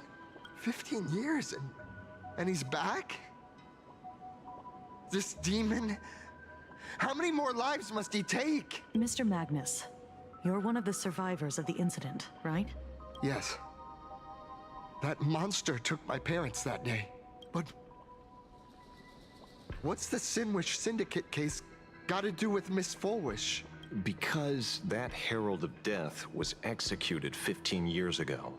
That's for certain. The Sinwish Syndicate case, on the other hand, has copycat written all over it. And Fullwish is a suspect. So, just because we're survivors, we automatically become suspects? What? Are you gonna interrogate me too? If that's what you want, Miss Kuchiba can arrange for it later.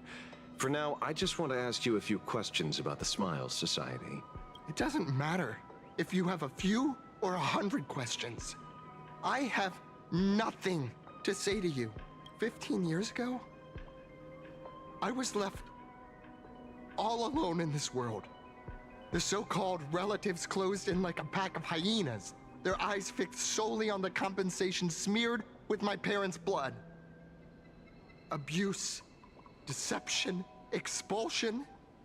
To them, I was nothing more than a walking money bag, an eyesore, a jinx. It was the society that gave me the chance to live the life I have now. What about the Sinwish Syndicate then? If I recall correctly, they took care of you once. Old Polwave helped you deal with those relatives. Listen, Mr. Ashvale, the debt I owe the Sinwish Syndicate will be paid. I will avenge them as a member of the Smile Society, as well as the Daybreak Squadron. I'll rip the Herald of Death out from the shadows in their name and see justice served. That is my duty. You're in over your head.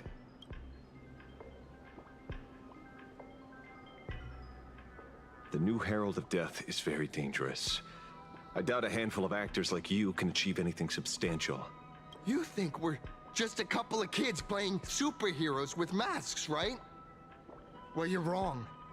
My squad mates and I aren't the easy pushovers we used to be, Mr. Ashvale. I haven't had my transformation surgery yet, but I can already power a Mechatron warrior in battle. We are real heroes here. Boys, let's stay on topic, shall we? I just wanted to have a few words about the society. I have nothing to say to you either, Miss Kuchiba. Neither of you are getting a word out of me on this. Well done, Magnus. Your loyalty to the Smile Society warms our hearts. You're following me? Not by choice. These IPC dogs made it clear that they intend to frame Miss Foolish. Oh, we're not going to just let this slide. Would you look at that? The hunters become the hunted. What does it matter? If someone's looking for a beating, we'll gladly give it to them. You have 5 minutes for questioning. So make it count, Mr. Ashvale. They're all yours.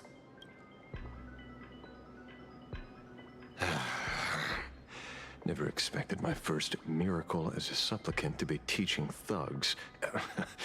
I mean, lawful citizens, a lesson on the streets. Let's get this over with then.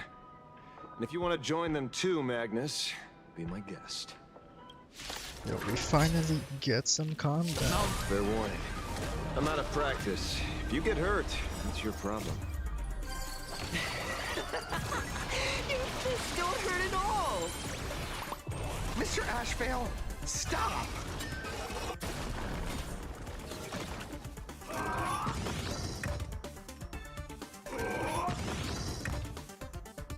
My strength is not...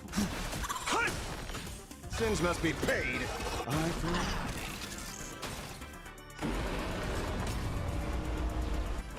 Tormented doubt, I bid you farewell. My job. This mortal form. I will walk with you, watch over you, and guide you on your path.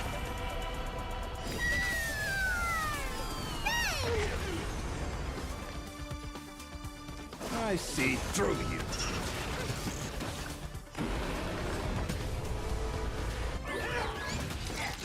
How the fuck are they punching each other? Ooh. Huge news!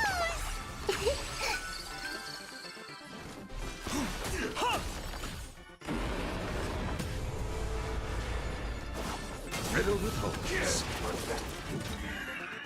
Serenity stands clear before me. I see through you. I'm sorry, Mr. Ashvale. I have to stop you. Hooray, Cinderborn! The bringer of justice! Oh, shut up! Go and fight to the death.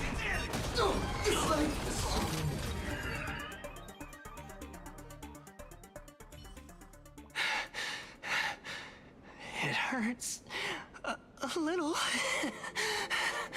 but I'm happy. There's something seriously wrong with you all. Enough! Are you really going to kill them? What's the matter, defender of the city? Are you scared? This is the real Phantasmoon Games, Magnus. This is the bloody truth under the mask of the Elation's game. 15 years ago, at dusk in this city, the Herald of Death tore people apart, one by one. Did he ever stop to ask even once, is it enough? I know you want to make something out of yourself, like the Trailblazer of the Astral Express, and I know you want to catch the new Herald of Death and crush him like a bug, using the same methods he used against the Sinwish Syndicate. But here's the deal. It's not your duty. And the Eonic game sure isn't a TV show where you get to play the hero and save the day. You mentioned a conversion surgery earlier. Are you saying that all society members underwent some kind of unknown modification? That figures. I was wondering why these people looked like they felt no pain at all. Humming along merrily even as they bled. Does this have anything to do with the surgery? What? Nothing to say? Fine by me. 3 minutes left. That's long enough for me to question them. Time to hurry and get some answers from these people while they're still on the ground. Hey, lackey! Wake up! Pain should not exist. Smile. Please smile. The laughter. Don't let it stop.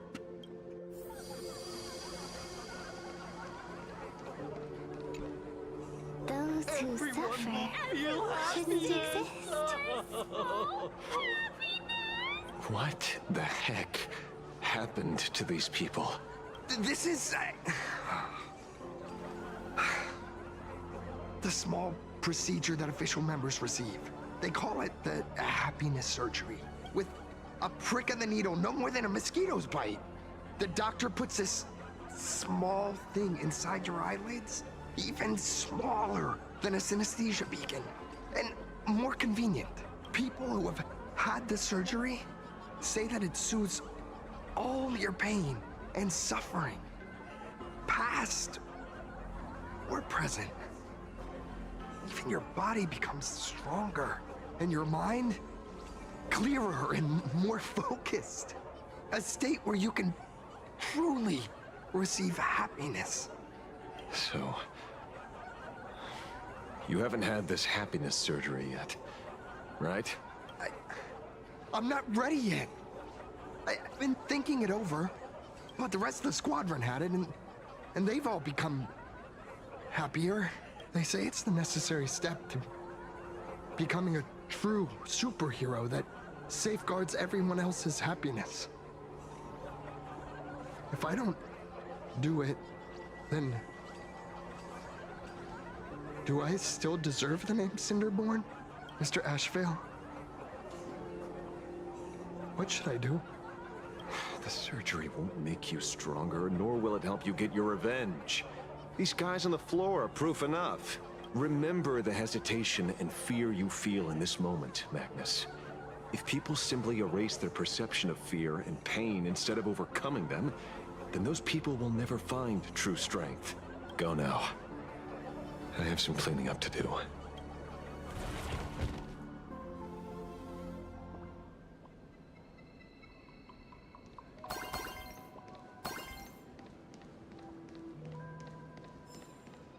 So, did you, pry the answers you were looking for out of them?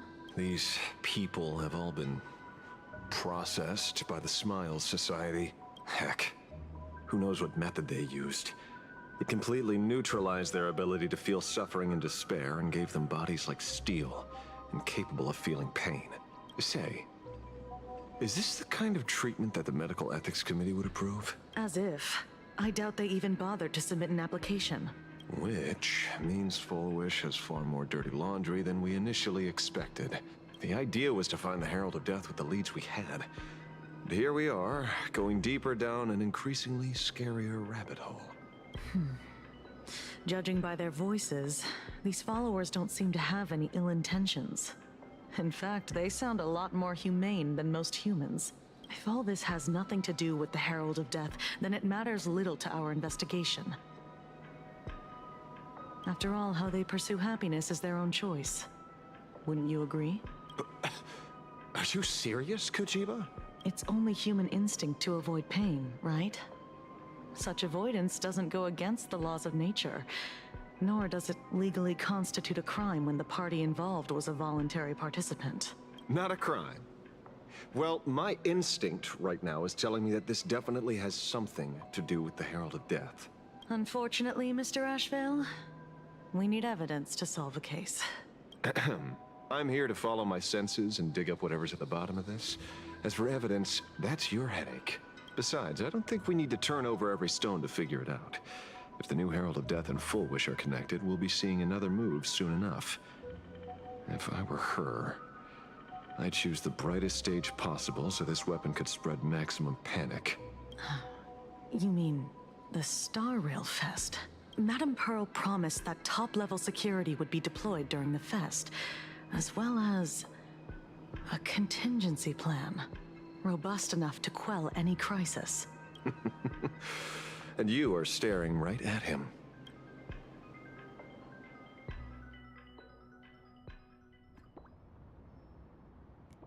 Oh, we finally get to see more Sunday and Danheng action. It's been a while.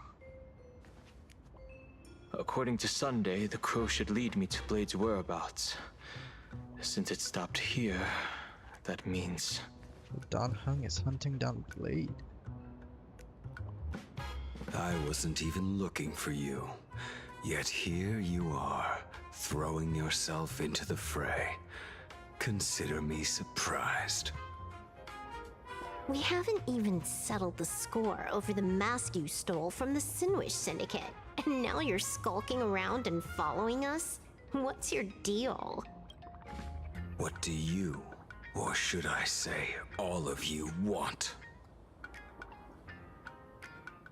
General Yao Guang of Yu Chui has come to this world and is looking for you. Dragons clash in the wilderness, their ichor dark and yellow. In her divination, you will become a slave to your own violence, bringing a catastrophic end to all. I am in that future as well. The only violence within you that comes to my mind is Shuhu. The emanator of abundance who resurrected time and time again. The monster who turned planets into living beings and merged billions of people into flesh spheres. The Xianzhou fears that he is using your body to resurrect himself. So, what's your plan? Kill me again. Oh my. Things are getting a little heated. Should I get you both slushies? Thank you. I'll pass.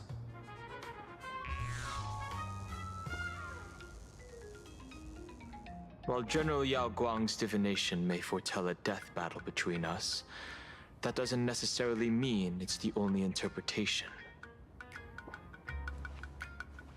My experiences on the Express have shown me time and time again that even fates set in stone aren't entirely immovable.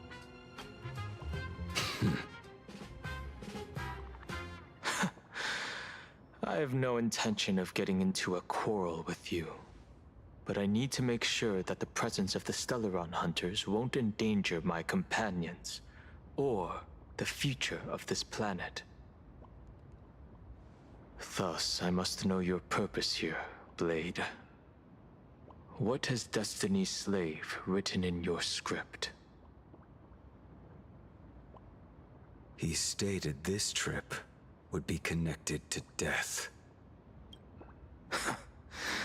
Should I congratulate you? Much obliged. In my experience, it's best not to get your hopes up too soon. Prophecies rarely unfold the way you expect. However, the General's divination isn't entirely baseless. Ever since my arrival here, I have been feeling restless. There's another power here beckoning me. Is there another form of abundance in the world besides you? Perhaps there is more than one. Are you referring to the disciples of Sanctus Medicus? Or the Elixir Seekers? Something far more dangerous. Do they have support from other factions?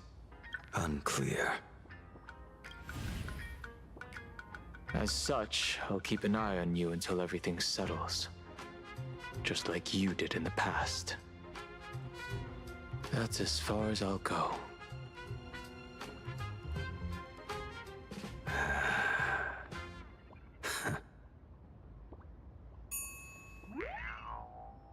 Did you two just agree to some weird collaboration before me? I'll leave that matter in your hands, Silverwolf. Silverwolf just witnessed get some it. yaoi in front of her That eyes. good-for-nothing detective didn't even blink an eye before selling us out to Pearl. And you still plan on working with him? There are things only he can get done.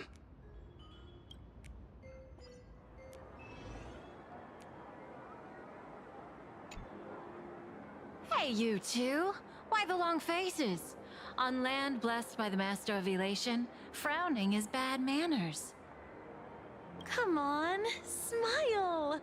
Whether you're hungry or full, poor or rich, the laughter is with you. Would you be interested in learning about our Research Society of Happy Smiles? Thank you, but I'll pass. Sunday and Fugue. Another one? How many people have been talking to us about happiness today? Well, 6, exactly. Locals say ever since the Sinwish Syndicate case, this Research Society of Happy Smiles has exploded in size. That gang's fall left a power vacuum, and the Research Society of Happy Smiles filled it like a fast-growing fungus. Even those who were once resistant or indifferent got swept up in it. I think I'm starting to get a better picture now. Is this, by any chance, tied to what you're preparing to do in the Phantasmoon games? Not only me. It might also be tied to the ominous fate General Yao Guang warned about. The one looming over this world. A few days ago, when I used the tuning power to help her intervene at SparksyCon, I caught a strange sound echoing in people's minds. A strange sound? Yes.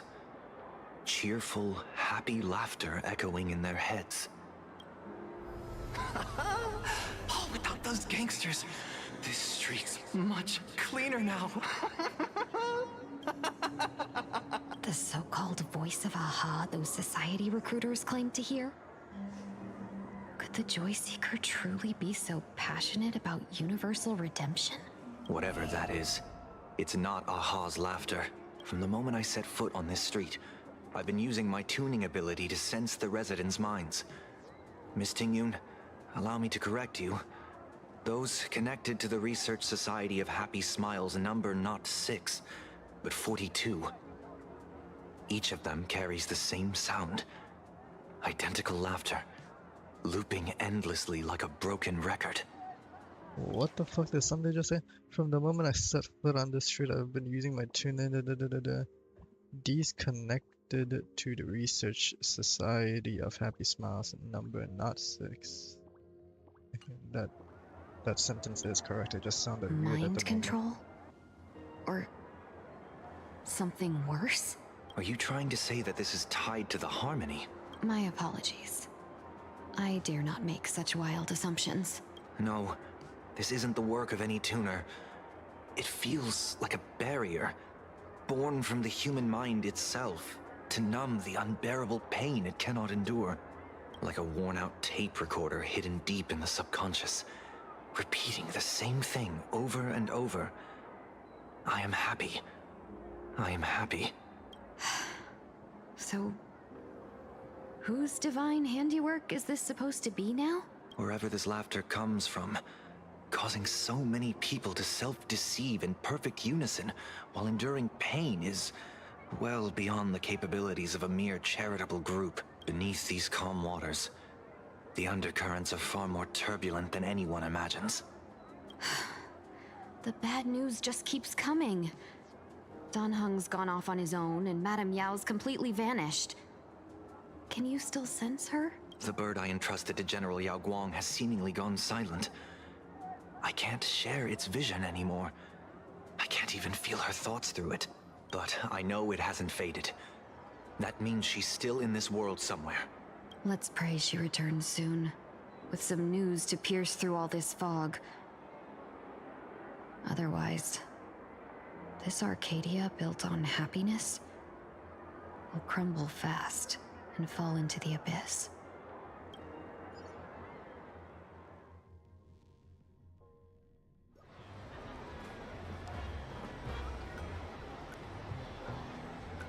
Blurry QR Cult? That's an unusual name. Why would the author of Fluffy Across the Blue have such a pen name? Yeah, maybe the author's eyes went blurry after too much drawing. You're taking it a bit too literally. But it's not impossible. Someone who can draw something that cute must have a warm, gentle heart. I heard the Fluffy's been running for half a year in a magazine. At first, it wasn't very popular in Planarcadia. But after that memory bubble movie, Holy Grail Stay Night, old Odie produced, became a massive hit. The Astral Express's adventure stories spread far and wide, and the Fluffy started gaining popularity. Now the latest chapter, The Sacred Flames Return, Amphorius's creation, is sold out everywhere. This cult sure knows a lot about our journey. Must be a galactic fan of the Express crew. I still think we deserve royalties though. Royalties? You're being way too practical. It's a comic where we're the protagonists. Someone's giving us free publicity. Can't you cut them a little slack? According to the address the Perlux employee gave us, it looks like we've arrived at a familiar place. For such a small place, Dovebrook District is really full of hidden talents.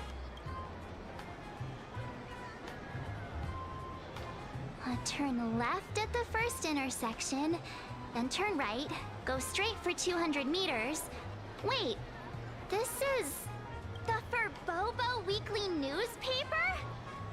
Oh, don't tell me the author of the Fluffy is actually a Furbo. No wonder he rarely shows his face. Come on, let's go upstairs. First in the research society. The Fluffy goes puff, puff, puff. Pom-poms for extra fluffy stuff. Hello there.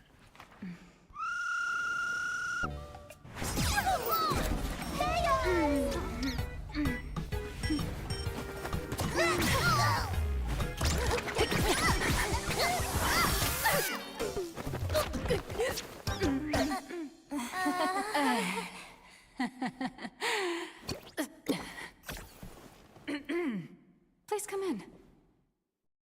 Let me guess. Your next line is, "Why are you here?" I won't say anything then. Miss Nihilux, what are you doing here? What's the problem? I'm the magazine's founder, its president, and its editor-in-chief. It's only logical that I'd be sitting here. $1 million? President Nihilux has already been behind on behind on everyone's wages for months. If it weren't for the money, who'd risk their neck being a tabloid journalist, sneaking photos of the bigwigs on the Astral Express? Finally occurs to you why the name Nihilux always felt vaguely familiar. Former president of Furbobo Weekly. That deadbeat boss who skipped... A boss who doesn't pay wages has no right to sit here! They belong in the underworld! Idiots. Without me, you'd all have been locked up in some Department of Aberration Defense painting prison long ago. And you still have the gall to demand wages from your savior. Have you ever heard of the sensational serial thief case, Phantom Furbomorph? It happened in the year 1996 of the Arcadian calendar. I'm sorry! I was wrong! I shouldn't have talked back! I'm sorry for being born a Furbo! Beep boop! Even if you've got dirt on us, making us work for free is way too ridiculous! We've had enough! We've overthrown the boss!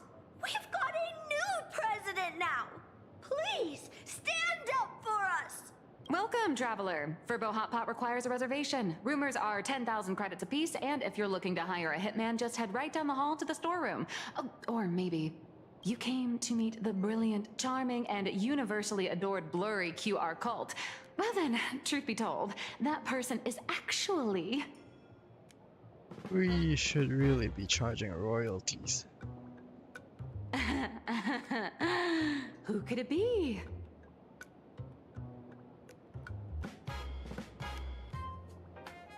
Who could it be?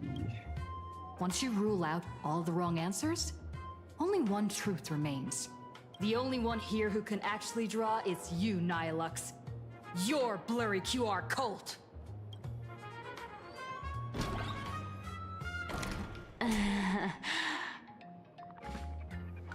You saw right through me.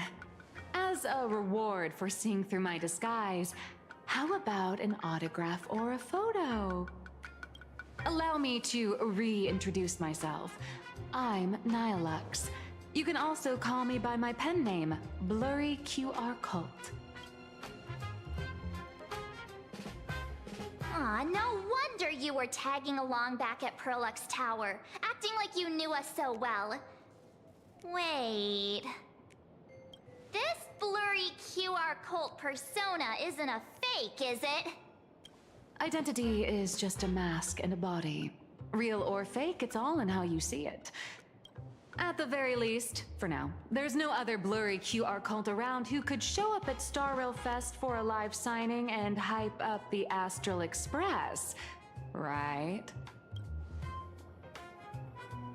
So, you already know why we're here. Just a little deduction, that's all. The news about Star Rail Fest is already everywhere online. Knowing how that perfectionist Madame Pearl operates, she's definitely pulling strings to make your collaboration a success. Naturally, having me step in was part of her plan. If that's the case, will you... That said, I'll have to respectfully decline. Not to brag, but Fluffy Across the Blue is ridiculously popular in this world. If tickets weren't limited, the line would wrap around the planet twice and a half. That's not a signing event, but a public execution, right? Yeah, that does sound pretty horrifying.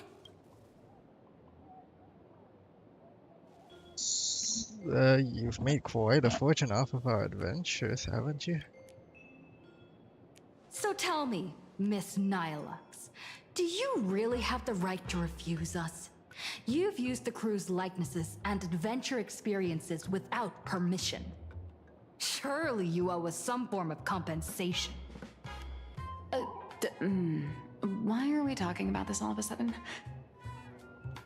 Today, on behalf of the entire Astral Express crew, for your violation of our publicity rights, emotional damages, and lost wages, I hereby demand 1.6 billion credits! How did you work that out? Believe it or not, I don't have a single coin on me right now. That's impossible! Just your royalties alone should have made you rich! Due to, unknown circumstances, my luck with money hasn't been great. But I get what this is really about. You're not only after cash, are you? I'll show up at Star Rail Fest. Is that good enough for you? Then it's settled. Thank you, Colt. That said, I also hope the two of you, as the original inspirations, will take some time to familiarize yourselves with Fluffy Across the Blue before attending the exhibition, so you won't be caught off guard by fans' questions. Time to attend Miss Nihilux's class. Please follow me.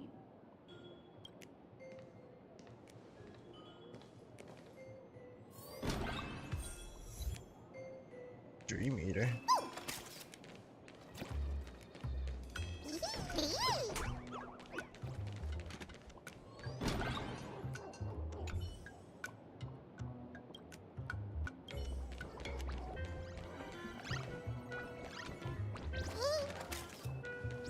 Why are you following me, Paraprince?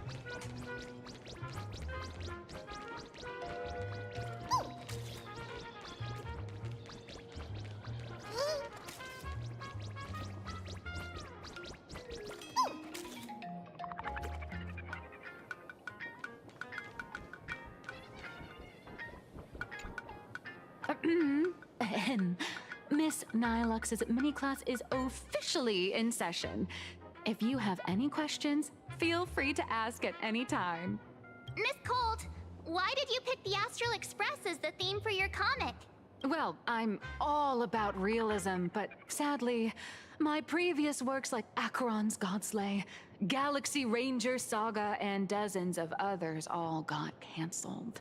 If you hadn't beaten Iron Tomb and boosted its popularity, this one would have been canceled too. Let's not ask sad questions, all right? Sorry. All right, pay attention. The cute little critter in the center of the image is Baseball Raccoon, the main character of Fluffy Across the Blue. Just recently, March Bunny and Woof Woof Dawn found her in a trash can. At that moment, a terrifying monster is causing havoc on the space station. It tries to spit fire at Baseball Raccoon, but the flames don't burn through the trash can. Instead, it sets the trash on fire, and the stench knocks the monster out. Miss Cold, why is she the protagonist? Readers today value immersion, and a character who has no memory of their past is, of course, the best choice.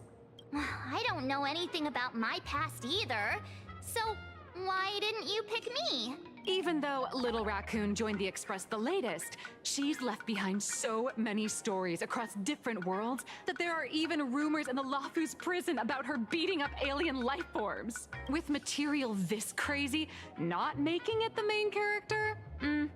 I might disagree, but Aha absolutely wouldn't. Miss Colt, well said. Wow, that's a smug face. March, the Fluffy is just a comic. Outside of this, the author and the readers, every character in this world, aren't we all the protagonists of our own lives? That sounds so passionate, Miss Cold. I totally get it now. And so, the unruly Baseball Raccoon, the quiet Woof Woof Dawn, and the lively March Bunny formed a trio everyone loves. Actually, I have a question too. Why are they all small animals? Ever since I got punched in the face by sales numbers, I've grasped a universal truth. In today's world, fluffy, cute animals are always a crowd pleaser. Seriously? Even I feel like I can't compete with Pom Pom's cuteness. Designing the adult versions took some work. After defeating the monster, Baseball Raccoon accepted an invitation from the other fluffy animals and boarded the Fluffy. Here, the protagonist meets 3 big animals with distinct personalities. First, the adorable and universally loved conductor, Pom Pom. Beside them is the elegant navigator, Miss Himecat. Miss Himecat. I know! That's Himecat! Her original inspiration is Himeko. Oh, please don't tell her! Your taste in naming is... And the big brown dog on the other side, see? His name will shock you. That's right, he's... Who else? Mr. Yang! No fictionalized name for him? Just Mr. Yang. Your taste in naming is indeed extraordinary. Anyway, the 6 fluffy little creatures boarded the Fluffy Express and set off on their journey. As for the plot, it's pretty much the same as what you've all experienced, just with a bit of artistic tweaking to suit Planarcadia's audience. Artistic tweaking? If you don't stitch in a few local elements, no one's going to be interested. In the comic world, which is even more cutthroat than the Phantasmoon games, if you don't cater to the reader's tastes, it's nearly impossible to survive. Once upon a time, great comic artists had the luxury of 100 chapters to build things up. Now, if you don't hook readers within 100 pages, you're done. Readers today are hard to please, and authors have to come up with ever more shocking and sensational material. Doesn't this remind you of the Phantasmoon games? Looks like you're all familiar with the characters from the Fluffy. Now, let me talk about some of the creative challenges I'm facing.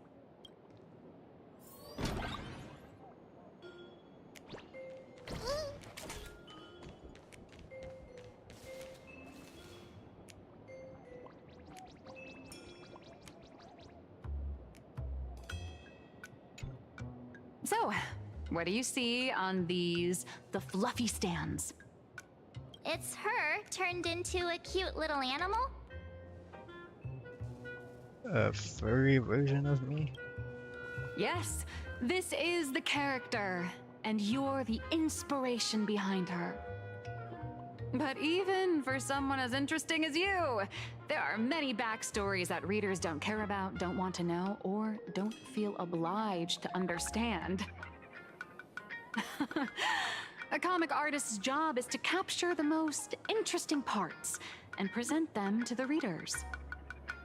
The cute and clever one is March Bunny. The unruly but reliable one is Baseball Raccoon. This is what we call a concrete archetype paired with an abstract character. And the abstract side of a character will only be further simplified in the eyes of the readers. So, how do you think the readers across the universe view you, Nameless? Heroes. Well said. Your heroic deeds and accomplishments drew my attention, and your demeanor gave me inspiration for the character in the Fluffy. But while the hero identity boosts the character's popularity, it also becomes a limitation. That's why the little animals in the Fluffy have to defeat even more powerful villains and keep upping the ante to get more applause from the audience. In turn, the reader's perceptions and expectations constrain the character's growth. If she acts out of line, the popularity will crash. If she can't come up with new ideas or grow stronger, the audience will soon lose interest in the comic. Unfortunately, the creation of Fluffy Across the Blue is now stuck at this very awkward bottleneck. Honestly, after drawing comics for so long, I've pretty much run out of ideas. Hundreds of Amber eras ago, people would laugh out loud just from seeing a cat do a backflip. Now, to get the same kind of enthusiastic reaction, you'd probably need to have that cat fight a Mechatron in a one-on-one showdown in Perlux Tower. Although the Fluffy specials are selling like crazy, doing side stories without progressing the main plot isn't a long-term solution. Ever since all the gossip memo keepers I hired got wiped out in Amphorius, my source of intel's been drying up fast. But if someone from the Astral Express could quietly feed me a few juicy insider secrets from the Phantasmoon games, imagine the reader's reaction when the next chapter drops.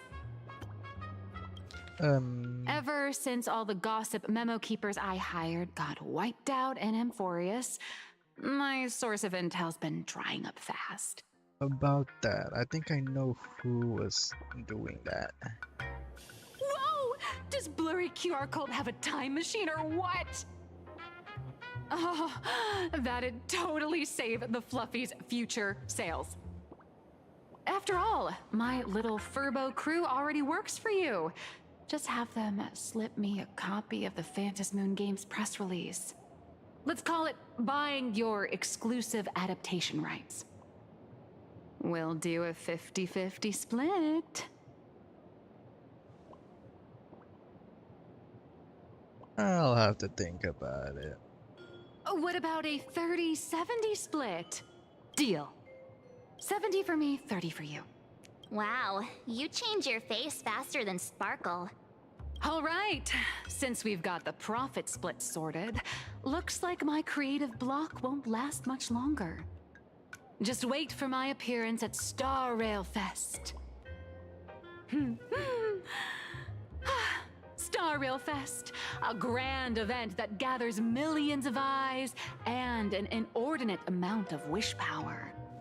And under all that attention, the dark forces coveting the Master of Elation's blessing are bound to surface. Heroes and devils dancing together in Planarcadia. Tell me, is there a better source of inspiration than that? My hero, don't let us down.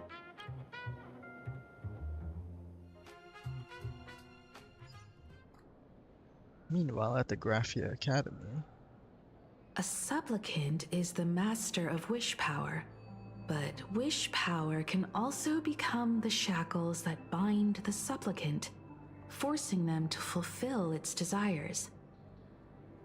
Love and hatred are alike. Dependence resembles fear. What commands wish power isn't only love, but also hatred. Thank you. These notes will really be a big help to her. Good. I'm so glad to be of help. For generations, many members of our family have attempted to enter the Phantasmoon Games, hoping to rely on the Aeon's immense power to lift the curse afflicting the Graphia bloodline. Some came close to the mask, but could only watch as history passed them by. Others wore it, only to fail in the end. That was until 400 years ago, when your great-great-grandfather Hero won the Phantasmoon Games and successfully gained an audience with Aha. But the family's curse was not broken. In his notes he wrote, "Just as the god of destruction cannot cradle a bouquet, so too is the god of elation powerless against a curse. Such is the cycle of cause and effect." Father, are you wondering what it was that healed me? I know you're keeping something from me. But I don't care what cured you 15 years ago. As long as you're alive, I can wait until the day you're ready to tell me. Still, as a father, there are things I must say, even if you don't want to hear them. As an artist, I'm fascinated by fleeting lives. How they struggle, they suffer, and in doing so, reveal a brilliance worthy of time's memory. But, as a father, I can't stand by and watch my daughter walk into tragedy. I bless you to be a hero, to welcome the same end as Akivili. Those are words I could never speak. The road ahead is shrouded by uncertainty, and that's why someone must take the first step to trailblaze a path others can follow. I can't stop you, even though every part of me wishes you'd stay. But this is your choice, my daughter's choice. All I can do is stand by you quietly and pray you'll come back safely. Do you still remember the bedtime story I used to tell? They say there was once a princess in the sky. Day and night she painted in her celestial garden, untouched by the joys and sorrows of the mortal world. One night, a thunderous sound echoed from her painting. Curious, she stepped inside. Through seas of flowers, across mountains, until she reached the world's edge. There stood an ancient tower, so tall it pierced the heavens, so vast it seemed to hold the universe itself. Climbing the endless staircase, the princess reached the summit, and from there she saw the world beyond her garden. In the distance, she heard cries, the voices of people burning in raging fire. From that tower of infinity descended the world painter to walk the mortal realm. With a single stroke of her brush, she brought forth 1,000 imaginae, turning the tide against destruction. To go where there are cries, to go where there are flames. That is the meaning of Murata. Murata? My god. But beyond the family name, they did it. My interpretation of our it. ancestor's name, Graphia, is also the hope I place in you. Himiko, whatever choice you make, If this is truly what you want, then go.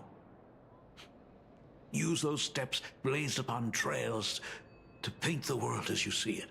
Murata. Thank you, Dad.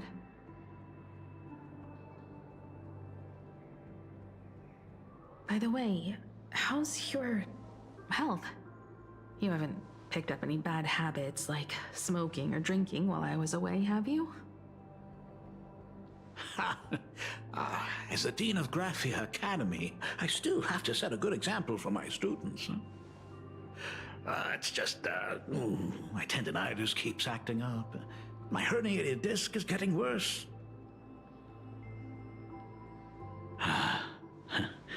Himeko, how long will you be staying?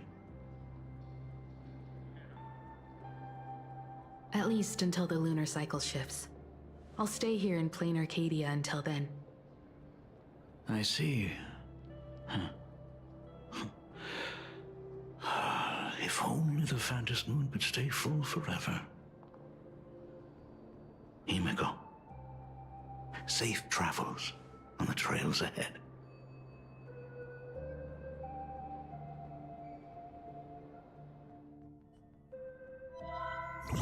Whoa.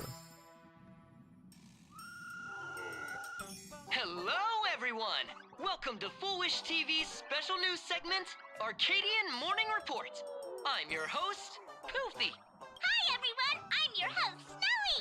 The Star Rail Fest exhibition venue funded by Perlux Corp and constructed by Turbogen Heavy Industries has officially been completed! Thanks to modern imagenesis technology, it took only a day for the Skyline's lookout cloud to take on a completely new look.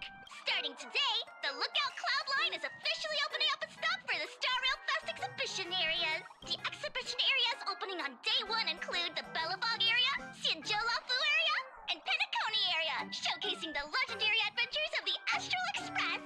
The Enfurious area, which is currently under construction, will open in due course. For this event, Perlux cordially invites several crew members of the Astral Express to visit and be interviewed, including the Trailblazer, who recently joined the Phantom Moon Games as a supplicant.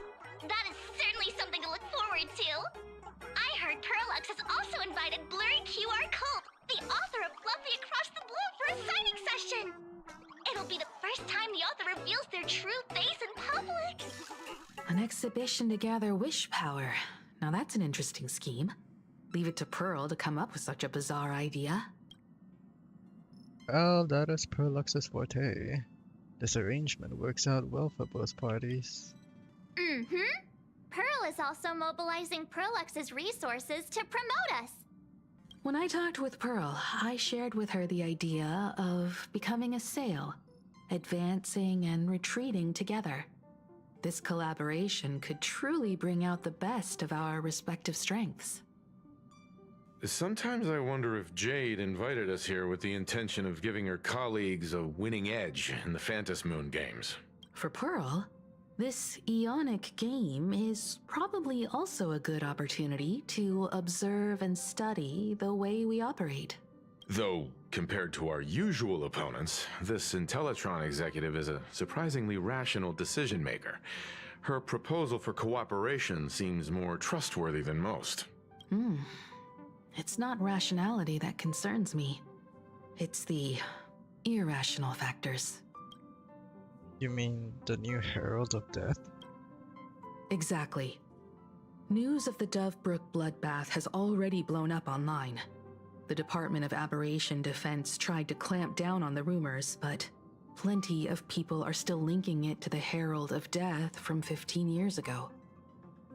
With such a large crowd gathering there, this exhibition could very well become a target for the new Herald of Death. Pearl must have contingency plans for situations like this, right? Maybe we're the ace up her sleeve.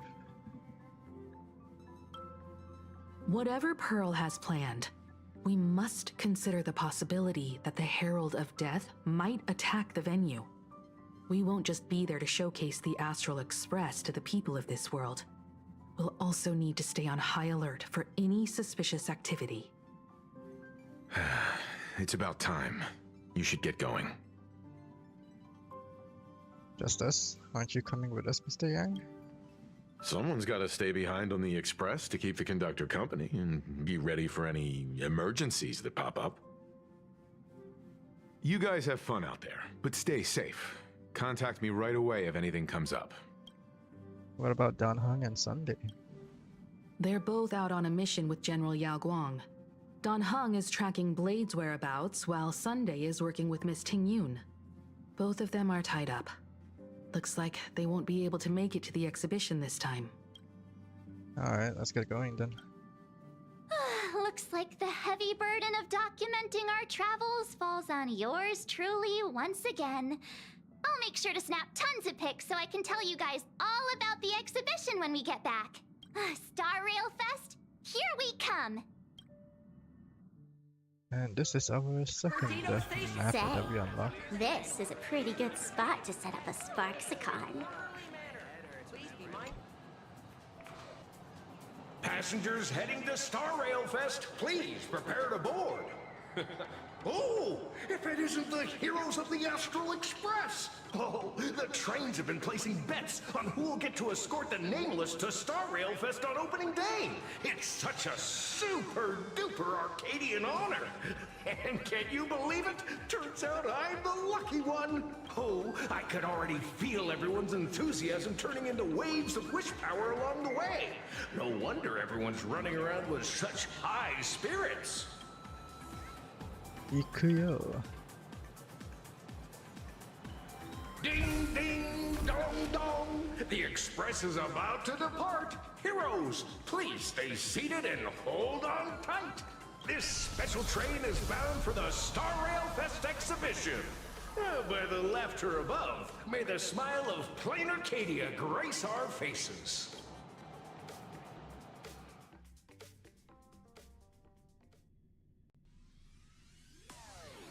Area. Thank you for riding with us today. May the laughter watch over you, and please enjoy your journey.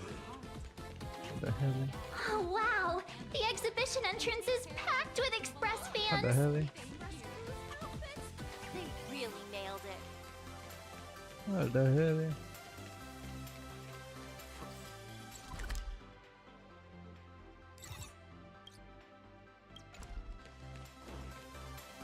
Hurry up! Hurry up!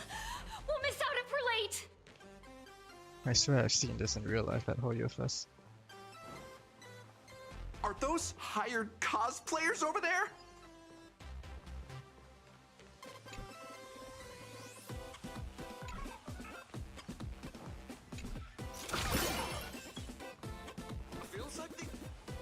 Chat! I've made it in safely! For those who couldn't get tickets, you can catch the entire fest through my live stream today! Next to me is my partner. Oh, wait, what are you doing? 'Tis I, Cold Dragon Young, Dan Heng. Where'd you get that mask from? It looks so weird. Such trifles matter not.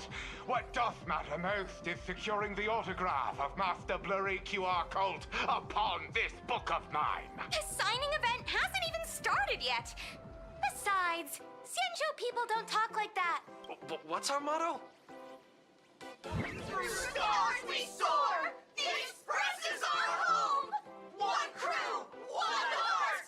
We'll never roam! Who's that supposed to be? Wow! That's some next level phantom energy! Astral Express! We love Oh, that's Dan Heng. the Trailblazer! Marcellin! And Dawn! Astral Express! We love you! We love the conductor! Himiko and Wells! They forgot about Sunday. Oh, shh, this isn't Amphorius, you know. Watch what you say. The family's got ears everywhere. It's best if we keep quiet about Mr. Sunday while we're out in public. Wanna take a photo together, Himiko? No, thanks. I'd take tense negotiations with Pearl over getting mobbed by my own fans any day. Who'd have thought there'd be social situations that even Himiko's afraid of? If Don Hung and Mr. Yang were here, I can't even imagine the looks on their faces. What a sight. Truly. That's just how the Astral Express rolls. Exactly. That's just how we roll. So many fans out there. Even more than the crowd that came to welcome us at the station when we landed. It's kinda going to my head. Oh, hold on. That's not good. We need to be on high alert. Who knows if that supplicant is hiding in the crowd, plotting something against us and our fans. So, I'm gonna brave the danger and check things out myself. You just want to go have fun, don't you? You talk too much. Don't wander off too far, though. We still have official business later. Speeches and other activities that we need to show up for. Got it. We'll just hang around here.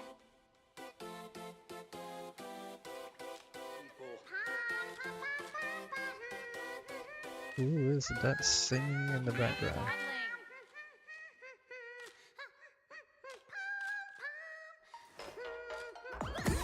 Hold on, give me a second. I need to check on some stuff.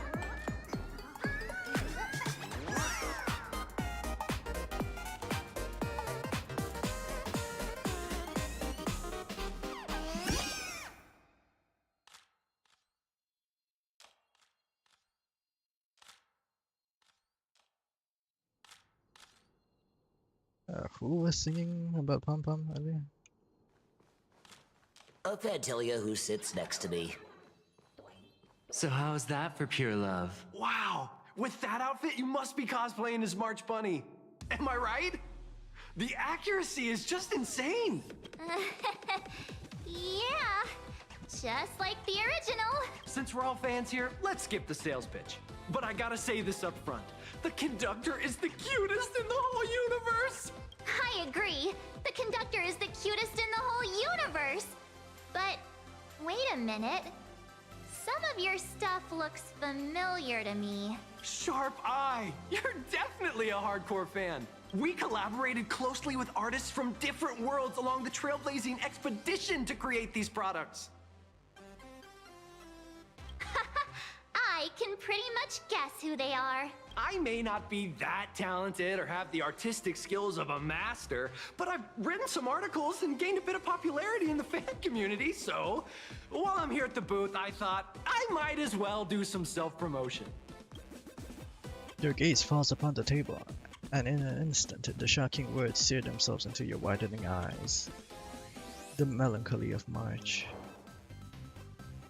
A novel recounting the adventures of the pink-haired beauty March from a first-person POV filled with the author's darkest, deepest school-life fantasies. If any of you happen to be super hackers, space warriors, spirit whisperers, or those cursed by eons, come find me. I've said my piece. Looking for a sense of truth in fictional stories is just human nature. Outlaws of the Galaxy.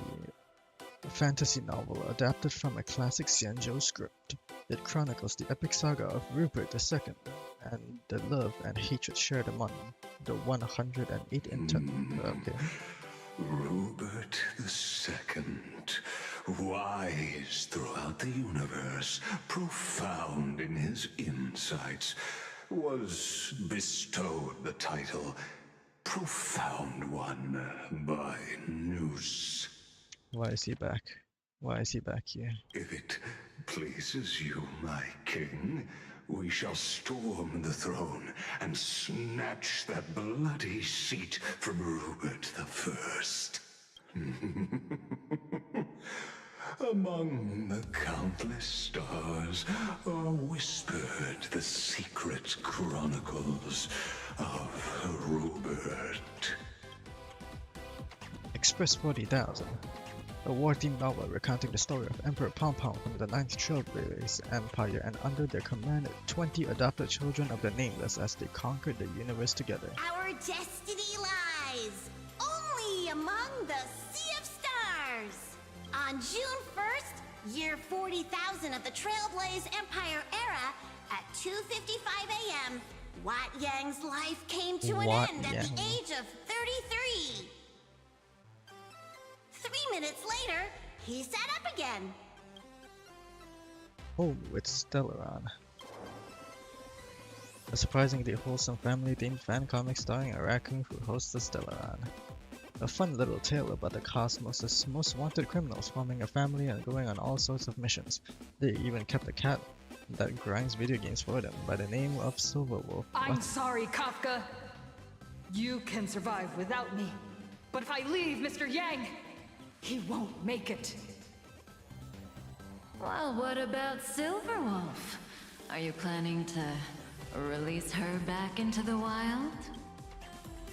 Forget it, looking through these things is making me hear things. The folks here seriously don't hold back. Nothing's off limits to them. Buy one item, get a free novel. It's a venue exclusive deal. First come, first served. Better act fast or you might regret it forever.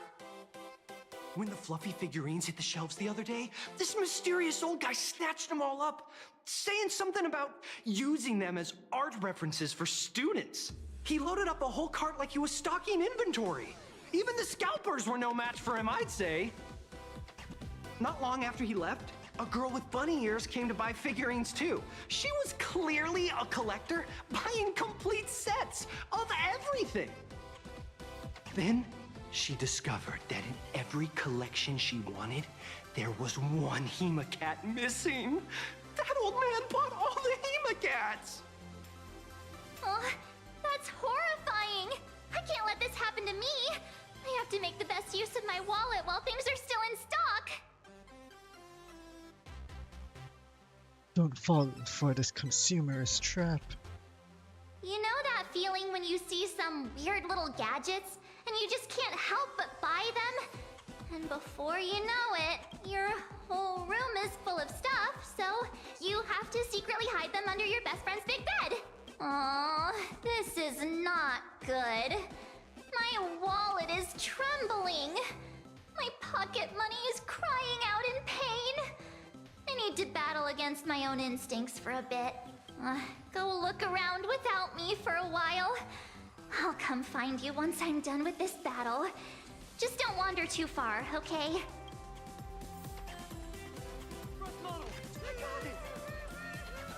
Hey, little raccoon.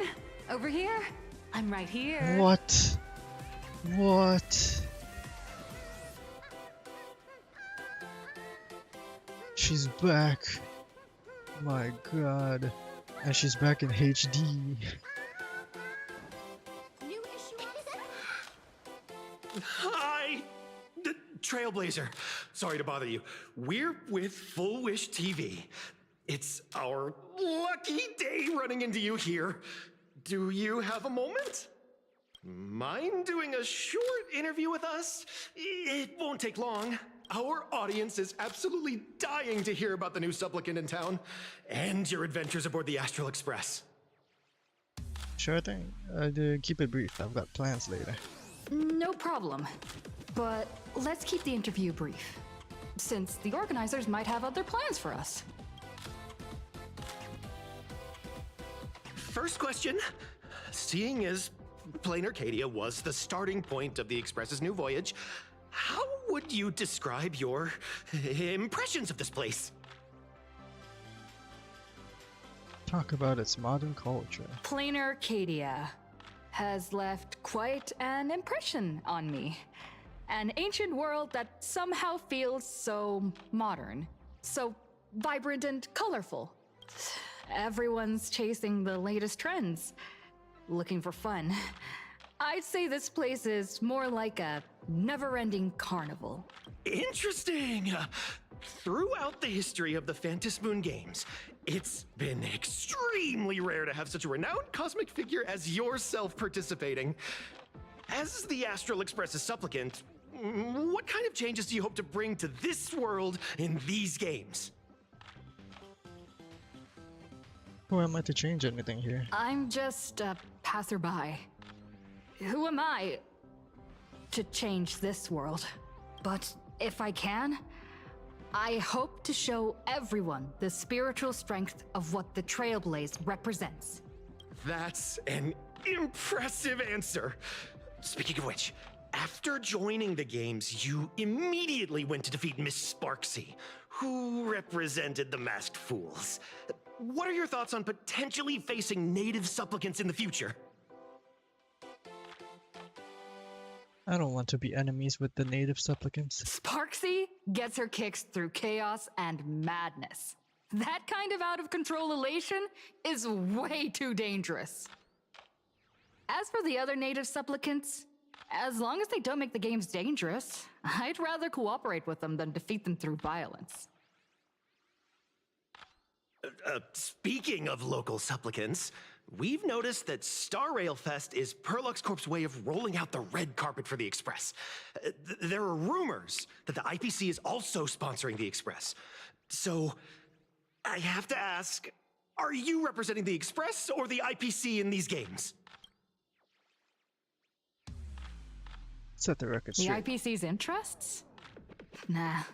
Even though Star Rail Fest has exceeded my expectations, and Madame Pearl and Perlux extended such a warm invitation, which I'm truly grateful for.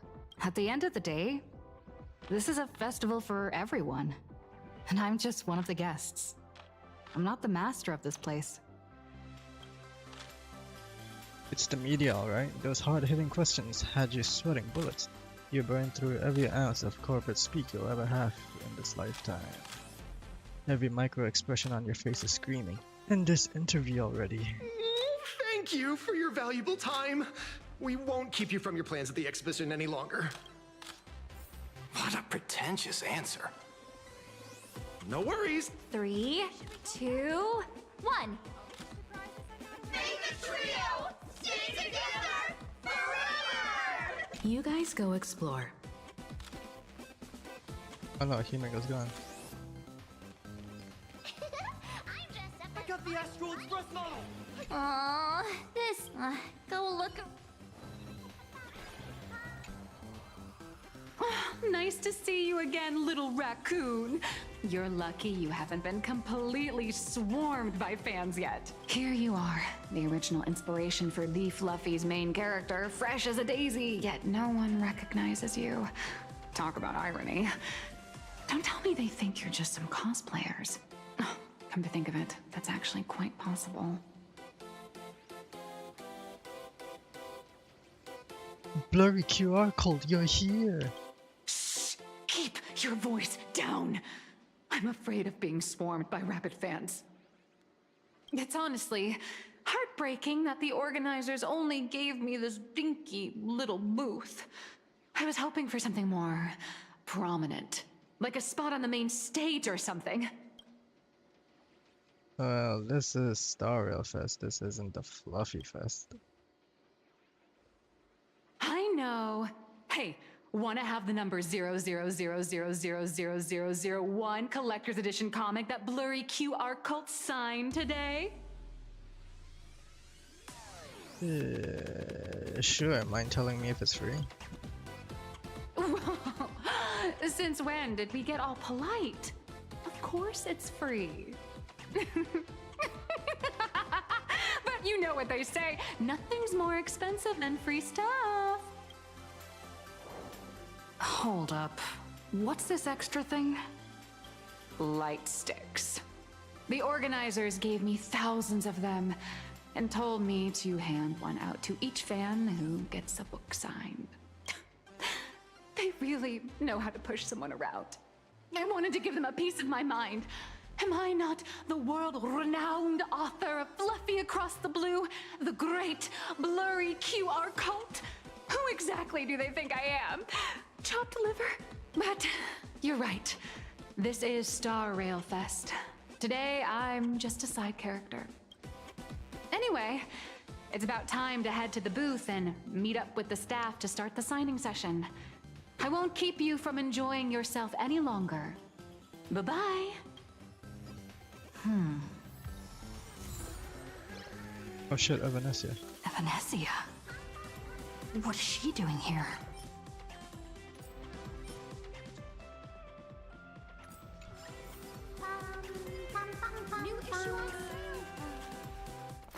Target confirmed.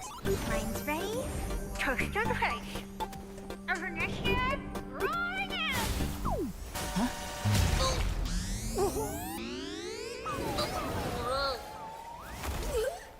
Did that guy just pass out?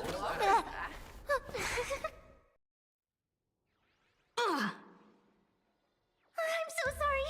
Are you alright? Vanessa, you just won't stop haunting me, huh? I just wanted to recreate that classic teen rom-com moment. You know, bumping into a schoolgirl running late with toast in her mouth. I'm really sorry. Why are you here? Why am I here? Well, probably because the plot demands it. That's got to be the lamest excuse I've ever heard. That trope is so outdated. How could such a classic trope fall out of fashion so quickly?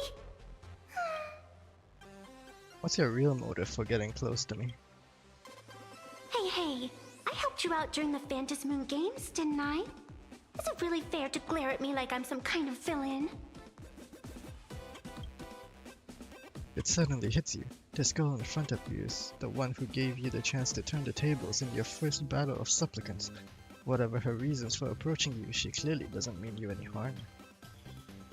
Thanks for the mask. I watched your whole fight at Graphia Academy. I'm more than happy to befriend those who are destined to be part of these games, as long as they can show me their wish. You're not here to take back the mask, are you? Of course not! That mask has already been imprinted with the shape of your soul.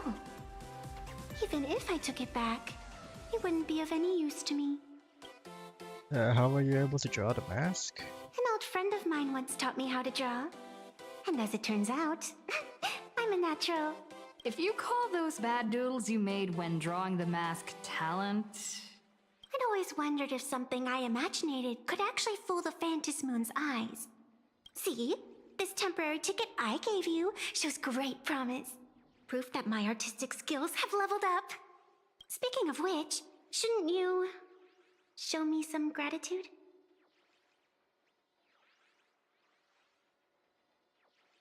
I've only ever heard of foxes returning favors. The scalpers are completely out of control. I couldn't snag a single ticket to the exhibition. Could you sneak me in? At this very moment, two voices appear on either side of you. They tell you. She did help us out before, but as a dignified nameless, how could I do something as unethical as helping someone sneak in without a ticket? After all she's done for us, you're gonna be stingy about a tiny favor? Besides, since when were we such paragons of virtue?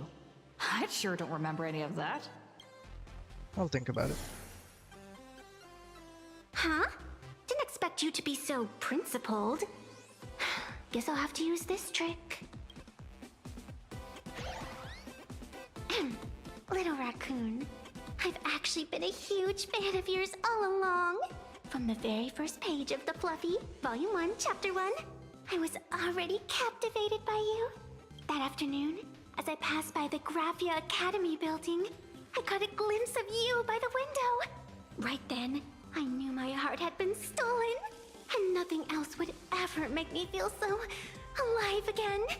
Getting to share a few happy moments with you at this exhibition, that's all I could ever ask for in this lifetime.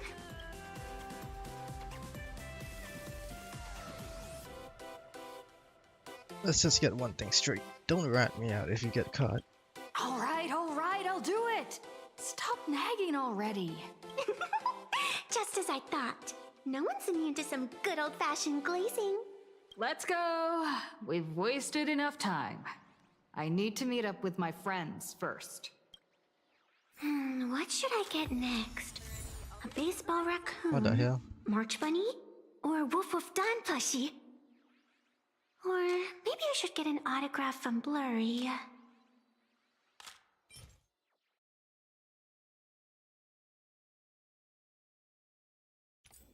Look at today.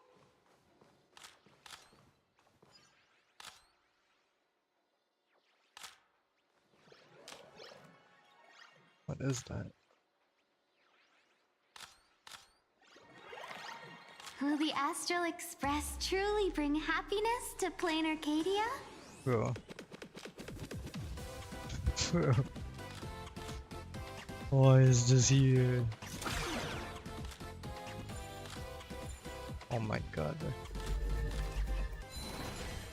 What? Anyone who likes, where should we go next? The hell? Other surprises I'm not aware of? Can she only walk?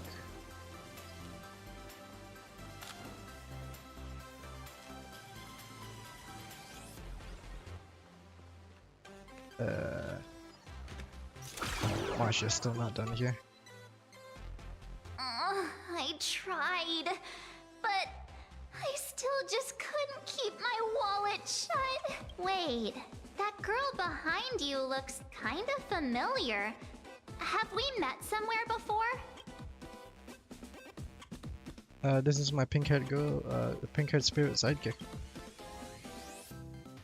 I feel like you're throwing shade at me. Anyway, I've definitely seen her. I think it was at Graphia Academy? Whatever, it's not important. Wait a sec. Isn't this March Bunny from the Fluffy? Oh, the attention to detail is insane! Especially those ears! I'm a fox. A fox. Let me introduce myself. I'm Evanessia. Just a normal fan of the Fluffy. You must be the inspiration for March Bunny. You're way prettier in person than in the news. March Bunny, I've actually been a huge fan of yours all along. From the very first page of Volume 1, Chapter 1, I was already captivated by you. Getting to share a few happy moments with you at this exhibition. That's all I could ever ask for in this lifetime. But I can't even get a single ticket. So I can only stand here, gazing up at that world from afar. Hey, are you just recycling your lines? Oh, you poor thing. Don't you worry. I will definitely make your wish come true. You've just met and you're besties already? Wanna join us? Such an adorable little fox girl could never have any bad intentions. It's not like she's another Fantilia, right? Besides, this place doesn't even have any Stellaron or Ambrosial Arbor. Not yet. Don't worry, Nessia. Just leave it to me. Nessia. That's great. Thank you so much, Miss March. Himeko just messaged me. It's about time to head in now. Express model. I got it. Wow, if it isn't Trailblazer and March 7th! Such incredible cosplay accuracy. Out of all the people trying to sneak in disguised as the Nameless, you two are definitely the most convincing. Have you considered the possibility that they might be the real deal?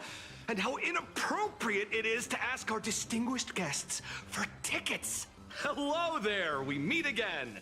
HQ arranged for me to wait here and welcome all of you. Miss Himeko has already entered the venue. Miss Trailblazer, Miss March 7th, and this is... She's,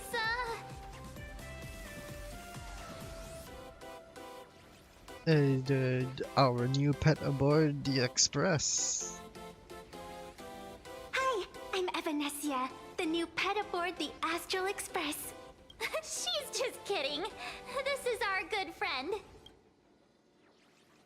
Since you're friends with our guests here, I guess it's all good. Come on in.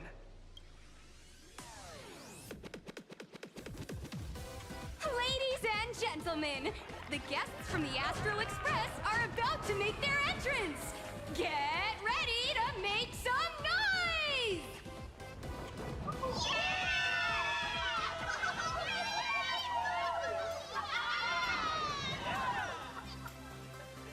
Give me a moment, I'm just taking the escalator.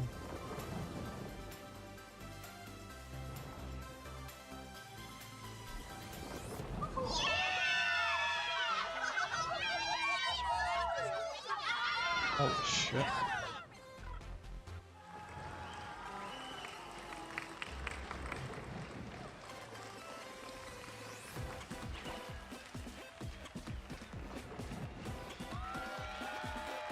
What the hell?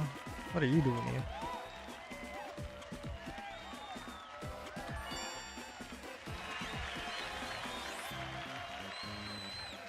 Hello, dear visitors and spectators!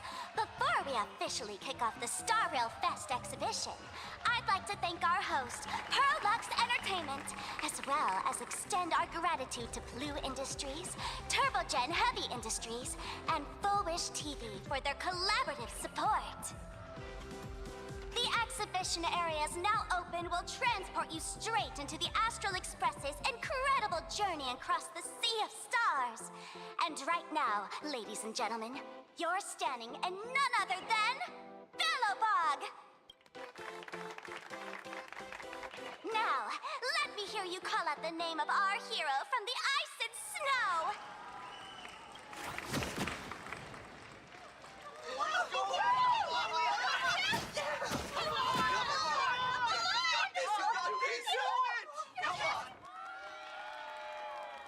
When I grow up, I want to be the Supreme Guardian and turn into a frost giant to fight those rampaging super ancient weapons! What? In my next life, I want to be the Supreme Guardian and turn into a magical girl to protect Planarcadia.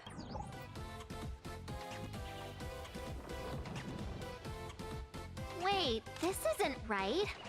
Why is everyone supporting Cocolia? Why is Sparksy the host?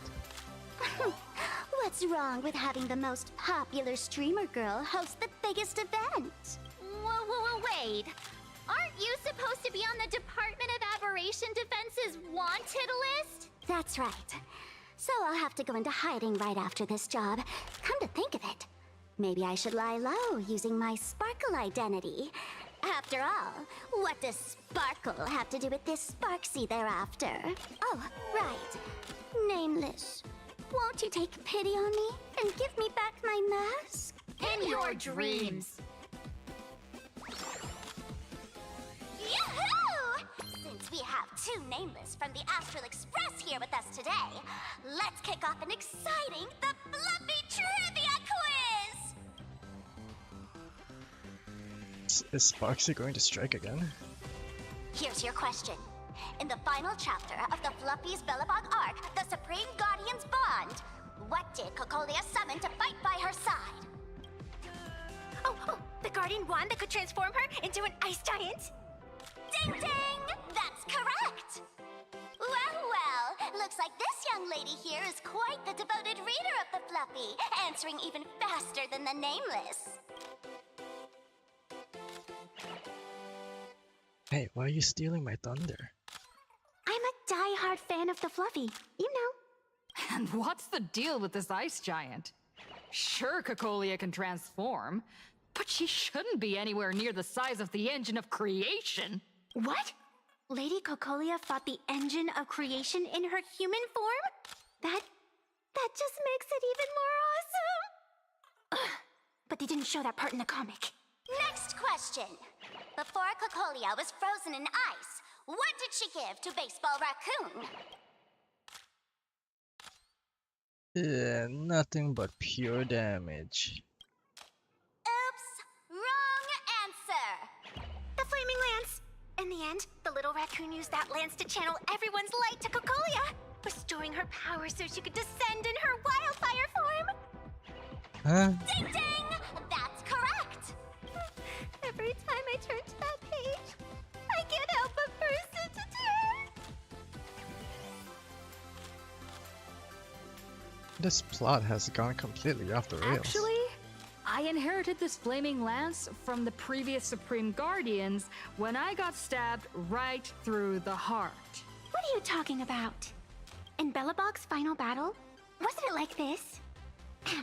Despite her grievous wounds, the Supreme Guardian transformed herself into a frost giant for the sake of the people of the Winterlands, joining forces with the Nameless to counter the destruction engine that was about to flatten Bellowbog. So the Fluffy storyline follows the official Belabogian narrative? Wait, is that not how things went? Could you at least spill a little? Just a little? Sorry, I can't say too much. I get it. If the official version of events is that Cocolia and the Nameless defeated the rampaging engine together, then that means, in reverse, Cocolia was the enemy you defeated. I see.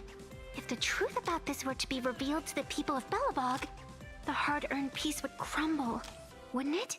Nessia, please keep this a secret. Of course, my lips are sealed. But I have to say, I'm surprised that even the heroes of the Astral Express can tell lies. Sorry about that. Pretty disenchanting, isn't it? Not really. They say lies don't last forever. And while Belobog's future may be built on a lie, I hope it can endure for a long, long time. Because those people are all my friends. Thank you for telling me about this. The Phantasmoon games make supplicants wear masks. But if you ask me, that's when people really drop the act and face their true selves. Big hero! The event's not over yet. Come join me on the stage and deliver your decisive strike in the epic battle between Madame Cocolia and the Destruction Engine! Me?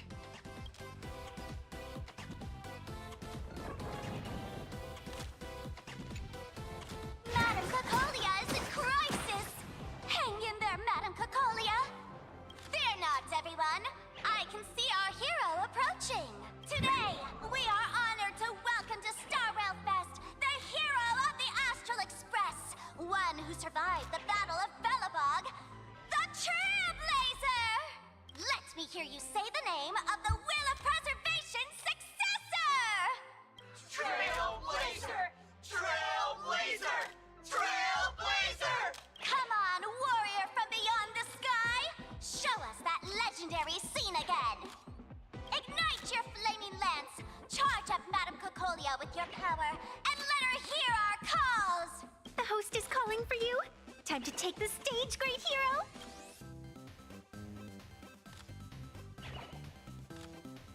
Let's do this. Reenacting a legendary scene right here. Oh, good thing I'm not the one up there. Big hero. You're gonna shout that line when you ignite it, right? Flaming lance forward? Of course it's Flaming Lance forward! You've gotta shout it really loud! Flaming Lance forward! Little Raccoon, aren't you going to go up there? The audience is getting anxious. Let's do this. Nameless! Where's our Nameless? Let's all give the Trailblazer another huge round of applause and welcome them to the stage! Flaming Lance, forward! Flaming Lance forward! The sphere tip has been ignited. Kids and grown-ups alike, raise your glow sticks high and let's show our support for Cocolia, shall we? You got this,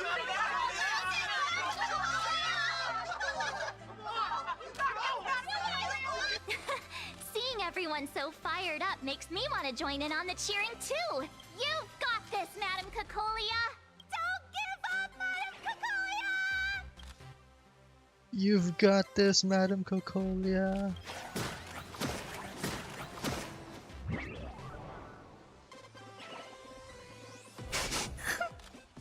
What's wrong, Nessia?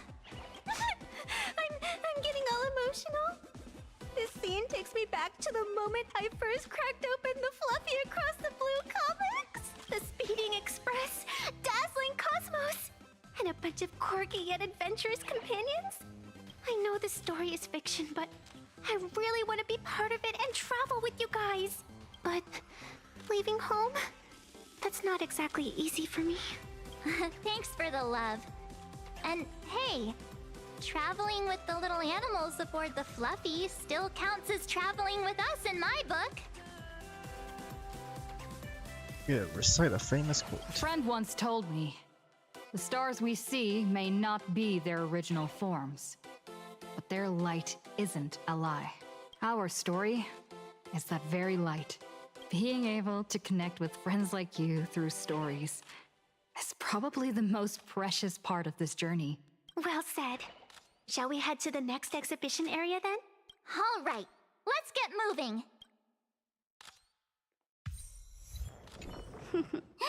Did you have a good time? Let's see what they have at the next stop. Wait, she's coming along?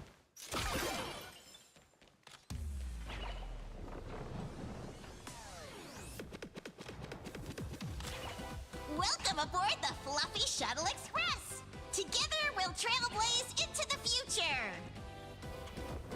Next stop, Cienjo Lafu Exhibition Area! Welcome aboard the Fluffy Shuttle Express! Are you ready to head to our next stop, the Cienjo Lafu Exhibition Area? I have to say, Perlux really put care into organizing this exhibition. Oh, I wonder what attractions await us in the Cienjo Lafu exhibition area. Let's go. Welcome aboard the Fluffy Shuttle Express! Together we'll trailblaze into the future! Next stop, Cienjo Lafu Exhibition Area! Wish power. The game will end with that thumbs up. Inside car, get close. Okay. The audience is brimming with excitement. Welcome aboard, passengers. The Fluffy Shuttle Express is about to depart. Next stop, Cienjo Lafu Exhibition Area.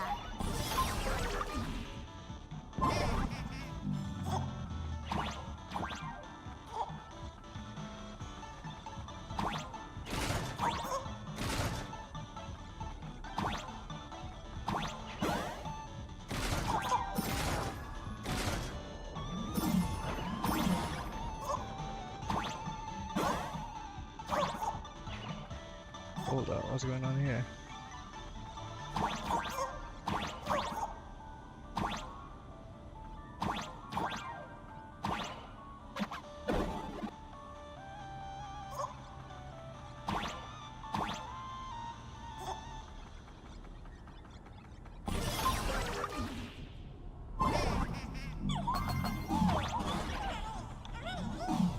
We're approaching the Cienjo Lafu Exhibition Area.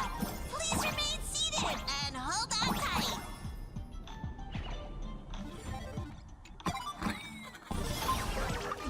Welcome aboard.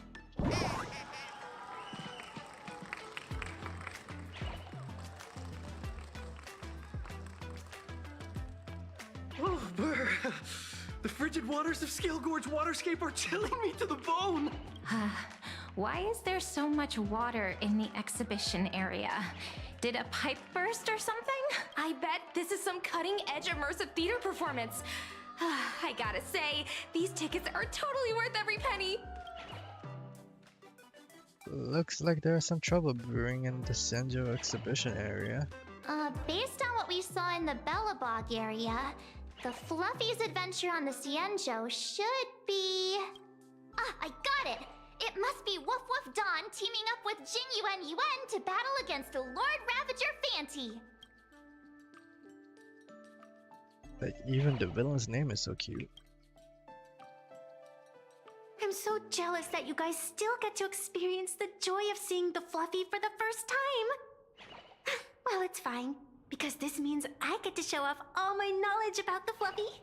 When people talk about the Astral Express's most memorable moments in the Cienjo War, it can only be the epic fight, the triumphant return of the High Cloud Squadron. What's the High Cloud Squadron? When people say squadron, they mean a bunch of superheroes teaming up. Did I get too excited? Sorry. I really got carried away. Not at all. I'm guessing this High Cloud Squadron must be referring to the Cienjo's High Cloud Quintet, right? Did a Memo Snatcher steal my memories? When we fought Fantilia, did we really have that many people helping us? 5 at once? These people will dream up anything. Oh, I can't take it anymore. I'm bursting with curiosity. Quick, let's go inside and take a look.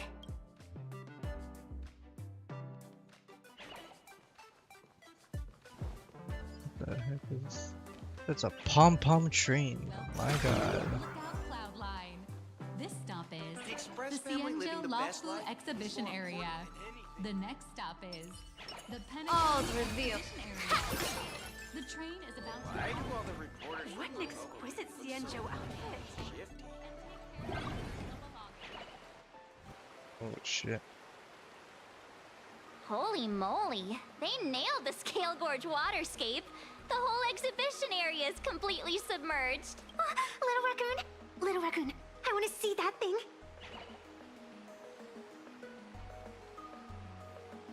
So yeah. Rending my form, setting free. A thunderous roar, a symphony. It does not. Aw, hold it right there. Please do me a favor and stop that. Nessia means that thing. With a flick of the hand, the ancient sea splits apart. That was all Dan Hung's doing. Wolf of Dawn, I've actually been a huge fan of yours all along. From the very first page of Volume 1, Chapter 1, I was already captivated by you. Dan Hung didn't even show up today. Who on earth did this kid learn to ask favors like that from? From March Bunny in the comic, if you must know. What? This is absolutely the biggest personal attack on me ever! Never mind. I'll go ask someone about what's going on.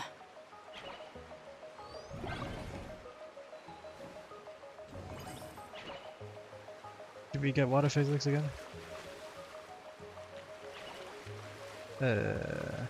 Not really.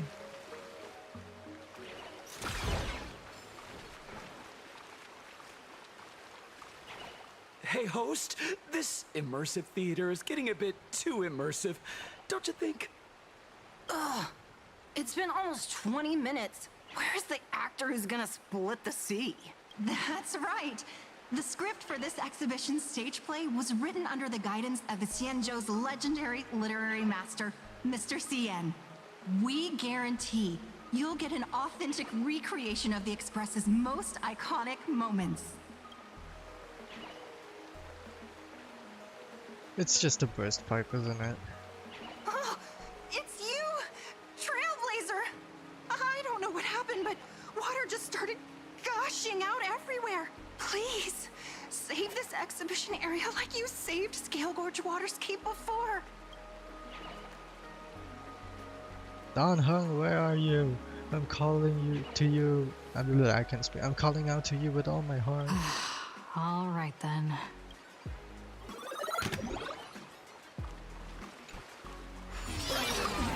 So we're actually going clown now. I come to sightsee, I do hard labor. I fix these pipes. All for the audience.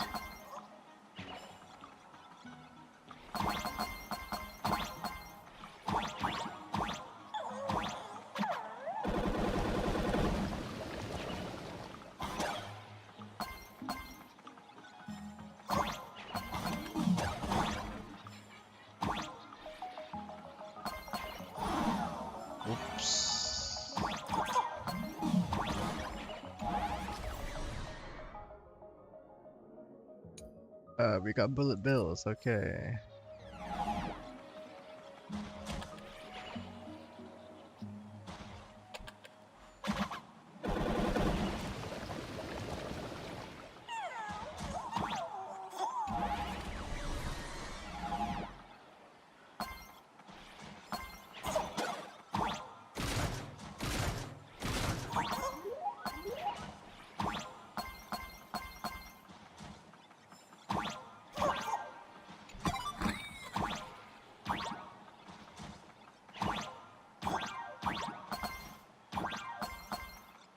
I was fucking drowned again.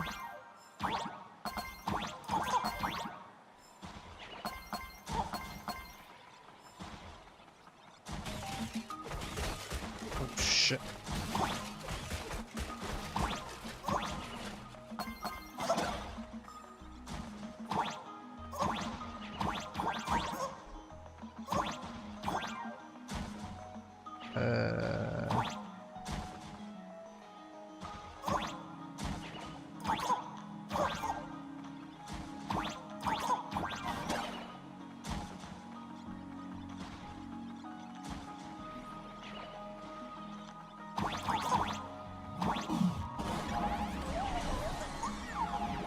That's not right.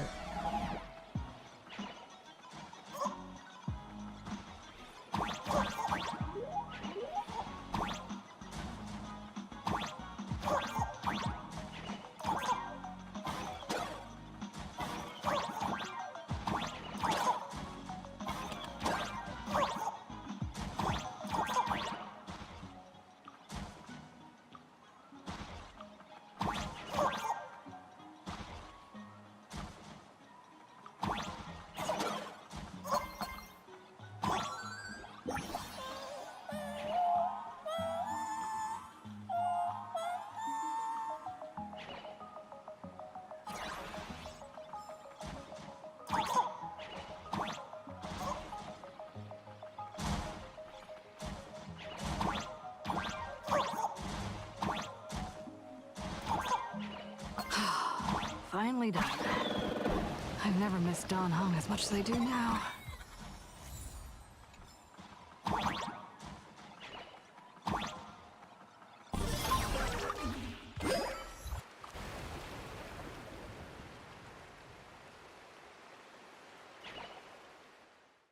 Welcome, dear visitors and spectators. At this moment, you've arrived along with the Astral Express at the ancient and mysterious Xianzhou! It's the Xianzhou Luofu! Oh, that's right. The Xianzhou Luofu Scale Gorge Waterscape! Let's give thanks to the Trailblazer, hero of the Astral Express, who not only saved the Xianzhou Luofu, but also happened to save our little venue today. Whew, and now, it's showtime! Adapted from the true adventures of the Astral Express, we present Battle at Scale Gorge Waterscape! High Cloud Squadron, assembles! Thanks to the support of Full Wish TV, we invited the 4 main stars of the Action Hero series, What the hell? Daybreak Squadron, to perform in this show! And now, Trailblazer, please come up on stage and reenact that heart-stopping battle where you drove away the Lord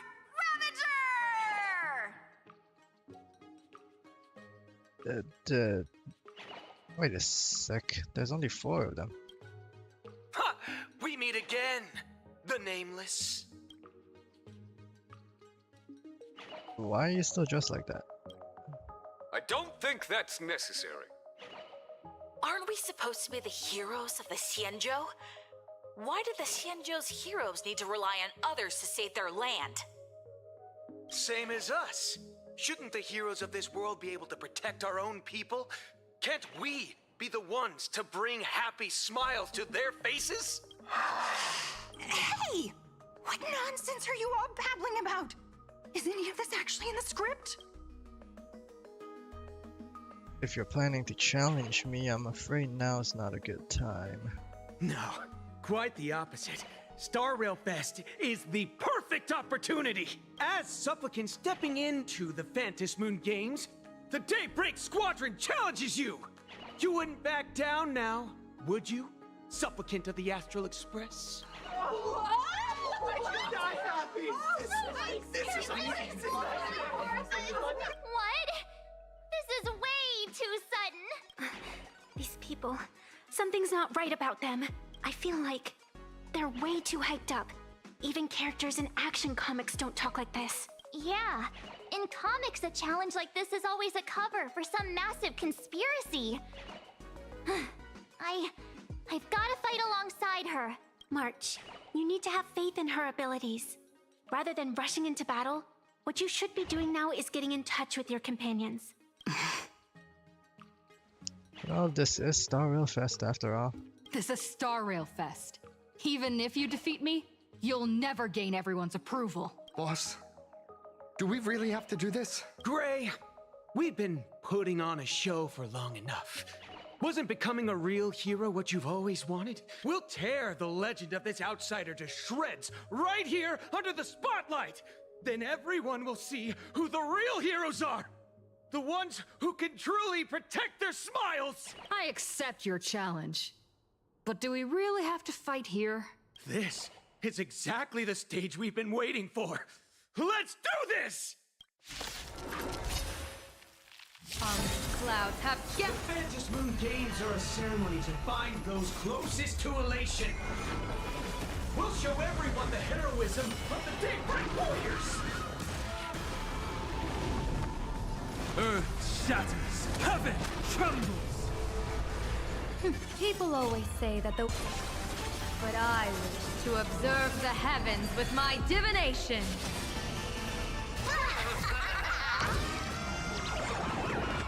May you have the best of luck. To an explosive star!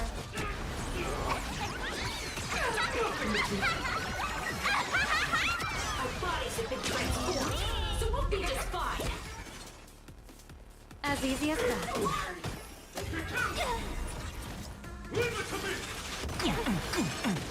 Oven do. Damn, bro. Holy shit. Leaf sparkle. Let's Oh. play 1,000 faces in 1,000 places. Can you find the answer? Don't move, okay? That's all the sparkle.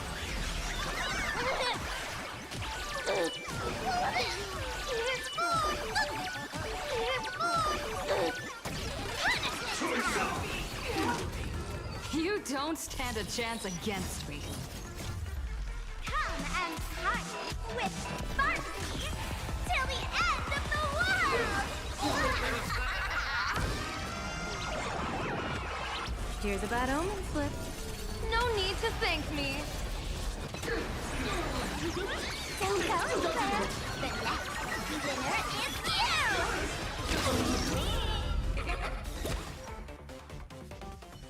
Have you calmed down now?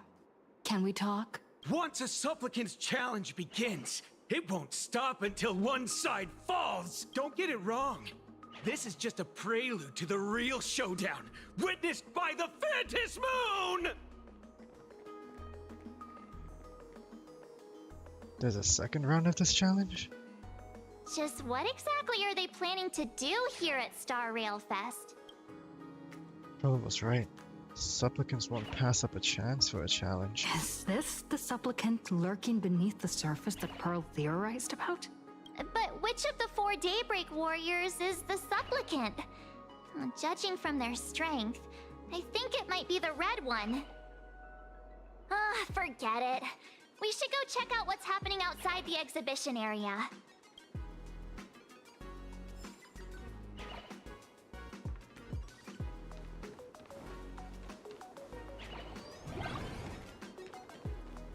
If you've lost your belongings, please let the service center know. Damn, there's more out here.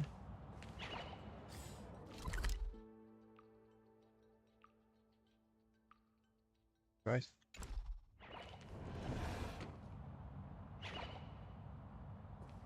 Interrupting a show for no reason.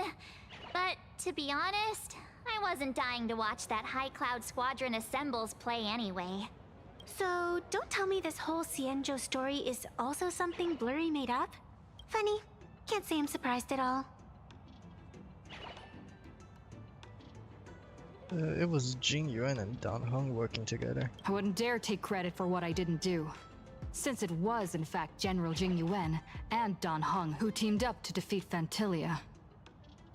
As for the High Cloud Quintet, it's been over 700 years since those 5 made their mark. I know it may sound wild, but Cienjo folks generally live really long lives. You've read the Fluffy comics, haven't you? Pretty sure they covered all that lore in there. Yeah, immortality. some see it as a curse.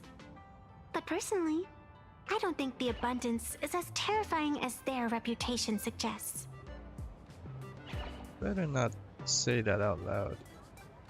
I almost forgot we're not in the Cienjo anymore. Should be fine to talk openly about the abundance now, I guess. Yeah, that's not an issue. But the Cienjo's attitude towards the abundance isn't totally baseless. We've clashed with the Borisin, fought against the Mara struck. Just imagine if we hadn't won that battle against Phantilia back then. The universe would have ended up with an immortal, indestructible Lord Ravager.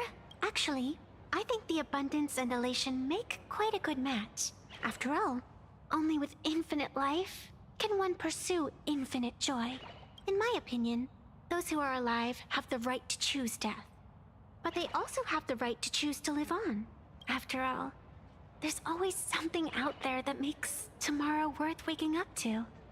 Wow. Getting all philosophical on me now. When this kid gets serious like that, I swear you can practically see the wrinkles forming. Since we're talking about waking up, shouldn't we head over to the Penacony exhibition area next? Huh. You want to keep exploring? We need to be a bit more careful now, don't you think? I mean, the Daybreak Squadron already came gunning for us. Who knows if there are other supplicants lurking around, just waiting to make their move. Oh, come on, March. Don't be such a worrywart. Didn't our little raccoon take out those guys in no time at all? Rest assured, I've got your back. Such reassuring words. Little raccoon, I've actually been a huge fan of yours all along. All right. Don't push it. Here we come, Penacony! Exhibition area! 3, 2, 1. Wait, where is it? It's up. Giga Chat Toilet King. Holy shit. Welcome aboard the Fluffy. Oh, hey, Himeko. Himeko, you're here! Are you two all right? Welt told me to watch the live stream, and I saw the Daybreak Squadron challenging her. They retreated. You did well. I bet their intention was to stir up their supporters' wish power through the challenge. If you'd hurt them recklessly, it might have pushed many supporters straight into their arms. Oh, and you are? Oh, nice to see you again. Express Navigator, Miss Himeko. Pardon my poor memory, but have we met before? Of course. I've seen you in the news more than once. It's such an honor to meet you. This is Evanescia. I think she's a student from Graphia Academy. We ran into her at this expo, and she's a huge fan of both the Fluffy and the Express. She's the one who drew my mask. Huh? So that girl you saw in the Phantasmoon courtyard, it was her? Well, wait a second. She made you a mask? So, you're telling me Nessia isn't just a normal girl? Who exactly is she? I have no clue. A Miss Fox here to return a favor, maybe? Who exactly are you? Me? I'm no different from you. Just a spectator of the Phantasmoon games. Though I suppose my position is a bit special. I had so much fun tagging along with you two. Who would have thought that the Fluffy had such an interesting backstory? I think it's time to say goodbye for now. Are you leaving, Miss Evanescia? Now that my identity has been exposed, Cinderella's magic is about to wear off. And since this little adventure started on a whim, might as well end it on one too.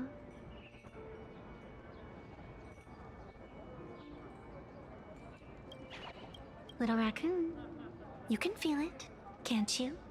All that attention, all that joy from the exhibition. As you fulfill people's wishes, that power has been flowing straight into your mask. It might spark something beautiful, or plant the seeds of something sinister. Whatever you choose, I just hope you won't become a boring character. I'm rambling again, aren't I? Well then, before I go, let me break this awkward moment with a riddle. Do you know why flowers are so beautiful? So, wait, where did those flowers behind you come from? What's wrong? Can a pretty girl have her own special effects? I know you're never serious about anything. So I guess I'll just have to answer my own question.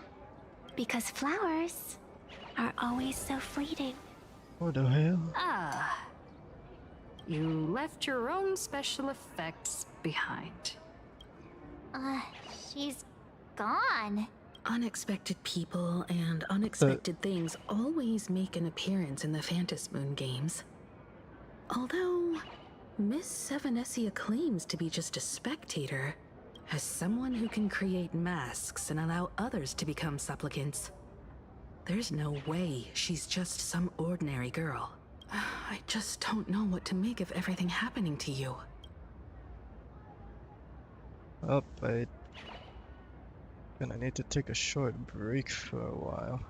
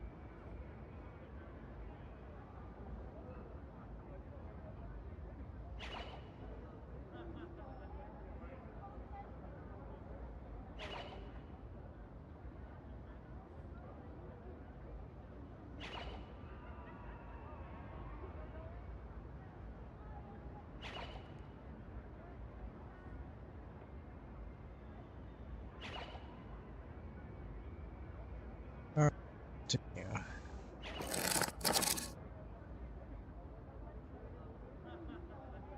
Mom, I promise she won't lead me astray. Sorry, I'm just being overprotective. All right, time for us to head out. Where to?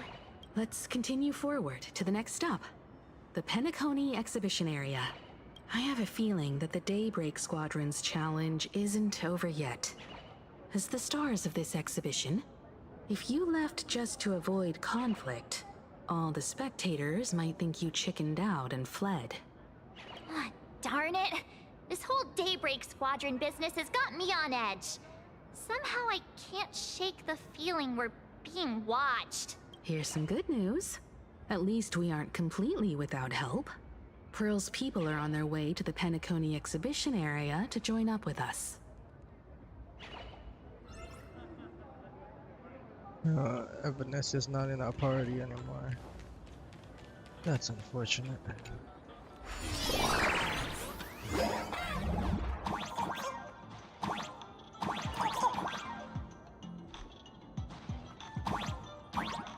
Welcome aboard, passengers! The Fluffy Shuttle Express is about to depart! Next stop, Penacony Exhibition Area!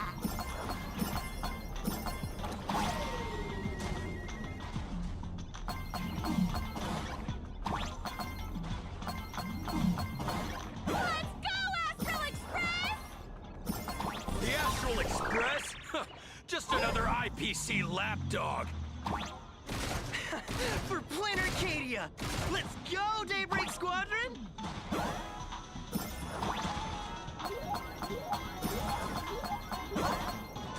We're approaching the Penacony Exhibition Area! Please remain seated and hold on tight!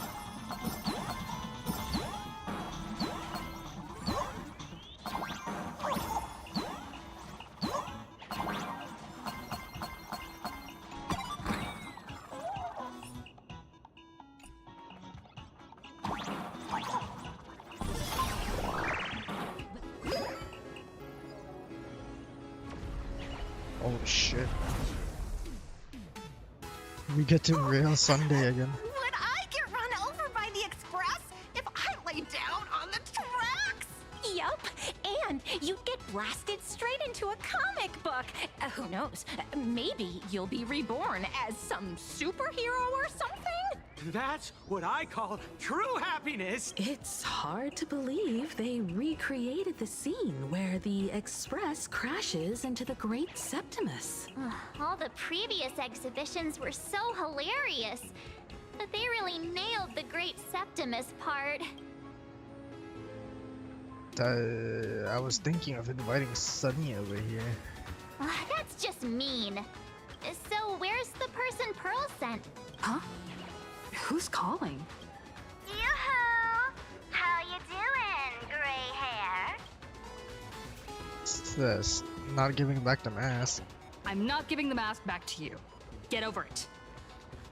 I heard about your big fight with the superheroes, and since I actually respect you as a rival, I thought I'd give you a heads up.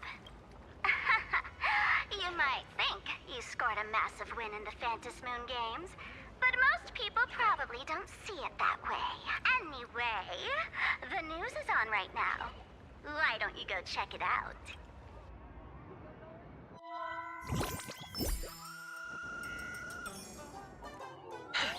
Just moments ago, an extremely violent incident broke out at the ongoing Star Railfest exhibition venue. The Astral Express supplicant Trailblazer brazenly launched a brutal attack on the beloved local heroes, the Daybreak Squadron.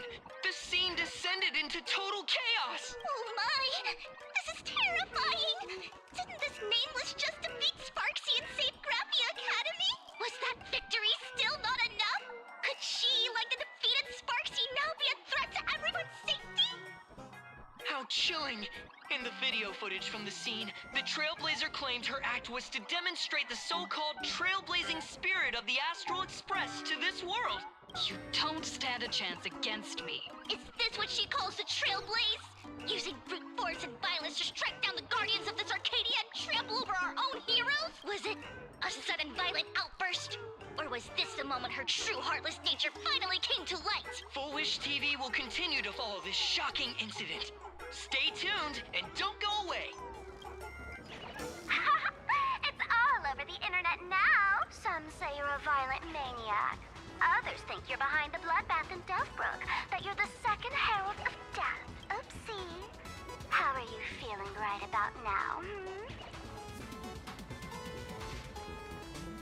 Someone's definitely pulling strings behind my back. Of course, someone's definitely pulling strings behind the scenes and stirring up drama. As a top streamer in this field, Sparksicle can spot these tricks from a mile away. Oh, right. Didn't you also do a TV news interview? I didn't say anything in particular, did I?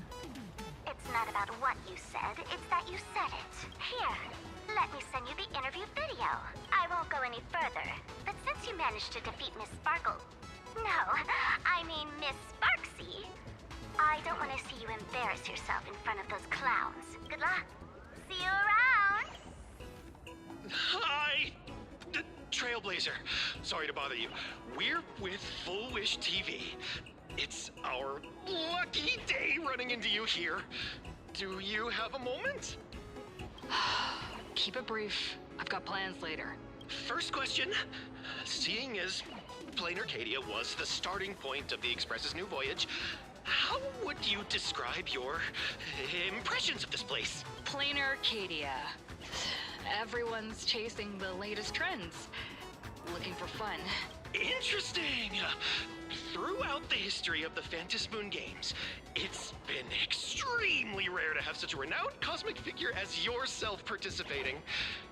As the Astral Express's supplicant, what kind of changes do you hope to bring to this world in these games? Show everyone the strength of the Trailblaze to change this world. That's an impressive answer.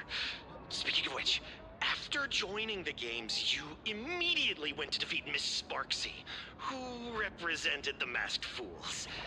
What are your thoughts on potentially facing native supplicants in the future? The other native supplicants?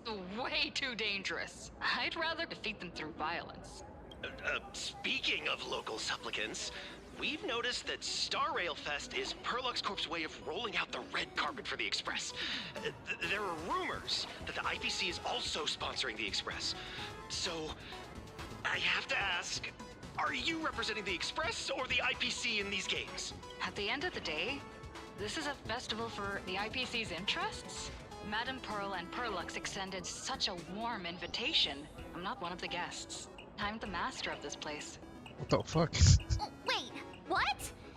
This is totally a malicious edit to frame her! How shameless. They sure know how to twist other people's words. Over these 15 years, the nature of competition in the Phantasmoon games has evolved. The Daybreak Squadron's taunts were just smoke and mirrors. The real game is being played in the shadows, where our opponents have mastered the art of weaponizing public opinion. Come to think of it, it's only natural. After all, the true stars of the games were never the supplicants on stage, but rather the audience, whose gazes they command. Indeed. The audience is all fired up, waiting to see you work your magic, kid. But you know what? I bet what they really want to see, deep down, is the Daybreak Squadron taking the Astral Express down a peg or two. Oh, well. If it isn't the folks from the Astral Express. Fancy meeting you again. This storm online is several times more intense than the day you stopped SparksyCon. Miss Kuchiba, you've seen all this fake news too, right? Aren't you guys a bit late for this? Sorry, got a bit held up on the way. Since I entered the exhibition area, at least 7 folks stopped me asking for the autograph of this guy called Welt. So, who is this Welt? Pearl assigned us to investigate the Sinwish Syndicate massacre. But every suspicious thread we followed led us from the Research Society of Happy Smiles straight to the Daybreak Squadron. And then there's the one pulling the strings behind the scenes. Full Wish. Full Wish? Oh, you know that name. Now this is getting interesting. She was my junior at school. 15 years ago. She was also the only student who survived at Graphia Academy. The good news is, your junior is living better than anyone else. She owns TV stations, charity organizations, has a huge business empire, and wields both... Oh, as for the bad news, she's probably plotting something for the Phantom Moon Games. And I mean the worst kind of something. My gut tells me that the Sinwish Syndicate massacre, well, that's probably on her tab too. The good news is, your junior is living better than anyone else. She owns TV stations, charity organizations, has a huge business empire, and wields both wealth and power. Oh, Madame Pearl sent Mr. Ashvale to ensure everyone's safety. Of course, I understand that with the Nameless's skills, there's no real need for extra protection. But Madame Pearl didn't want to take any chances. long story short, feel free to use me as muscle. No need to be shy about it. I'm counting on you then. So, are we still heading to the top of Pom Pom Tower? We should keep moving forward. If my guess is right, the Daybreak Squadron will launch their second attack there. Forget about any fantasies of fairness and harmony. From this moment on, the Phantom Moon Games could follow in the footsteps of what happened 15 years ago. Once this battle turns bloody, fear will seep through the screen and become some supplicant's wish power. See, that's the problem with modern society. Good news stays home, while bad news spreads like wildfire. Did somebody say wildfire? We made a choice, go fight against your fate.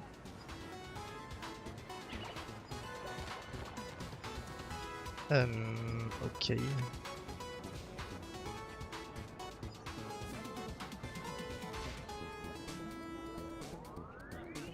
Is the fucking background music an 8-bit version of Hope is the Thing with Feathers?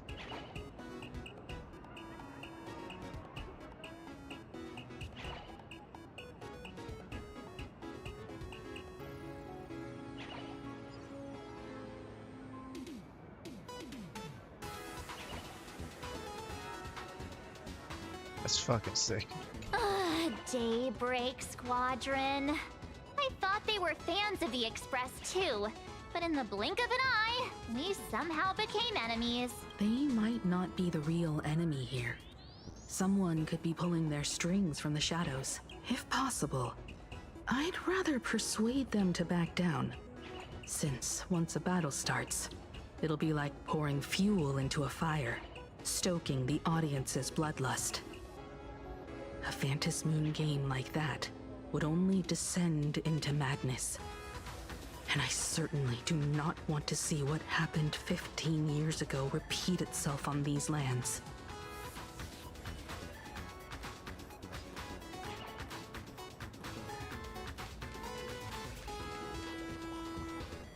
Ooh, I know about this exhibition area, thanks to the comic Miss March gave me. Wouldn't have pegged you for a comic book reader. Excuse me? Wouldn't have pegged you? I flipped through it on my way to pay respects to Costide.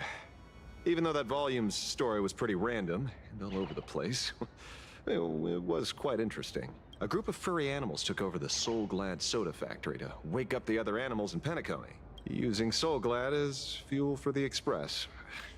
Talk about forced product placement. Time to get to work, Detective.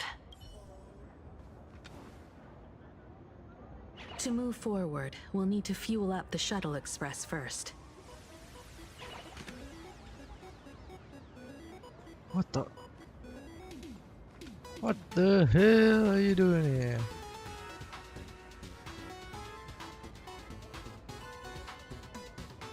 You're cosplaying as the Dahlia?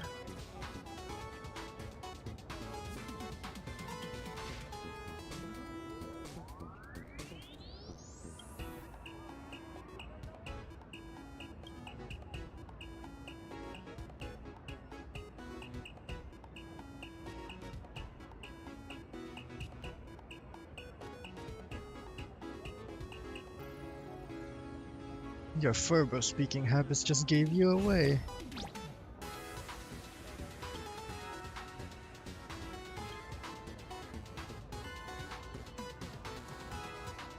Etch me into your bones.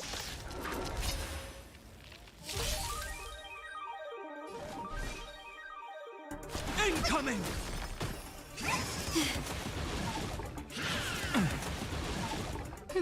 Stars of fortune favor us. Don't worry, don't move, okay?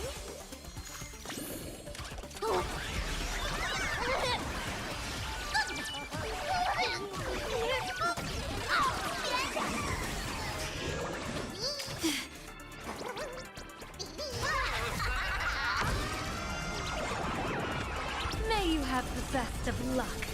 To an explosive star!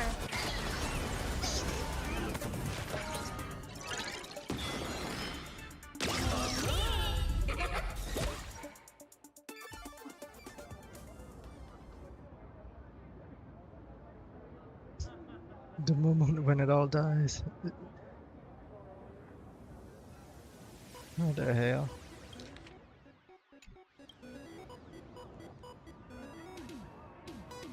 You should totally be an actor at Star Rail Fest.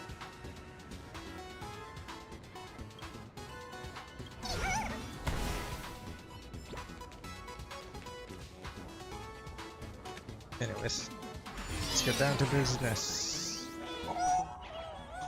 Come on, let's fuel up the express. Oh my god, it's Robin's. Oh shit.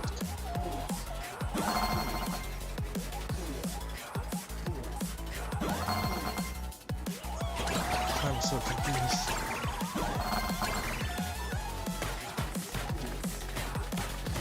What is this remix, bro?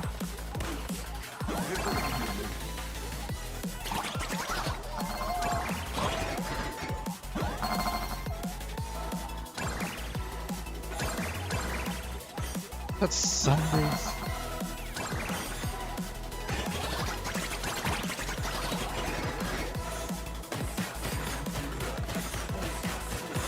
Oh, it's the fucking... It's the trash cans.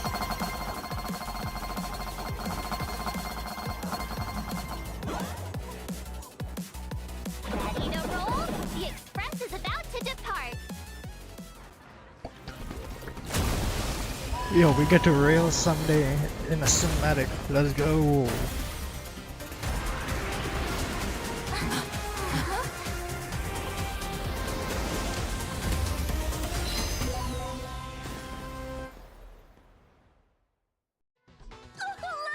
The express people are here! Quick, stay back! It'd be terrible if you got caught in the crossfire.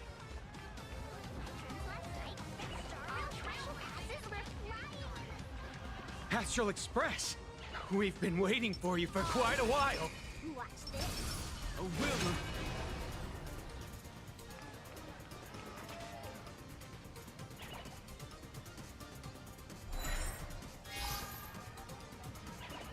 The Astral Express. Just as I thought you weren't going to show up. Oh, you brought help? And it's an old friend. Been a while, old man. Know them? People who have lived in Dovebrook share a special connection. Since you're treating me as an old friend, I don't want to act like some high and mighty adult telling you what you should and shouldn't do. I'll only tell you this. What you're doing right now has already crossed a dangerous line. Whatever orders Full Wish gave you, there's still time to turn back if you stop now. Wilhelm, Tiana, Lucius, and you, Magnus. After my heartfelt warning, do you still insist on taking Full Wish's side? They're my partners. Listen up, old man. Supplicants' challenges during the Phantom Moon Games have no restrictions. That means you have no right to stop us. Like the Herald of Death. Oh, we're not the Herald of Death. And we're definitely not here for bloodshed this time.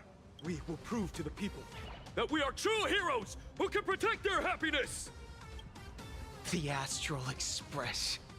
These visitors from beyond the sky claim they saved the cosmos from a Lord Ravager. But who knows what the truth really is? This so-called saving the cosmos might just be another scheme of the IPC. Just like us back then. Putting on a show on TV, desperately trying to comfort the kids in front of the screen. Tell those children. Tell my past self that when the Herald of Death comes, there will be heroes who put themselves between everyone else and a threat. Captain. But where were the Nameless of the Astral Express when we children needed protection 15 years ago? We weren't even here 15 years ago.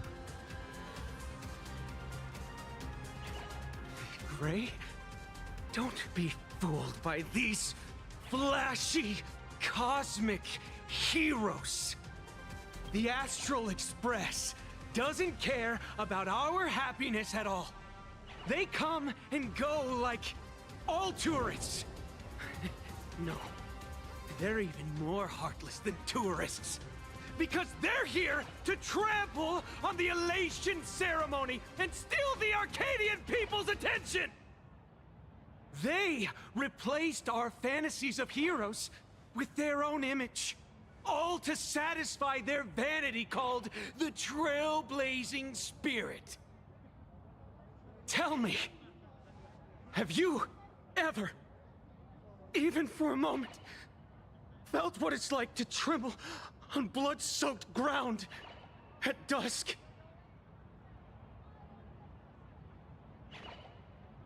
There's not a single time I go into a fight that I'm not terrified.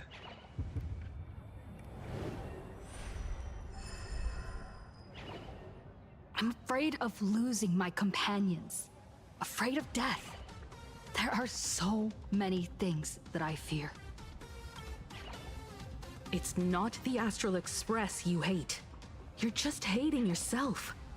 That powerless child who couldn't protect everyone. But I want to tell you, being powerless was never your fault. The Astral Express is the GOAT! The Astral Express is #1 in the universe! Quit yapping! Tear them to shreds! Beat them to a pulp! I want a bloodbath! Daybreak Squadron! Beat these alien punks to the ground!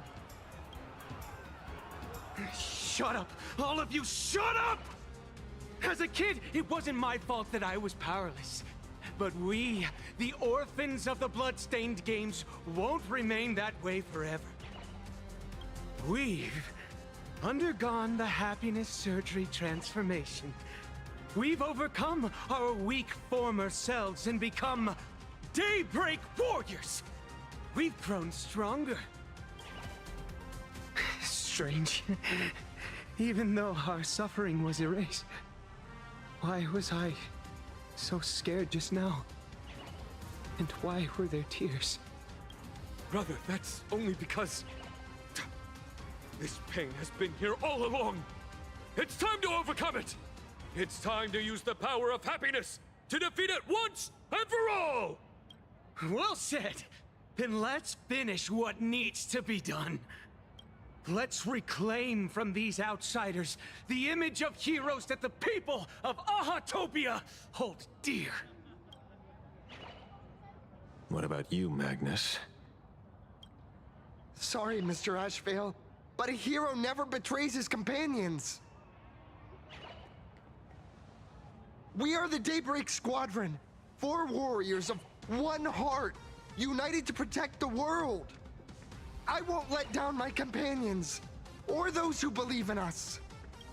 We are the true heroes. Look at the statue of the conductor. It's just an empty shell. Even Perlux Corp, with countless resources at their disposal, can't breathe life into it. But we can. Let me prove it to you. What are you guys What are you guys going to do? Stop them! Don't let them drag the Astral Express's name through the mud! I shall provide the wish power to awaken it! I shall become its skeleton and allow it to stand! I shall turn into the fuel that drives it forward! I shall become the core that makes the engine sing the song of eternal joy! Happy! So happy! Happiness! The Express is about to warp happily! Cleanup initiated! Unclean eliminates! Everyone will be happy!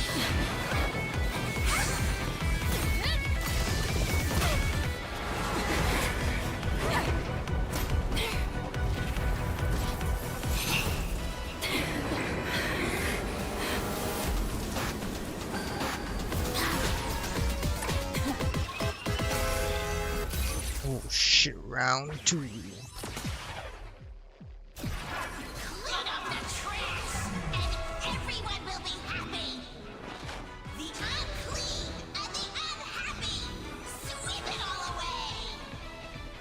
Oh shit. After Alloy Mechatron, King Pom Pom uses high temp sterilization mode, it gains several stacks of lasting anti-bac, greatly reducing the damage taken by it. Gaining a certain amount of punchline allows the Alloy Palmy to gain an extra turn and enhance the basic attack. The enhanced basic attack and remove 1 stack of lasting anti-bac. That takes massive damage. Okay. It's really moving! This is the power bestowed upon us by Aha! I will stop you at all costs. I won't let you trash the conductor's image like this! I'll endure. The moving backgrounds. Sweep away pain together!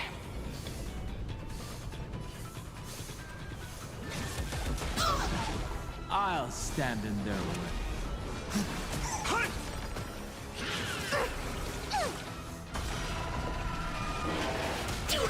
Divinate people always say that the... But I wish to observe the heavens with my divination.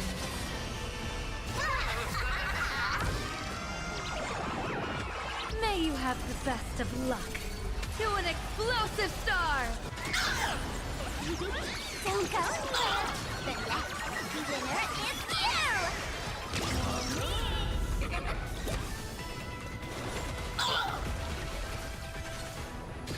Do not disturb! you! Why don't move, okay? That's all the spark you got. 1,000 faces in 1,000 places. Can you find the answer?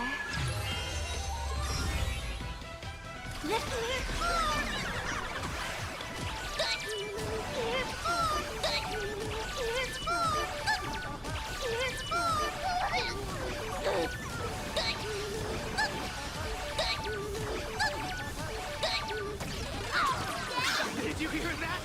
Aha is beckoning us! The Astral Express is nothing but the IPC's lapdog! No worries. We've already dealt with one of them. Won't mind handling a few more. What did you say? Here's a bad omen slip. No need to thank me. Already dealt with one of them. And come set away the foot. Right in the face!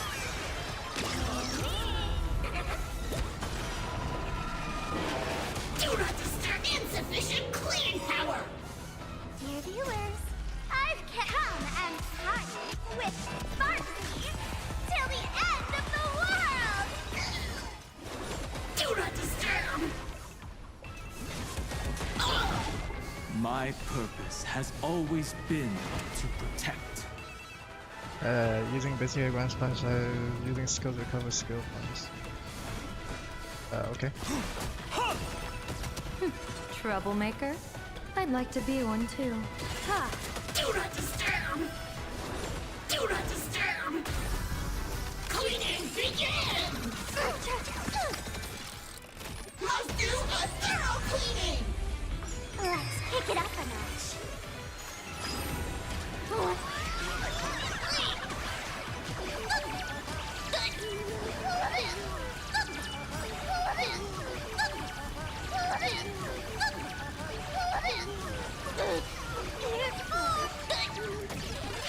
Won't stop working! Won't stop working! We promise to protect the Arcadia! Filth! Pain! So much! Eliminate pain! Everyone smile! Super powerful cleaning roll!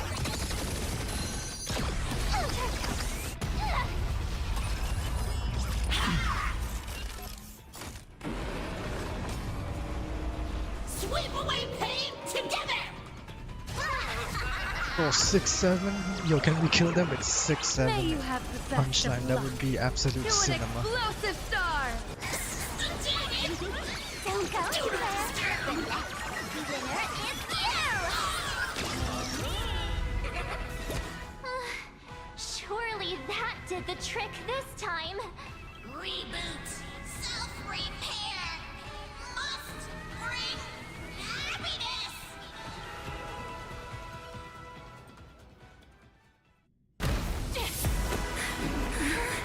With everyone, we'll be happy!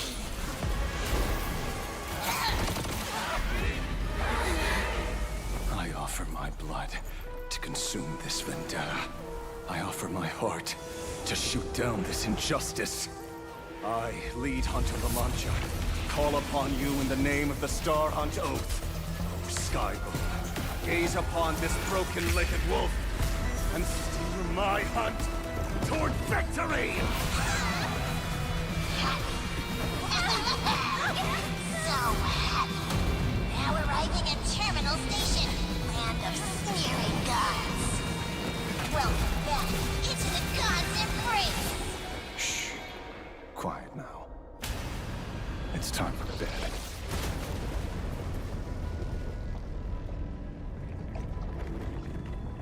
Oh shit.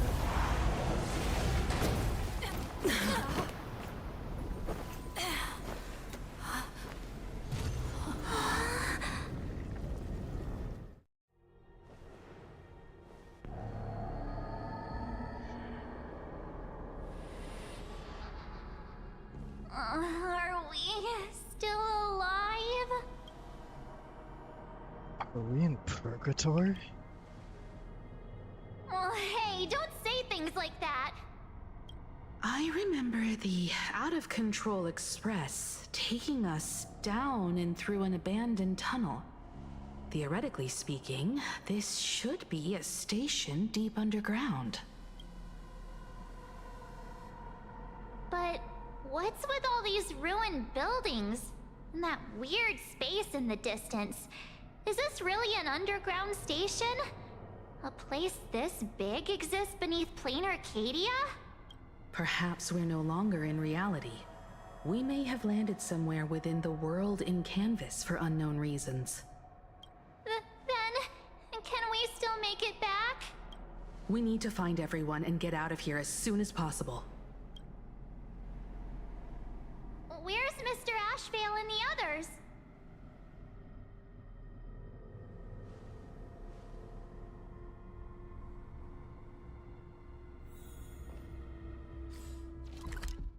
Navigation not available, so this is a one-time exploration area.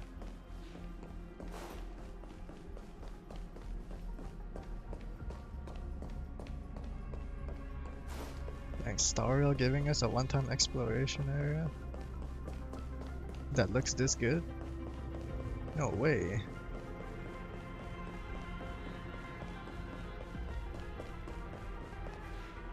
We've been reborn. See? I knew we weren't like those Sin-Wish Syndicate trash. You're right, Red. We're heroes. We are justice. We are the undying happiness! If you are justice, then forgive me for playing the necessary evil. Everyone, please! This has to stop! If this goes on, you'll all... Just smile. Embrace the everlasting bliss and true happiness. I beg you, please, listen to me. It's not too late. We can still go back to the Department of Aberration Defense with Miss Kuchiba and explain everything. It's no use. They are just creatures that can only react to joy now. All shall be blessed with happiness. All shall live forever. So smile and laugh, and let our laughter infect all of Planarcadia. My senior, Mr. Ashvale, I'm begging you. Please tell them that it's not too late. There's nothing I can do. Move aside, Magnus. Please, just give me another minute. You know they're good people. It's best if you just move aside. A true hero never abandons his friends. If I try to kill them now, will you stop me? Or will you turn a blind eye? See it through the end.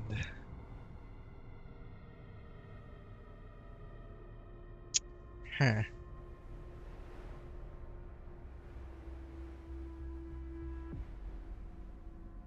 Stop, Ashvale. I get where you're coming from, but they've made their choices and so have I. After all, are they really better off like this? A tribute of life unto death, and the debt paid in blood. The Sinwish Syndicate, a gang that once ruled the streets of Dubbrook. They sparked massive turf wars that left many with grievous injuries and racked up charges for robbery, extortion, and a whole laundry list of other crimes. Pullwave and Koss died. They were far from saints. Any good deeds they did in their lifetimes were just like a few pretty soap bubbles floating up from a stagnant pool of filth. That's why we brought them down. They and this whole world have now become happier. Yes, they may have had sins to atone for, but that doesn't justify you murdering them as if they were just toys. Thank you for your aid. I am the Blaze Weaver Warrior, captain of the Daybreak Squadron! May I...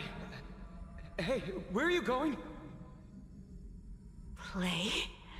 We're not playing. Everyone's just laughing along happily. Mr. Detective, do you know about the Galaxy Rangers? I heard they are a group of righteous heroes roaming the universe. In that sense, are we the city's rangers? Ah! Mr. Ashville! Could you do us a favor?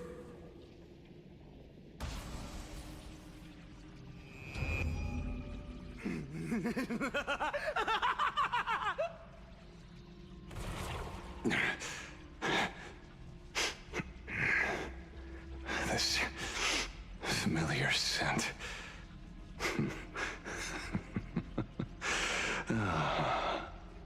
I see. What have you done? Remember what happened today, Magnus. You may seek revenge anytime. I won't stop you. The shadows withdrew beneath Ashvale's feet like a receding tide, leaving Cinderborn standing alone in the wake of the darkness. As the gloom dispersed, it utterly subsumed his three companions, along with the shadows that tethered them to it, vanishing them without a trace.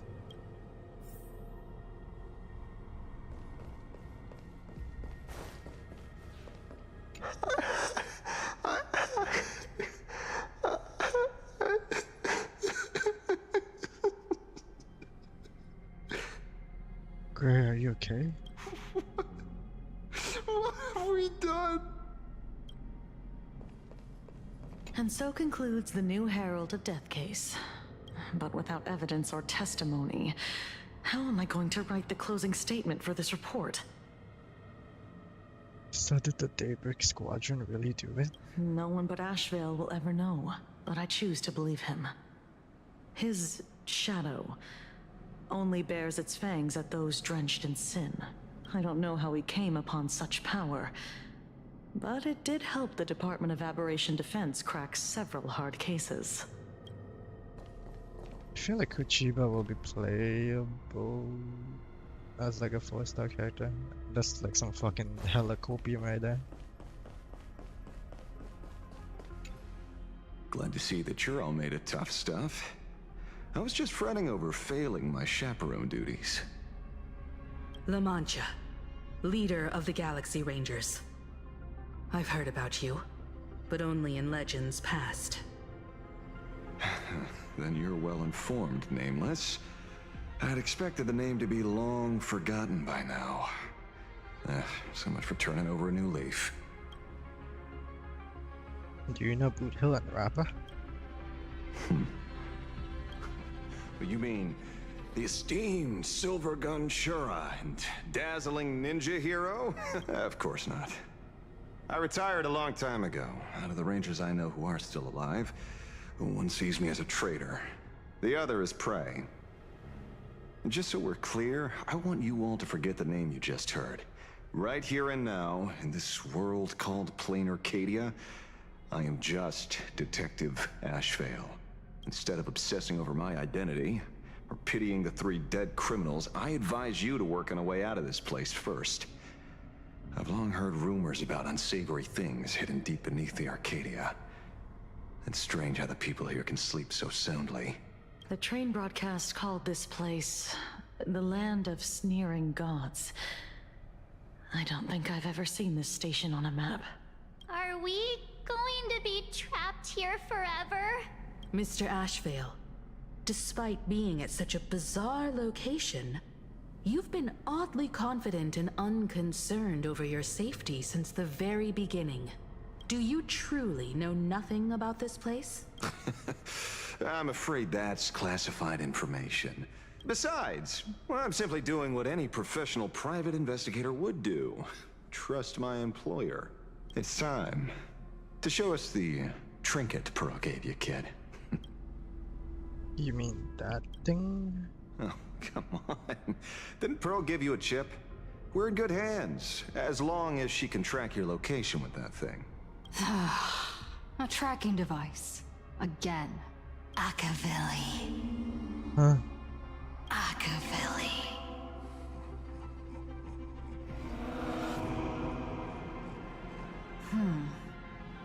Come this way. Come slowly.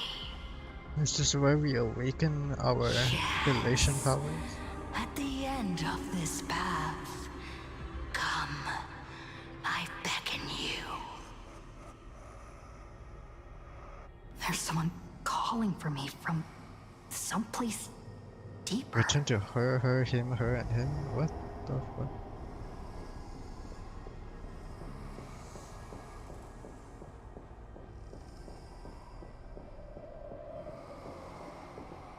Did you hear that? Come to me. Yo, my eye color, what the fuck? Where did everyone go? There's someone calling for me from someplace deeper.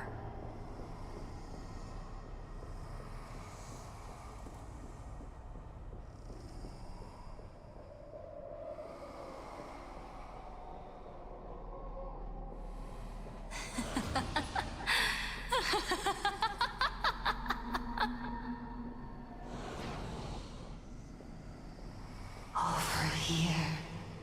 Keep going forward. Come here.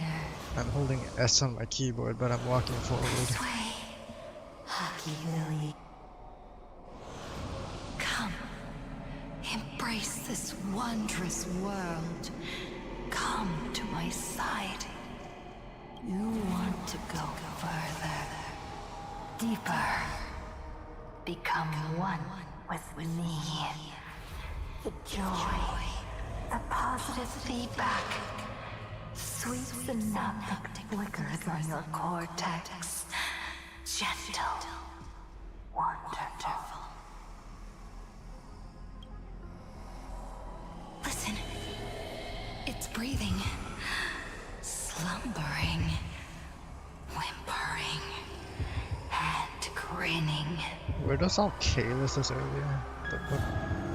Warm, gentle, more gentle. Yo, look at all those men hats. And gentle. I am you, and you are me. Come, embrace this primordial joy. Life, in exchange for a boarding pass on the Express toward the end. Become one with me. Become a part of me. Become mine.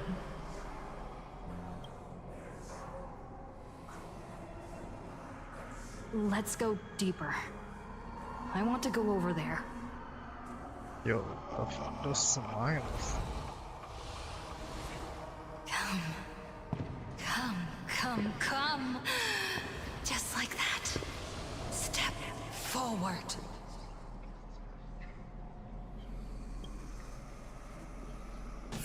That's far enough, kid. My golden principle while working on cases in this world is to keep my curiosity in check and not get involved with matters beyond the case itself. Especially things that already look considerably dangerous. However, the thing that slumbers in the deep here does look awfully familiar.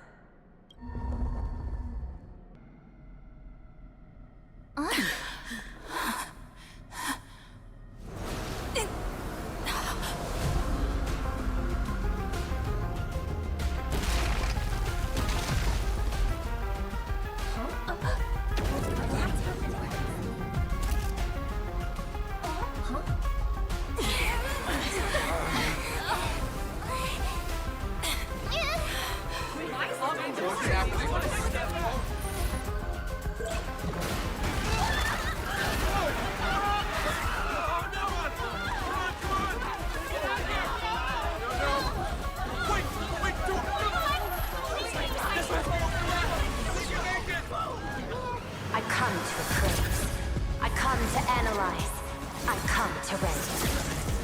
I weave the cosmos into brocade, breathe soul into painted stones. Let the jewels of heaven rise as they will.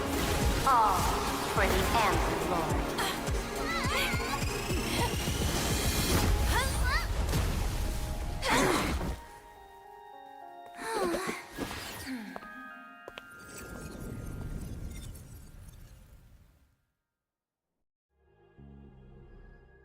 We meet again, everyone. Fortunately, her lucky chip helped me locate you. Please accept my sincerest apologies for not intervening in time and putting all of you in danger. Thanks, but please don't give me any more tracking devices. Actually, she put one in my pocket too, but I auctioned it online as a souvenir. Thank goodness you kept yours. Otherwise we'd be done for. Madame Pearl, where exactly were we just now? The place where you fell is called the Torn Scroll. It is a space that peeled from the scroll painting during Planarcadia's return to reality. These splintered spaces continuously rip at both reality and the world in canvas. The Department of Aberration Defense originally thought this kind of phenomenon had stabilized, but based on observation, during your encounter with the Daybreak Squadron, there was a sudden speck of disturbances from the Torn Scroll. Unfortunately, the cause, unclear. Therefore, I had to use the power of the cornerstone to analyze the space, then mend the fissure with imagenesis in order to bring you out. The Department of Aberration Defense has initiated emergency protocols to reassure the public and handle the aftermath. However, I wasn't able to directly observe your situation after you'd fallen into the torn scroll.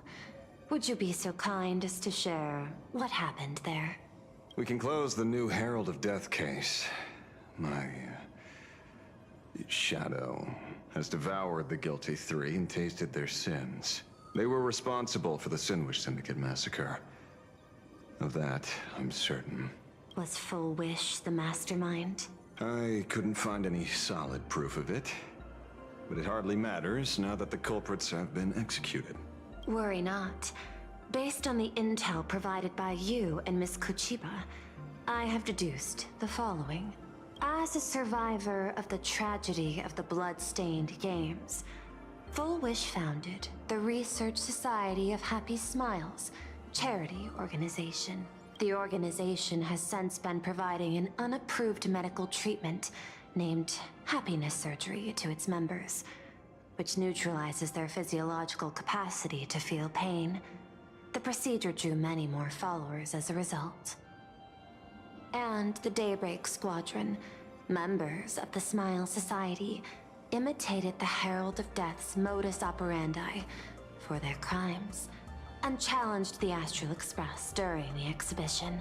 From the aforementioned facts, the predicted probability of Full Wish being the mastermind is 92%. If I may, Madam Pearl. Management in Planarcadia should be dictated by the chain of evidence rather than extrapolated probability. I understand. I will observe the human laws and customs. In any case, we have achieved our goal through Star Rail Fest, luring the supplicant with ill intent out of hiding.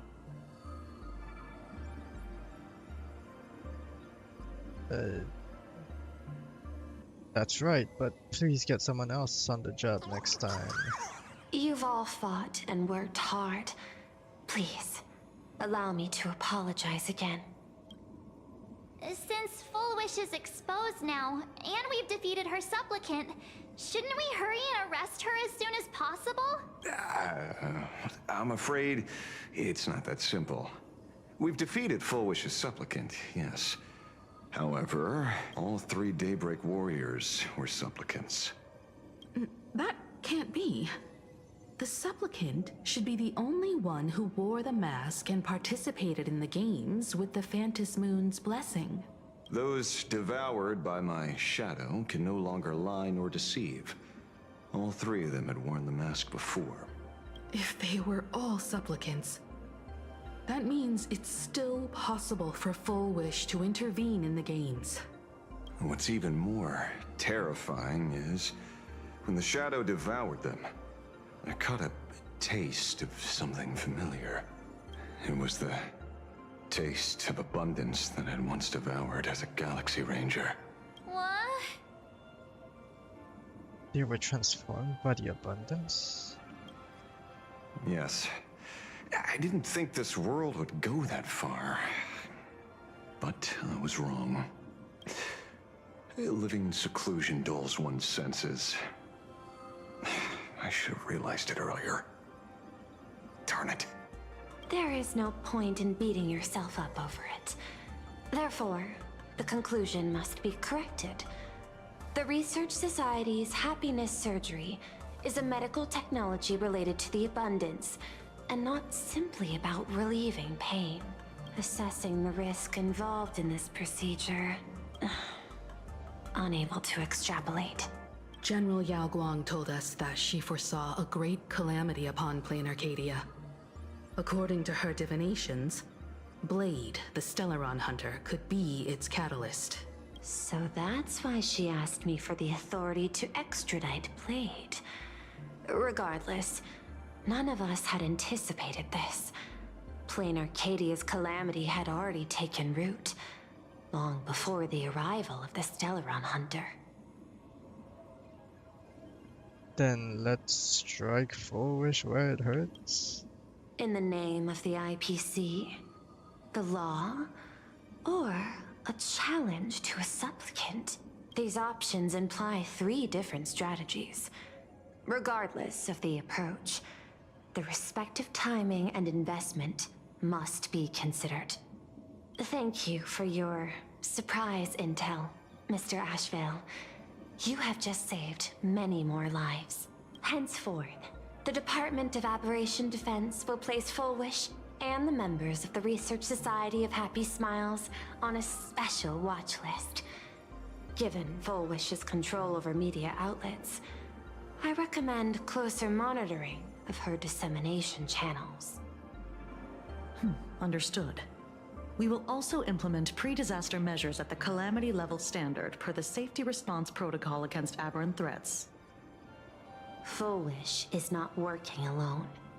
For normal people to be able to get an abundance transformation, that implies far more sinister supporters behind the scenes. These are enemies not to be easily contended with. Therefore, as the administrator, I beseech you all, please, lend your aid and help Planarcadia through this crisis. This has escalated beyond mere rivalry for the Ionic game. Full Wish's conspiracy has crossed the line.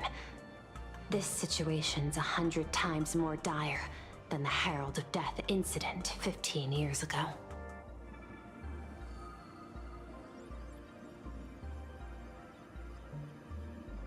I should have read the small print of this vacation. I've got score to settle with her. Please, Madam Pearl.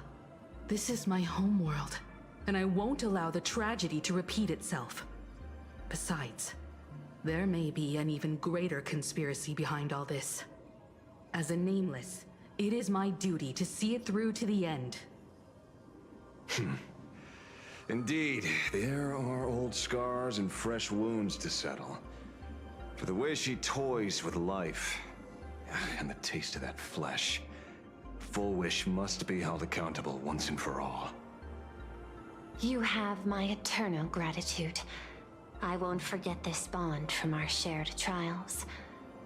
Now then, I shall prepare an action plan, as well as share relevant information with General Yao Guang. The seed of abundance planted by Full Wish must be uprooted and eradicated as soon as possible.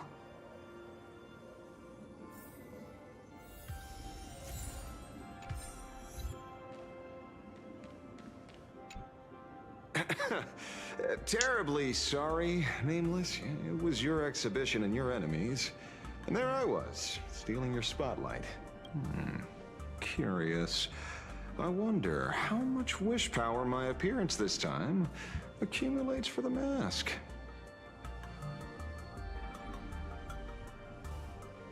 Fine, you can have this one for free. Oh, don't be like that. You can tell them that I'm Welt. We already look similar enough. Who knows? Maybe that'll redirect some wish power toward your account instead? Have you had dealings with the Xianzhou before? We fought side by side in the past, and, well, I know a few faces. But, as they say, the honeymoon phase never lasts. I heard some of theirs were still looking for me before I went into my last cryosleep. I'm counting on you to keep this a secret. Why are you going incognito? Some people want the head on my shoulders, while others want the shadow in my arm. I'm old, and I just want some peace and quiet. That's all there is to it. Will you continue participating in the Phantasmoon games? What? Itching to get rid of me already? Well, you're not that hasty, are you? An even greater prey just joined the game. Sure, she could be small fry by your standards, but in terms of viciousness, she might surprise you yet. Before the supplicants go their separate ways, Full Wish is definitely a good hunting target for us to align our goals. Don't steal my spotlight this time. Such confidence. Can't help but smile at that. And for some reason, you really remind me of a young man named Tiernan. You nameless bunch just love jumping headfirst into fire pits, don't you? Yeah, how old are you? You know, Given your Tiernan, skills, would you be interested in joining the Galaxy Rangers? If you're still alive by the time the Phantom Moon Games conclude? I'd rather follow Tiernan's example. Tiernan is also a senior member of the Express that I respect. I will follow in his footsteps. Forgive me for being presumptuous. Being a ranger, it holds little appeal, really. It is a path of loss, suffering, and vengeance. In that case, I will take back my words. Young Nameless, may you never have to tread the path of a ranger. Full Wish's partner. Perhaps someone far more dangerous has already set their sights on this round of the Phantom Moon Games. Oh no. They are definitely up to no good. Can I walk on this? So it's true. The captain and the rest really did kill all those people from the Sinwish Syndicate. And this Full Wish is also plotting something terrible. This is absurd. It's been 15 years since my life turned into a montage of nightmarish amalgams. And it's still going. You need to rest. Thank you. Mr. Ashvale is right. This is not the same as playing the hero on a stage. In the end, I'm just an actor. Uchiba, you better be playable. Oh, leaving now. We're counting on you, hero of the Express. You look fairly relaxed about it all. Because it's just another Phantom Moon Games for me. Check the records in the Ministry, and you'll see. Save the mythological times. They always end up in a huge mess. Without fail. Maybe that's precisely why Aha designed it this way. So they can watch humanity stumble over arbitrary obstacles we impose on ourselves and others. Otherwise, they'd probably die from the boredom of an orderly universe. How will you deal with Cinderborn? Maybe interrogate him for a few days. Get a strong light, render him unable to eat or sleep well, and he will probably spill everything he knows about the Smile Society. And once we've picked his brain, we'll let him go. I should go, Miss Kichiba. It's almost time. I should get back to work too.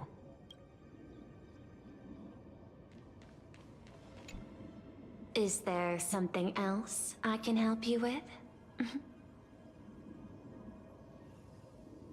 The Smile Society has been around for a while. How are you unaware of what they've been doing?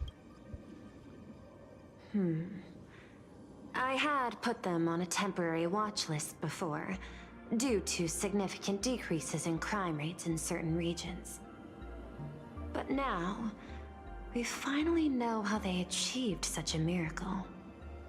Personally speaking, I cannot fault the citizens who joined the society, nor do I wish to fixate on the accountability of those who governed at the time.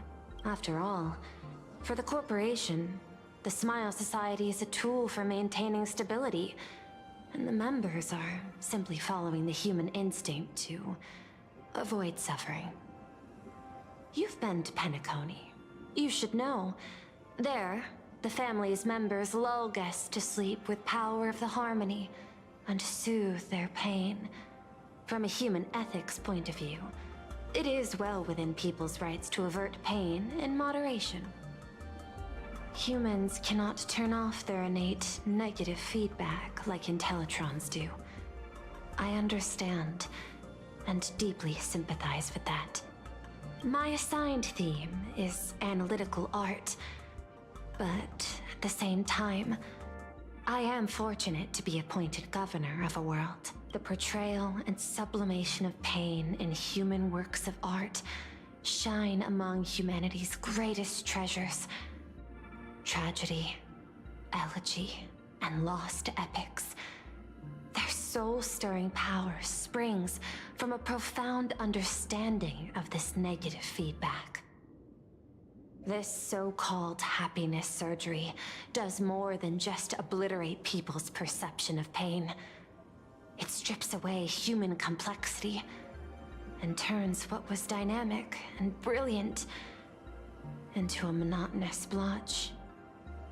To me, governing this world is like creating a painting. My vision is to maintain the diversity of life forms and preserve their potential for growth and change. The Research Society has disrespected my work. Thus, my duty and theme have become one and the same. I will do all that I can to cleanse the misguided strokes of the Research Society from this land. Thank you again for lending your aid, Nameless. I will begin extrapolation of our next steps now. See you later, Madam Pearl. I hope you all get some proper rest before moving out again. I hope you all... See you guys.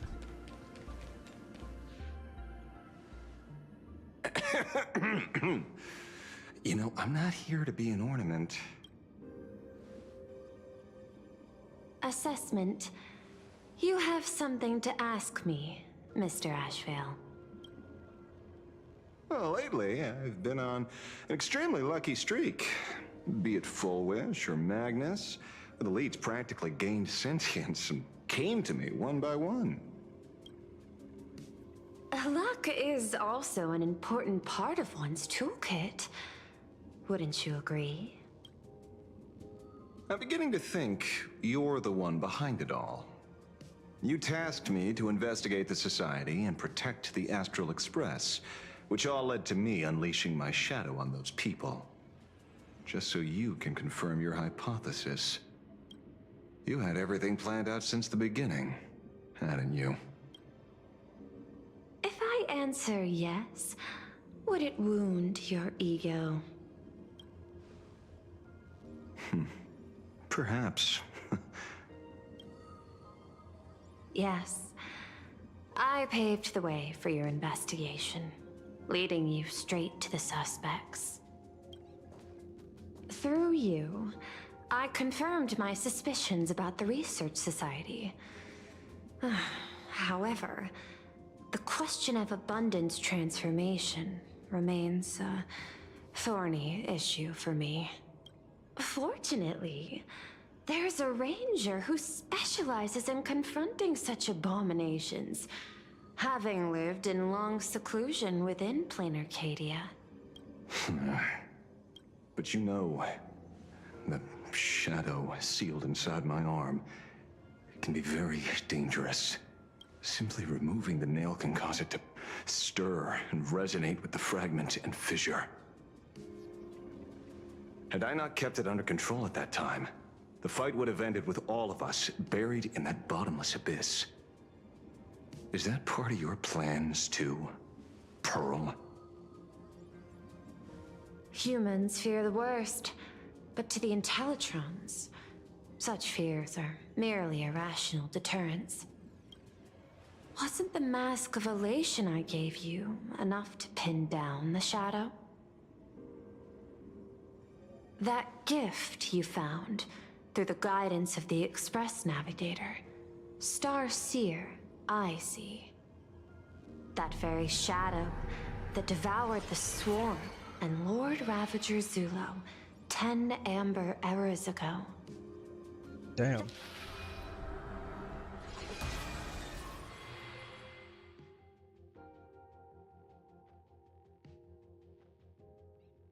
That very shadow that devoured Shuhu, the emanator of abundance, hundreds of years ago.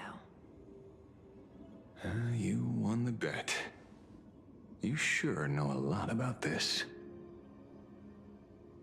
Please, allow me to correct you. My ethical parameters prohibit engagement in probabilistic gambits.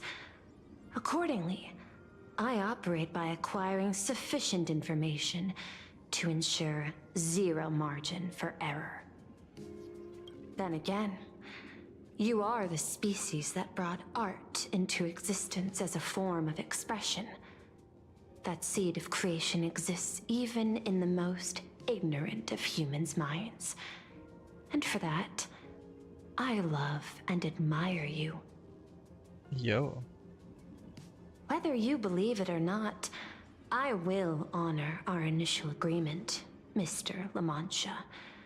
At the moment of victory in the Phantasmoon Games, I will free you from all sufferings and fulfill your wish.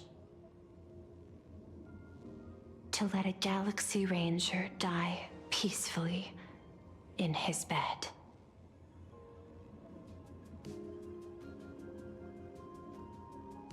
In that case, I will continue to fight for you, my lady.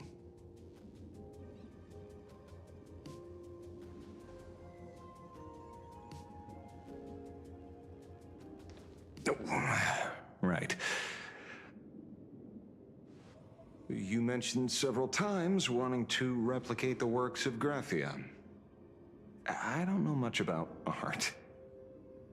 But I was considering that, despite the lack of artistic quality in your strokes when sealing those fissures today, to the people of this world,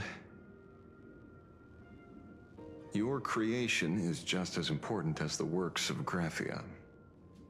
Not a single innocent soul was lost on this day because of your protection. Looking back to the ancestral painter of the Cinderth Age, do you truly think she cared about the artistic value of each stroke when she created world and canvas?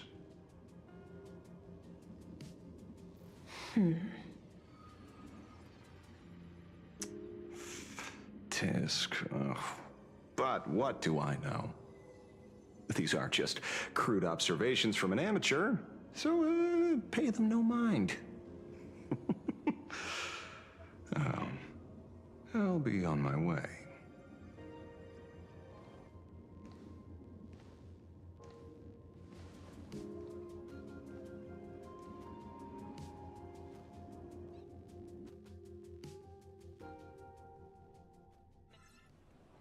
Moments later, in some corner of the city. We meet again, Ashen Detective. It's hard to believe that I came back for you, especially after learning that you wanted to sell me out to Pearl. I gotta thank nature's gift. The 6.1 billion credits reward has appeared again. Fortunately, I bypassed you and struck a deal with that Intellitron instead. Regrettably, my current bounty stands at 0. Do you always turn your customers over to the police? How impressively short-sighted. No wonder your clientele is so small. Speaking of short-sightedness, no one rivals the Stellaron Hunters, aka Destiny's slaves, isn't it? You are all fated to march toward the finality and nothing can stop you. On the contrary, there are many paths for us, as long as that person can see. In other words, he can't see the trajectory of your destiny in this world during this mission? Take a guess. I've heard about what befell Euphorius. A war among the eons is now inevitable. Whether it's the IPC or the Express, they are fighting for an uncertain future. And in the world where the elation is the center of attention, there will eventually be more than one eon interfering. Even a Destiny slave would not be able to see the path ahead. Keep guessing. We're getting pretty close. Enough of your games. I'd say it's not too late to rename the planet Adlevin. It's still too early to despair, old man. I came prepared, but I could use a helping hand. 30 million credits. Pay or die. Come on, give your friend a discount, will ya? Say 0 credits? I ain't your friend. I meant him. It's been a while, Yingxing. It's been too long, Mr. La Mancha. They have history? Oh hey, Yao Guan.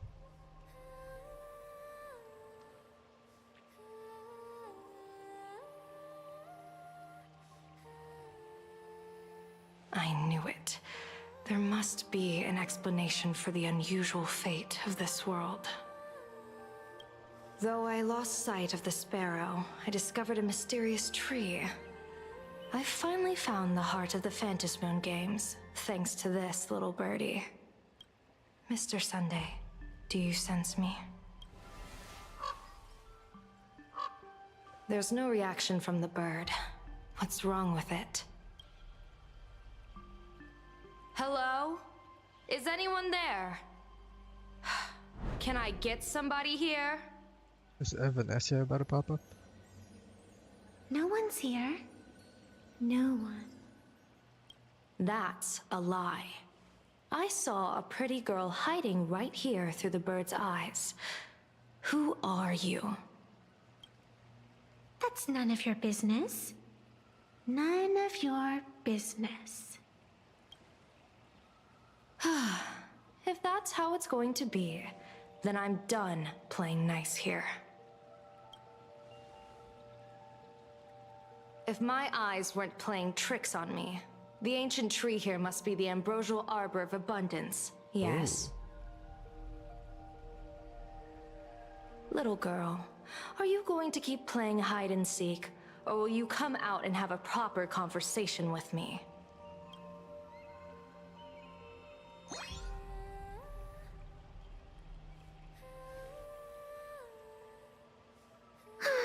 The Department of Aberration Defense often comes here to record game progress.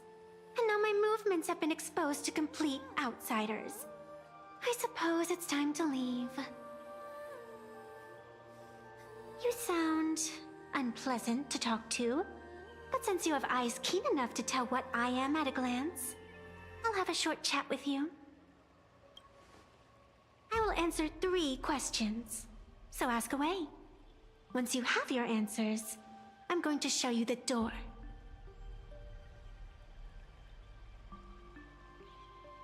I wanted to question why the Joy Seeker would permit the Ambrosial Arbor of Abundance to take root in a world they had blessed.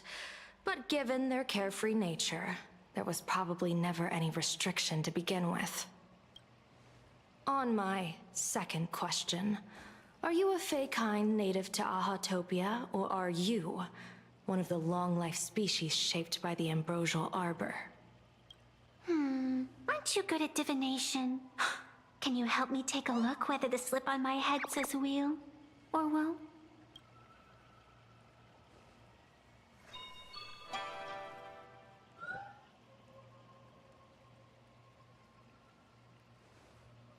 There's nothing on your head except your ears. And that itself is the answer. I am the arbitrator who determines the outcome of the Phantasmoon games. I am the raging waves of joy, and the living pulse of this world. Diviner of the Xianzhou, the weal and woe you behold are but a single petal fallen from my hand. It blooms with the morning, and withers by evening, reducing to dust in a fleeting moment. My true form is the Panarch Elwood, the embodiment of instant and eternity.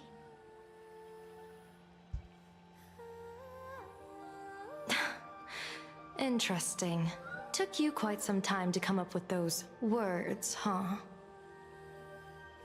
the one who created me did say most people wouldn't believe me. Turns out they were right. I believe you. I feel the same way. For many do not trust the words of a diviner.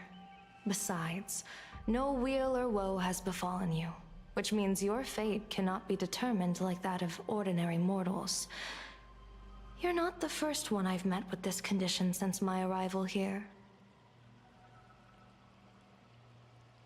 You're left with one question. Since you admit to being an abomination of abundance, shouldn't you explain the fate of this world's residents? Unless they are your doing? If your answer fails to convince me, it may be too late by the time I summon the Lux Arrow from the sky with the rainbow. Chill out! You shouldn't make jokes like this. I'm not as skilled at divination as you are. When you suddenly speak of the great weal or woe and interrogate me, I get confused too. After all, isn't every rule and every variable of the Phantom Moon games dictated by the impulse of some god? As for the brewing storm, let's settle down and discuss whether the turmoil once again is the result of the laughter's mischief.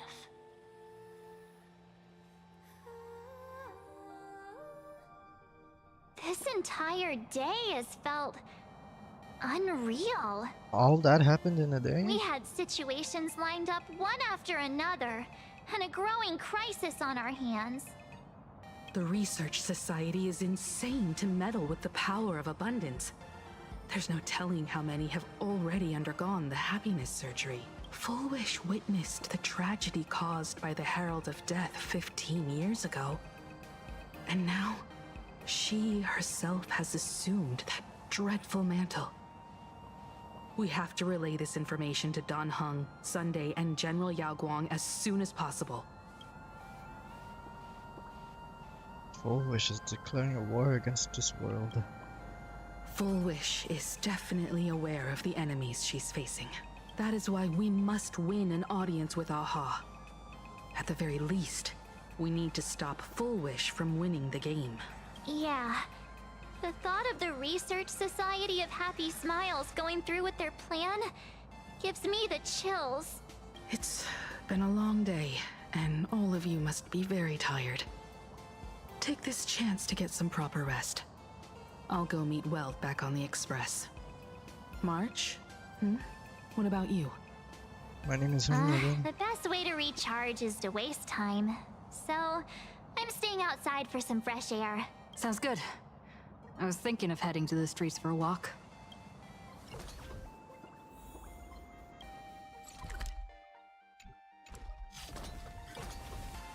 Hey, I'm too tired to join in the fun. Go ahead if you want to play. I'll wait here for you. What was that? Did you hear that? Hey there, all the smarties and dummies, children and adults, fools and entertainers. Can you all hear me? The moon is talking. Now that everyone has made their appearance, no need to keep further secrets what began as a spark must grow into wildfire. as an extra one of these Phantom games servicing all of my authority more than a thin minute to become the true permanent born of elation. As such, it's time to revel in unabated joy. Huh?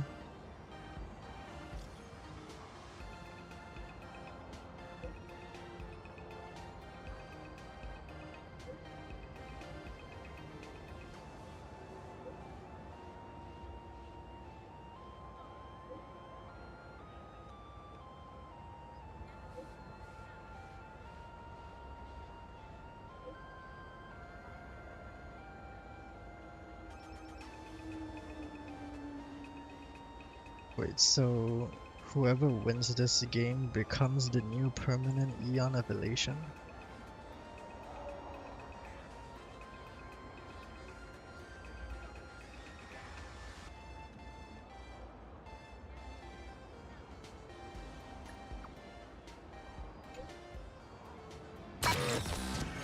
Oh, oh, Silver Wolf, what are you doing?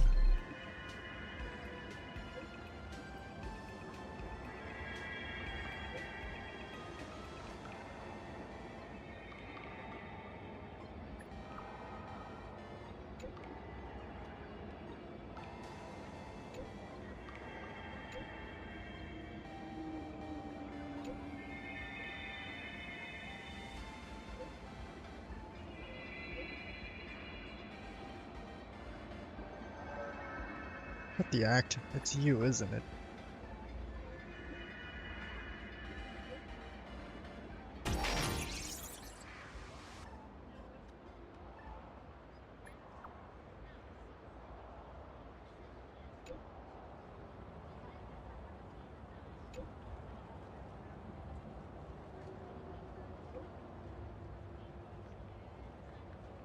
So I guess number 3 is Sunday.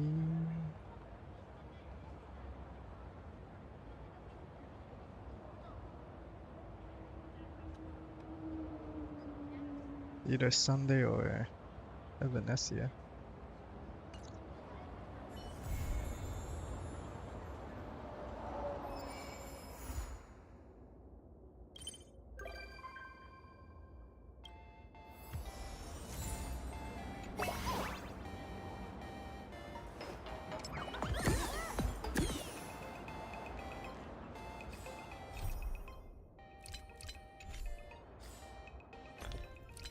Interesting.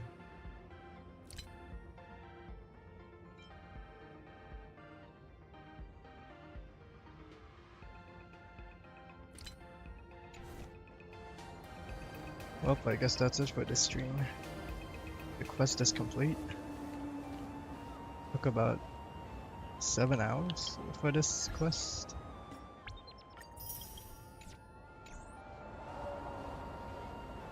Goodbye, stream.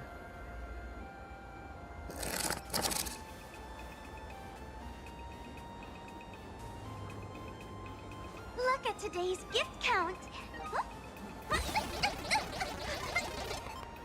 So much enthusiasm.